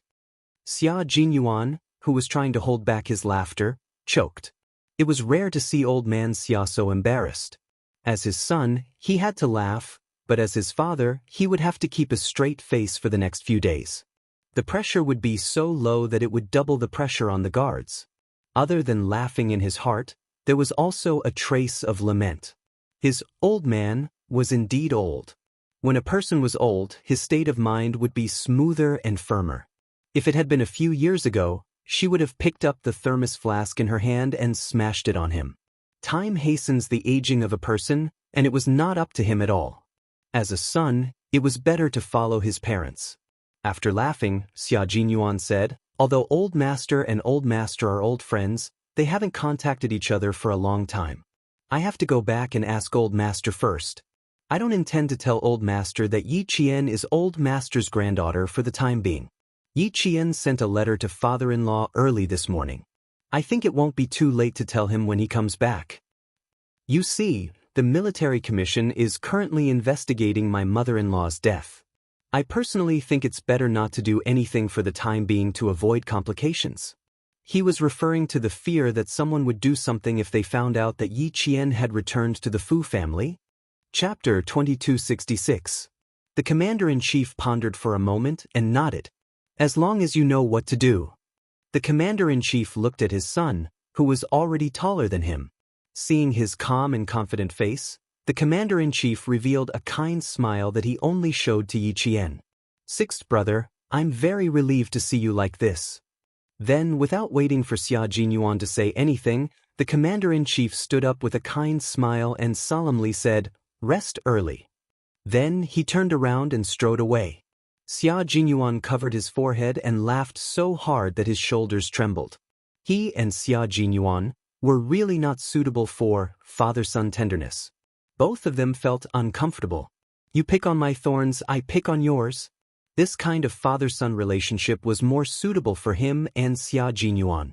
No matter how they interacted, he respected Xia Jinyuan because he was not only a father, but also a commander-in-chief who shouldered heavy responsibilities.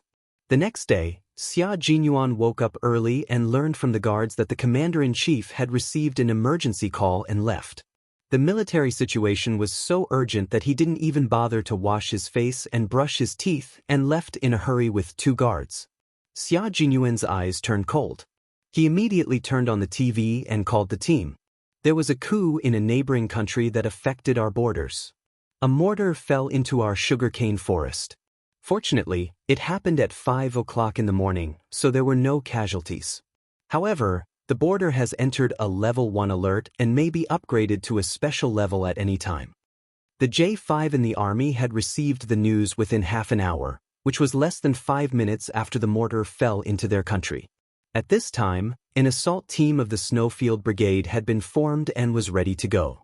How many brothers are you going to bring over now? Since he knew so much, he must have received the mission. The J5 smiled and said, an assault team and an ambassador. He was holding a photo in his hand. It was a photo of the ambassador who would meet up with the Snowfield Brigade later.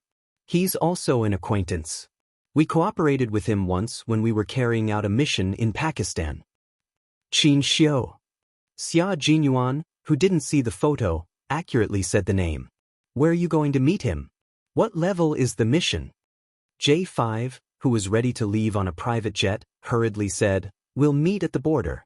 It's a level 1 clearance mission. Reswell, we're waiting for you to recover and fight together. Don't talk nonsense. Don't be envious. I'll brag to you when we get back. Take care. Xia Jinyuan, who had only been back in China for less than a week, could no longer hold himself back when he heard that his comrades were going to carry out a level 1 elimination mission. A level 1 elimination mission was usually a decapitation mission, and J5 and the others were going to decapitation. Before he recovered from his injuries, he would not be allowed to participate in the decapitation operation. He would not even be allowed to participate in normal operations. As soon as he hung up, a beeping sound came from the landline at home. Xiao Yi has already set off from Dangare Garden.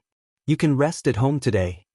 Commander-in-Chief Xia, who called from the military headquarters, brought Xia Jinyuan a piece of completely unexpected news. She needs to accompany an ambassador from our country to negotiate with a neighboring country. She will leave immediately on a special plane from Beijing. The news came unexpectedly, but Xia Jinyuan accepted it calmly. Okay, got it. Yi Qian left in a hurry. She was so anxious that she didn't even say goodbye to the old man and left in a hurry. The person who picked her up was a security guard sent by the military headquarters. There was also a confidential staff member working in the Ministry of Foreign Affairs in the car. Please take a careful look at this information. It concerns the personal safety of you and Ambassador Qin. Please be sure to remember the faces of these people. Once you see them, you must immediately avoid them or take action. Chapter 2267. Yi Qian, who had a good memory, took out the documents. She lowered her eyes and began to flip through the documents. There were a total of 6 people she needed to memorize. She had to remember each person's appearance and characteristics clearly. She also had to remember their backgrounds. There were 6 documents, each with 2 pages. There were a total of 12 pages. Yi Qian memorized them as fast as she could. She was afraid that she might miss something, so she spent another 10 minutes consolidating the information. The relevant departments of the Ministry of Foreign Affairs had many abilities, especially the translators. Their memory was quite amazing. When Yi Qian finished memorizing all 6 documents in 20 minutes, the confidential personnel was not surprised. After reading the documents, the confidential personnel took out a separate document from the briefcase. This is the information of the ambassador you are accompanying. Please take a look. The ambassador has a very good personality and is very gentlemanly. However, he has a small problem. The confidential personnel seemed to be a little embarrassed as he cleared his throat. His serious voice lowered by a few decibels. He doesn't know his way around and gets lost easily. You need to keep a close eye on him. Doesn't know his way around? Gets lost easily? The face of an elegant and handsome young man flashed across Yi Qian's mind. She knew a diplomat who also didn't know his way around and got lost easily. It couldn't be him, could it? After taking out the ambassador's information, Yi Qian smiled when she saw the ID photo. It really was him. Principal Chao's nephew, Qin Xiu. A man who used his gentlemanly demeanor to hide his inner fierceness. The confidential personnel said that Qin Xiu didn't know his way around and got lost easily. Actually, they were trying to be polite. She had seen how easily Qin Xiu got lost when she was in the province. He was a man who could get lost just a few steps away. Looking at his information again, Yi Qian was shocked just by reading the first few lines. He skipped grades all the time and won the senior award while skipping grades. He went to a key foreign language school from elementary school to university.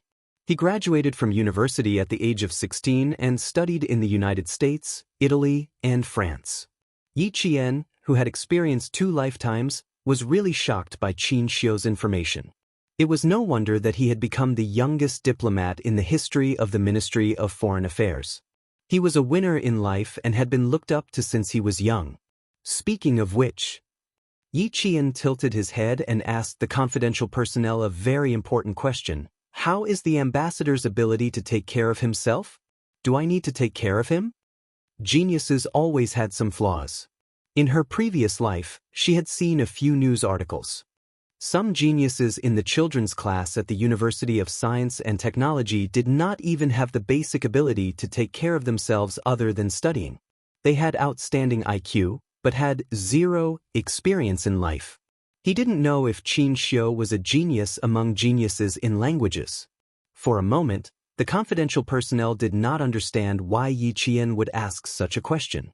Seeing this, Yi Qian clarified, for example, eating, sleeping, dressing, and so on. Is there someone to serve you? The consequence of clarifying his words was, the confidential personnel of the Ministry of Foreign Affairs turned his head to the car window from time to time. His shoulders trembled from time to time. Yi Qian was a little embarrassed. Qin Xiu was a diplomat who could accompany national leaders on overseas visits. How could he not know how to take care of himself? Yi Qian was shocked by his resume. If Qin Xiu knew what he was thinking. Yi Qian covered his face.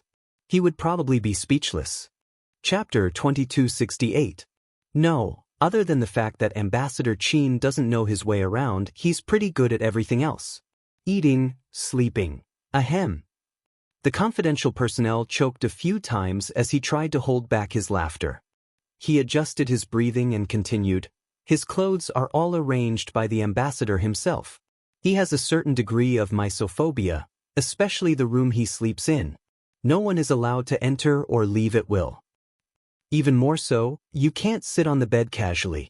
No, you should never sit on it. If you offend him, you'll see the gentlemanly ambassador instantly turn cold and indifferent. The bathroom as well. Can't be shared. His clothes are all packed. You don't have to pay attention to it. The personnel saw Yi Qian's forehead twitch faintly. He was afraid that it would cause disgust, so he hurriedly added, the ambassador is very particular about his privacy. The bedroom, clothes, and bathroom are all important places of his privacy. Other places don't matter. Don't be scared. Yi Qian smiled. I'm not scared. It's normal. I don't like people sitting on my bed either. The bed was where people slept at night. She really didn't like people sitting on her bed casually. Therefore, she didn't think that it was mysophobia. It was just a personal hygiene habit. The ambassador is very easy to get along with. You'll know when you see him later. He's a pretty good man. The confidential personnel was probably afraid that his words would cause Yi Qian to dislike Qin Xiu. After confirming that Yi Qian had memorized all the information, he spared no effort to say good things about Qin Xiu. With the confidential personnel's words, Yi Qian had a preliminary understanding of the language genius Qin Xiu. It was only a preliminary understanding. The confidential personnel only talked about Qin Xiu's general habits that could be seen by others. As for the specific details and Qin Xiu's secrets, he didn't say a word. Qin Xiu, who was holding a paper bag in his hand, was already waiting for Yi Qian in the lobby of the Ministry of Foreign Affairs. He had received Yi Qian's information half an hour ago. Although there was no photo, when he saw the familiar name and her brief introduction, he knew that this was the girl he had fallen in love with. She was accompanying him to the neighboring country. He was a little surprised. Going back to the neighboring country wasn't an easy task. According to his own analysis, it was very dangerous. It was the most dangerous trip he had gone abroad in recent years. After all, there was a coup in the neighboring country. He was surprised that Yi Qian was accompanying him, but he was also looking forward to her arrival.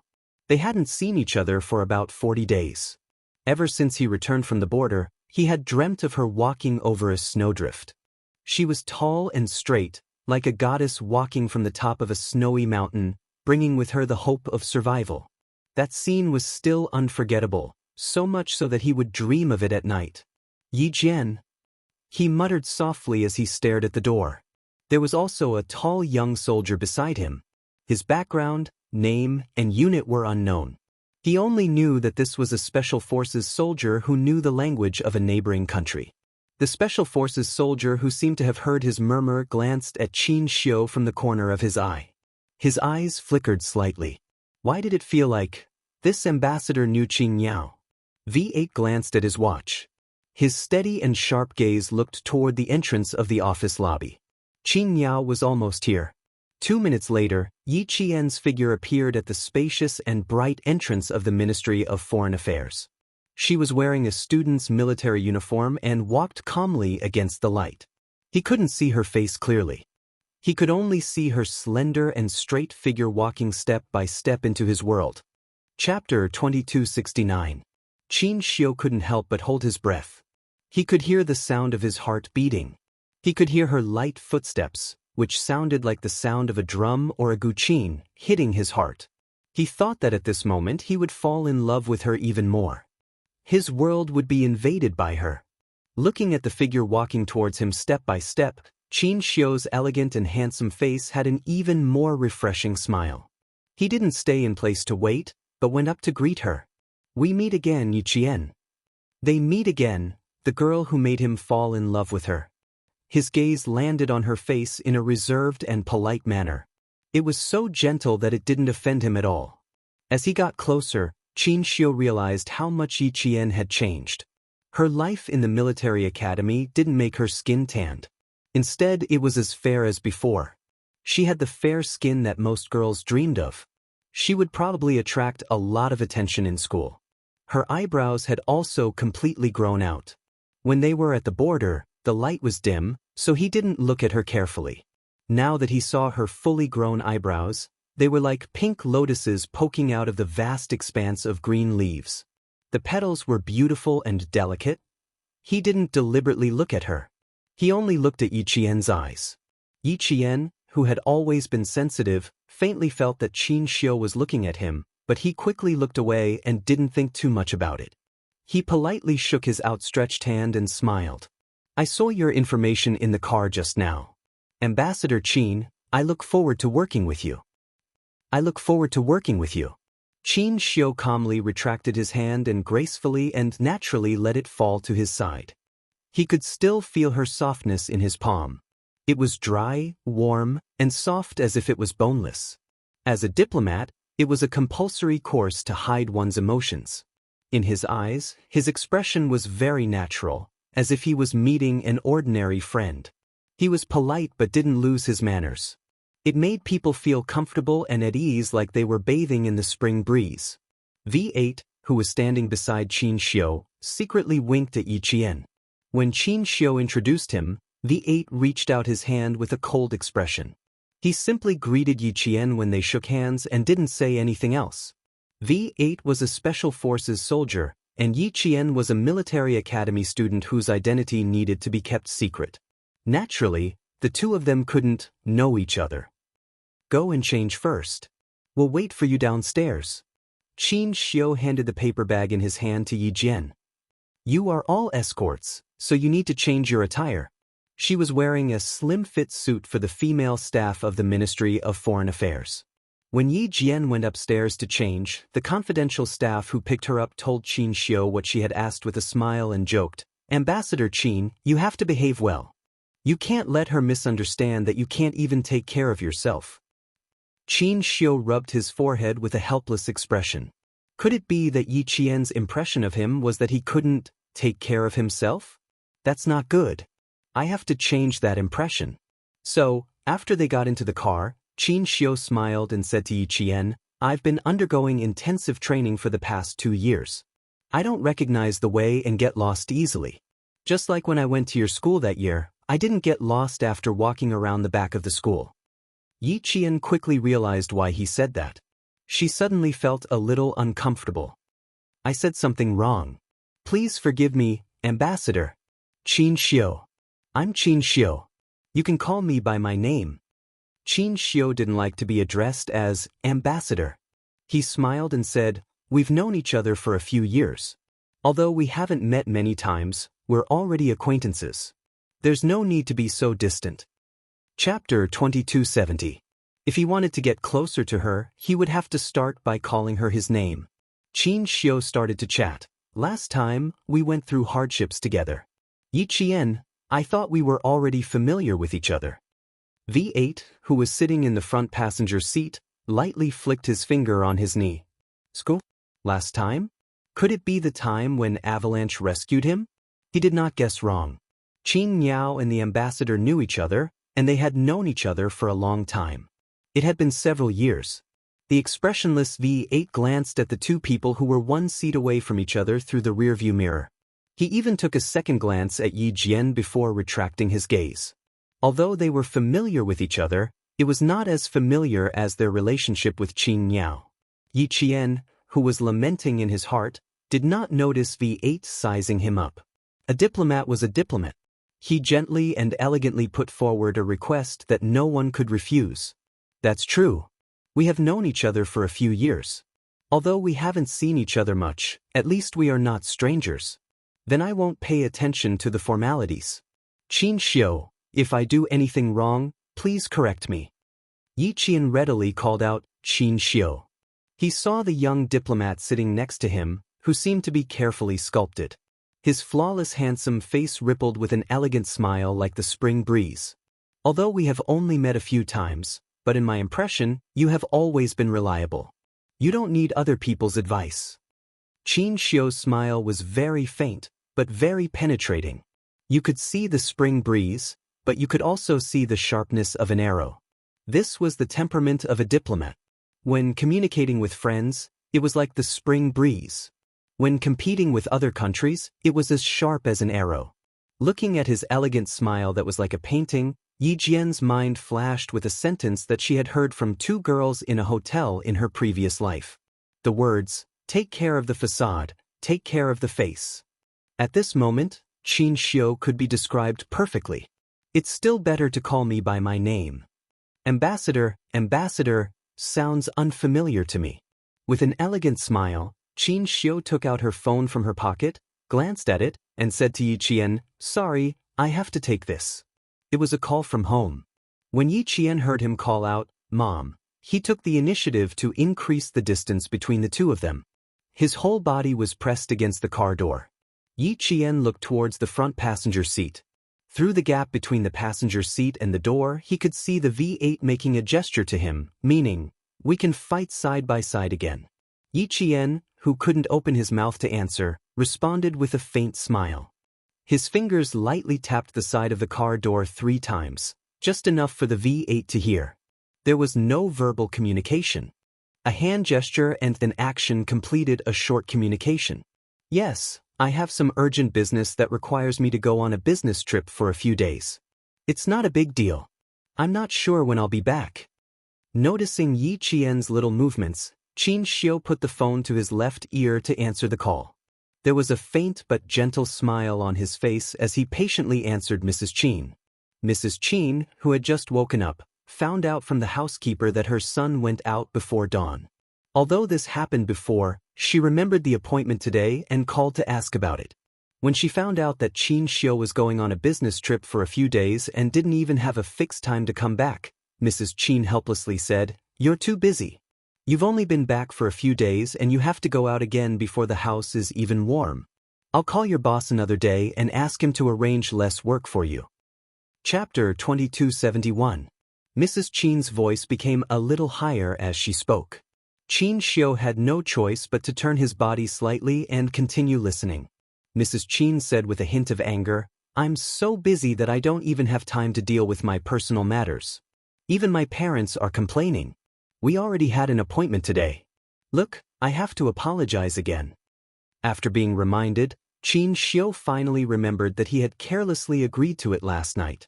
He didn't like this kind of arrangement, and this business trip was a good opportunity for him to get what he wanted. Hearing Mrs. Qin's complaints, Qin Xiu smiled and coaxed her, "I'm sorry for making you worry. Please help me apologize for what happened today. It was too sudden, so I have to follow the arrangements. You didn't sleep well last night. I heard you open the door and go downstairs several times. It's still early, so you should sleep a little more to make up for it." Mrs. Qin, who had some complaints about her son's thoughtfulness, smiled and said, Okay.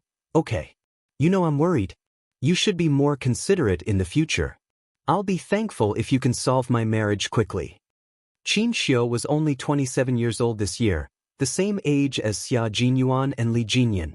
However, all the men in the Qin family got married and had children before the age of 30. Seeing that Qin Xiu was almost 30 years old, Mrs. Qin couldn't help but feel a little anxious.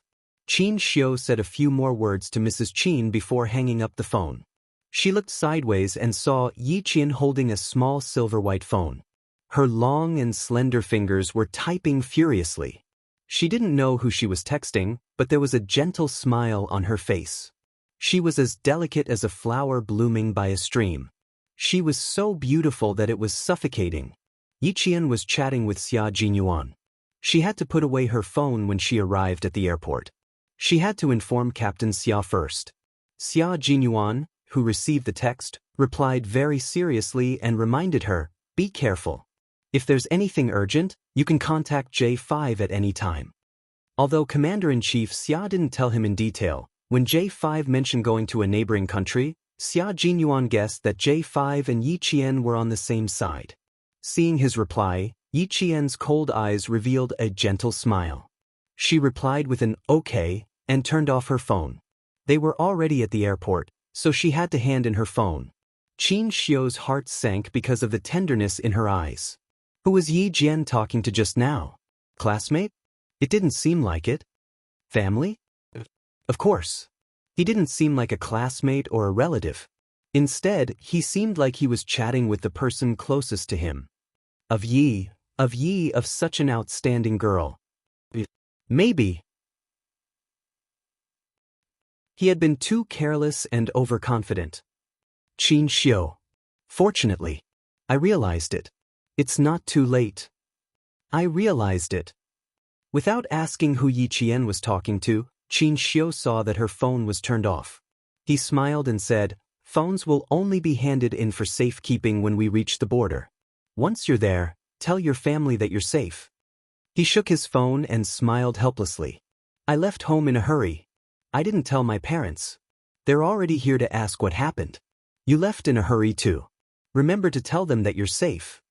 Qin Xiu was indeed a very gentlemanly man. His meticulousness could be seen from the details. He was the kind of meticulous man who didn't bat an eyelid. With his reminder, Yi Qian knew that she wouldn't have to hand in her phone for the time being. She could also tell them that she was safe when she got off the plane.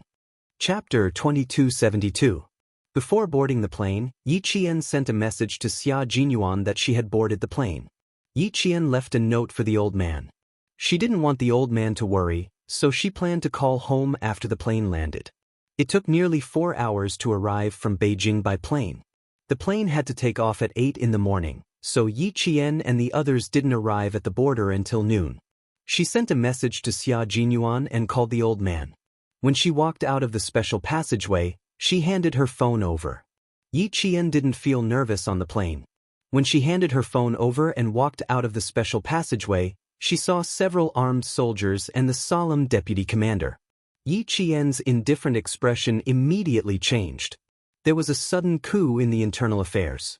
The old government forced the current ruling party to abdicate.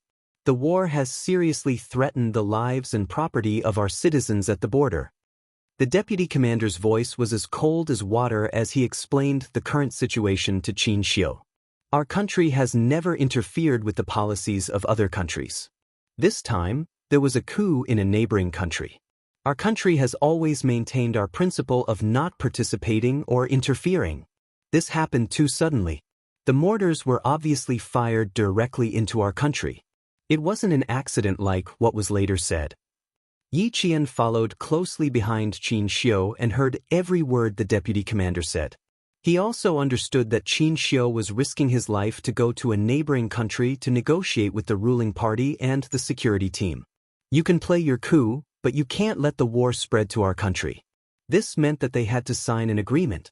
There was another problem in the neighboring country. It was a country with 135 ethnic groups. The local armed forces of the ethnic groups were quite large. Among them, the Liqin Independent Army and the Sansa United Army were the strongest.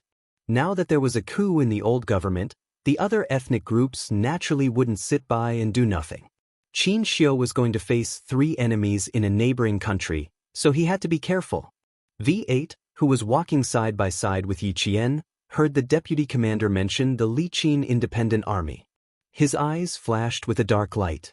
This was an ethnic army that appeared in 1962. It was famous for its ferocity. It could be said that this independent army controlled the northern border of the neighboring country. Its foreign trade was mainly through jade smuggling and drug trafficking. In 1994, the neighboring government signed a peace treaty with Liqin, allowing the independent army to control Liqin. However, the matter wasn't completely resolved. A few members of the Liqin Independent Army and independent organization weren't satisfied, which was why the political situation in Liqin and the neighboring countries were still unstable. There will probably be an assassination attempt. V8 moved his lips lightly, and his low voice was only heard by Yi Qian alone.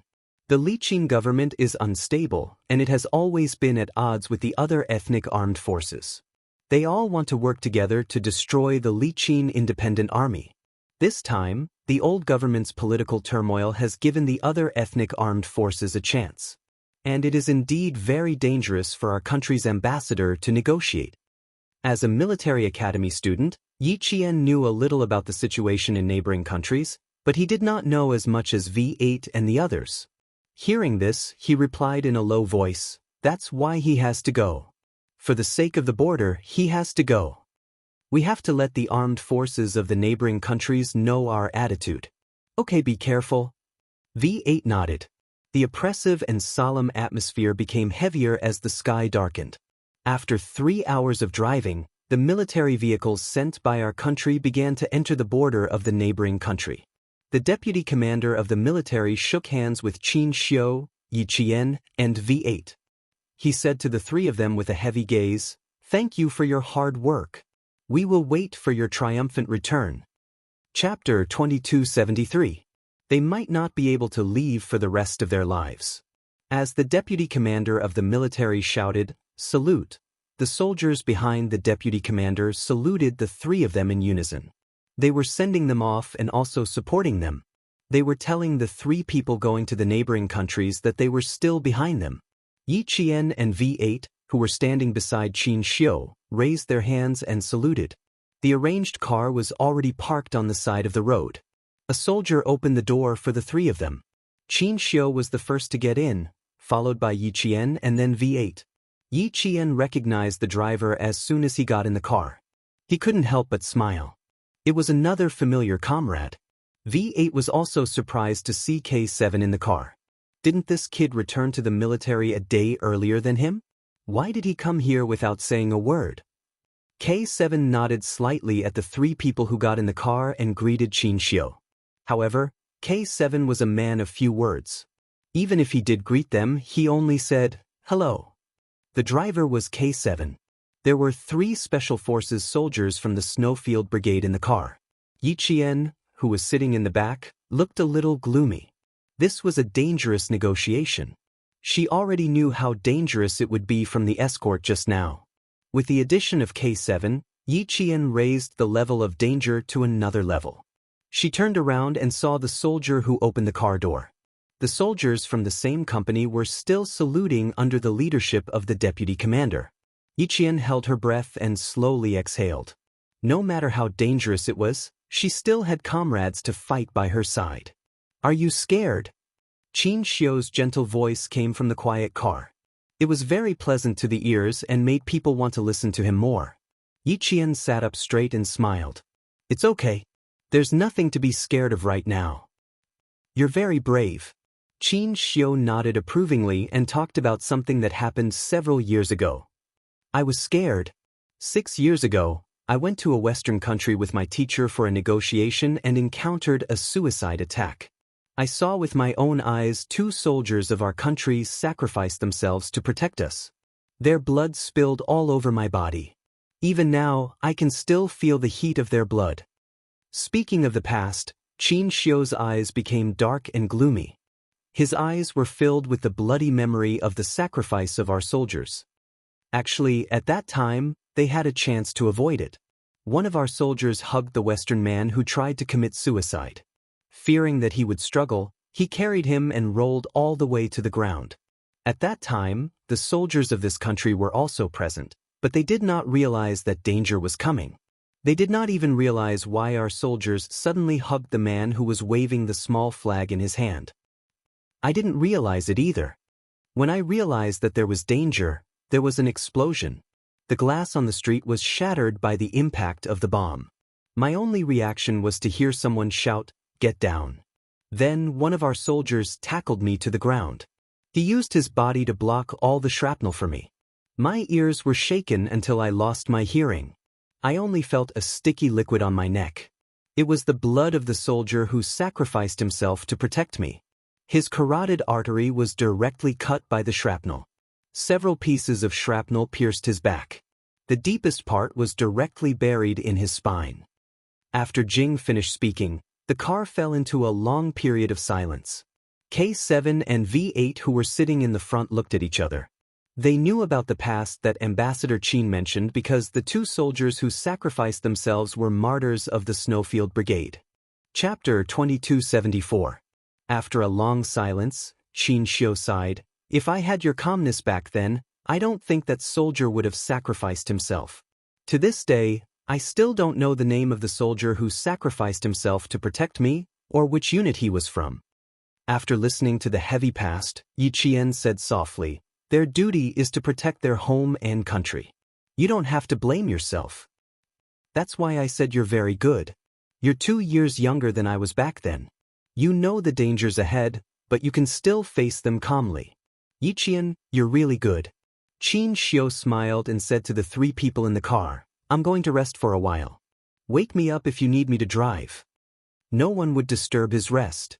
Yi Qian, who was sitting in the car, could faintly smell the smoke of gunpowder in the night wind. He looked through the car window and saw the endless rolling mountains that connected the neighboring country and our country.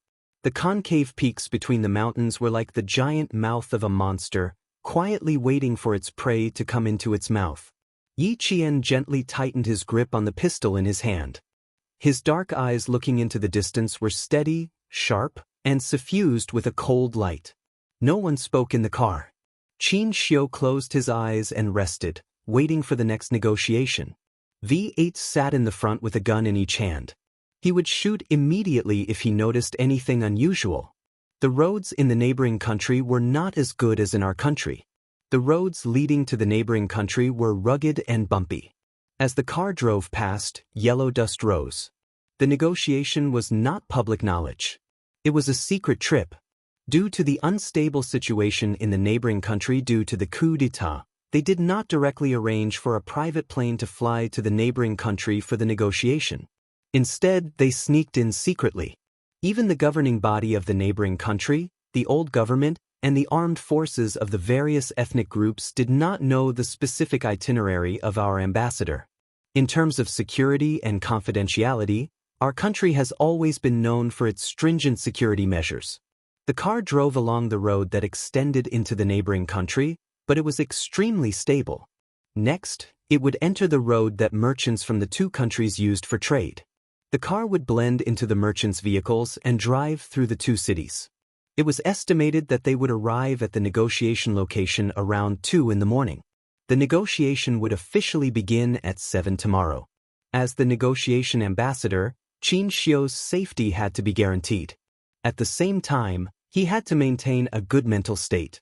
No one woke him up. Even Yi Qian did not have a chance to drive. K7 and V8 took turns to drive. The night insects outside the car, night, and the night breeze. Under the dark night sky, the K7 drove the car with its headlights shining straight ahead, heading towards the first city they were about to reach. Because of the war, the neighboring cities were quiet at 10 o'clock in the evening. Only a few street lights were lit.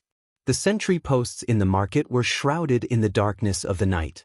Only one light was on at the post, illuminating the tall and simple sentry post. This sentry post was not a sentry post between countries, but a sentry post set up by the local armed forces. Inside the sentry post, there were 2 sentries holding a rifle. Their bodies were leaning against the chair, and their heads were tilted to the butt of the rifle. They were snoring very soundly.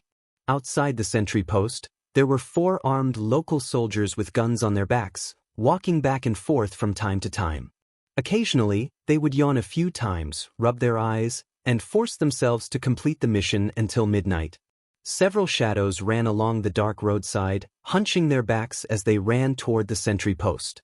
When they were about 200 meters away from the sentry post, a few black shadows hid in the bushes and communicated in the neighboring country's native language. A total of 6 people. Kill them all and drag them into the forest. Chapter 2275. The man who spoke was of medium build and dark skin. In the darkness, his eyes shone with a cold light. He was a supporter of the old regime. They wanted to control the city to have more bargaining chips. Now that the entire city was infiltrated by armed forces, they were just waiting for the order to start the war. The darkness of the night was always the best camouflage. The war to start the armed forces started as the sentry post was taken down. K7 stepped on the brakes slowly. He stared coldly at the flickering fire in front of him. "Is there any other route to take?" he asked V8, who had also noticed the problem. 2 cars passed by them. They continued driving toward the city without noticing anything. V8 shook his head and said in a low voice, "No, we can only continue driving forward." There were only 3 routes to take from the port, but there was no time to go back now. "Keep driving forward." Qin Xiu, who had just woken up, did not hesitate. He looked at the flickering fire and said calmly, "We have to reach the negotiation point at 6 in the morning." The negotiation was at 7. They had no choice but to drive forward. 10 minutes later, more and more cars turned around. They shouted at the cars that were driving forward, "There are gunshots! There are gunshots!" Soon, more and more cars turned around on the road that connected the 2 countries with the most traffic. However, there were also cars that continued to drive forward. When they passed by a car that was parked on the side of the road, Yi Qian saw the driver talking on his phone. He was so excited that he did not know what to say. Not long after, the car overtook the car at a high speed and sped toward the city. Most of the cars that were driving forward were city locals. They had families and had to bring them back. The cars that turned around drove very fast. The cars that were driving into the city also drove very fast. This gave K7 the opportunity to speed up and shorten the estimated time to reach the city. The gunshots were especially intense near the edge of the city. As a bomb landed, a huge fire rose from the center of the city with a boom. The entire city was in chaos. Countless civilians who were affected by the gunfire and artillery hurriedly packed up their clothes and rushed out of their homes with the only money they had. As for the civilians who were far away from the war zone, their eyes were wide open. Their families gathered together with their palms together, praying for the war to end quickly and for their families to be safe. Many civilians rushed out of the sentry post, not daring to stay in their hometowns any longer. Some drove their cars all the way out, but when they realized that the road was blocked, they had no choice but to abandon their cars and leave. Yi Qian and the other 3 had already abandoned the car and blended into the crowd of locals who were looking for their family members. They passed through the checkpoint and entered the city. It was too chaotic and there were screams everywhere. There was no way to drive a car, so it was better to walk. Qin Xiu, this way. Yi Qian held Qin Xiu's right hand tightly. V8 was leading the way in front and K7 was covering them from behind. All she needed to do was to take care of Qin Xiu and make sure he didn't get lost. Not having a good sense of direction was indeed a big problem. If he was not careful, he would get lost. Yi Qian did not dare to be careless. She could only hold his hand tightly. It was the first time in Qin Xiu's life that he was being held by a girl. The feeling of being protected by Yi Qian struck him hard in his heart. It made him realize that the girl he loved was very determined and fearless. Right now, she was fighting to protect him. Chapter 2276. Along the way, he tried to break free from her grip several times, but she held on tightly and didn't give him a chance. In the end, he chose to give up and let her hold his hand as they quickly walked through the alleys of the city. Yi Qian was very fast. She kept a safe distance from the V8 in front of her as they rushed from the sentry post to the city. There were so many fleeing civilians and chaotic places, but the V8 was always within her line of sight. Qin Xiu, hold on tight to my hand. Remember, you must not let go. Yi Qian was very worried about Qin Xiu. Qin Xiu's poor sense of direction had been deeply implanted in her mind. She was afraid that she would accidentally lose this ambassador who entered the war zone to negotiate despite knowing the dangers.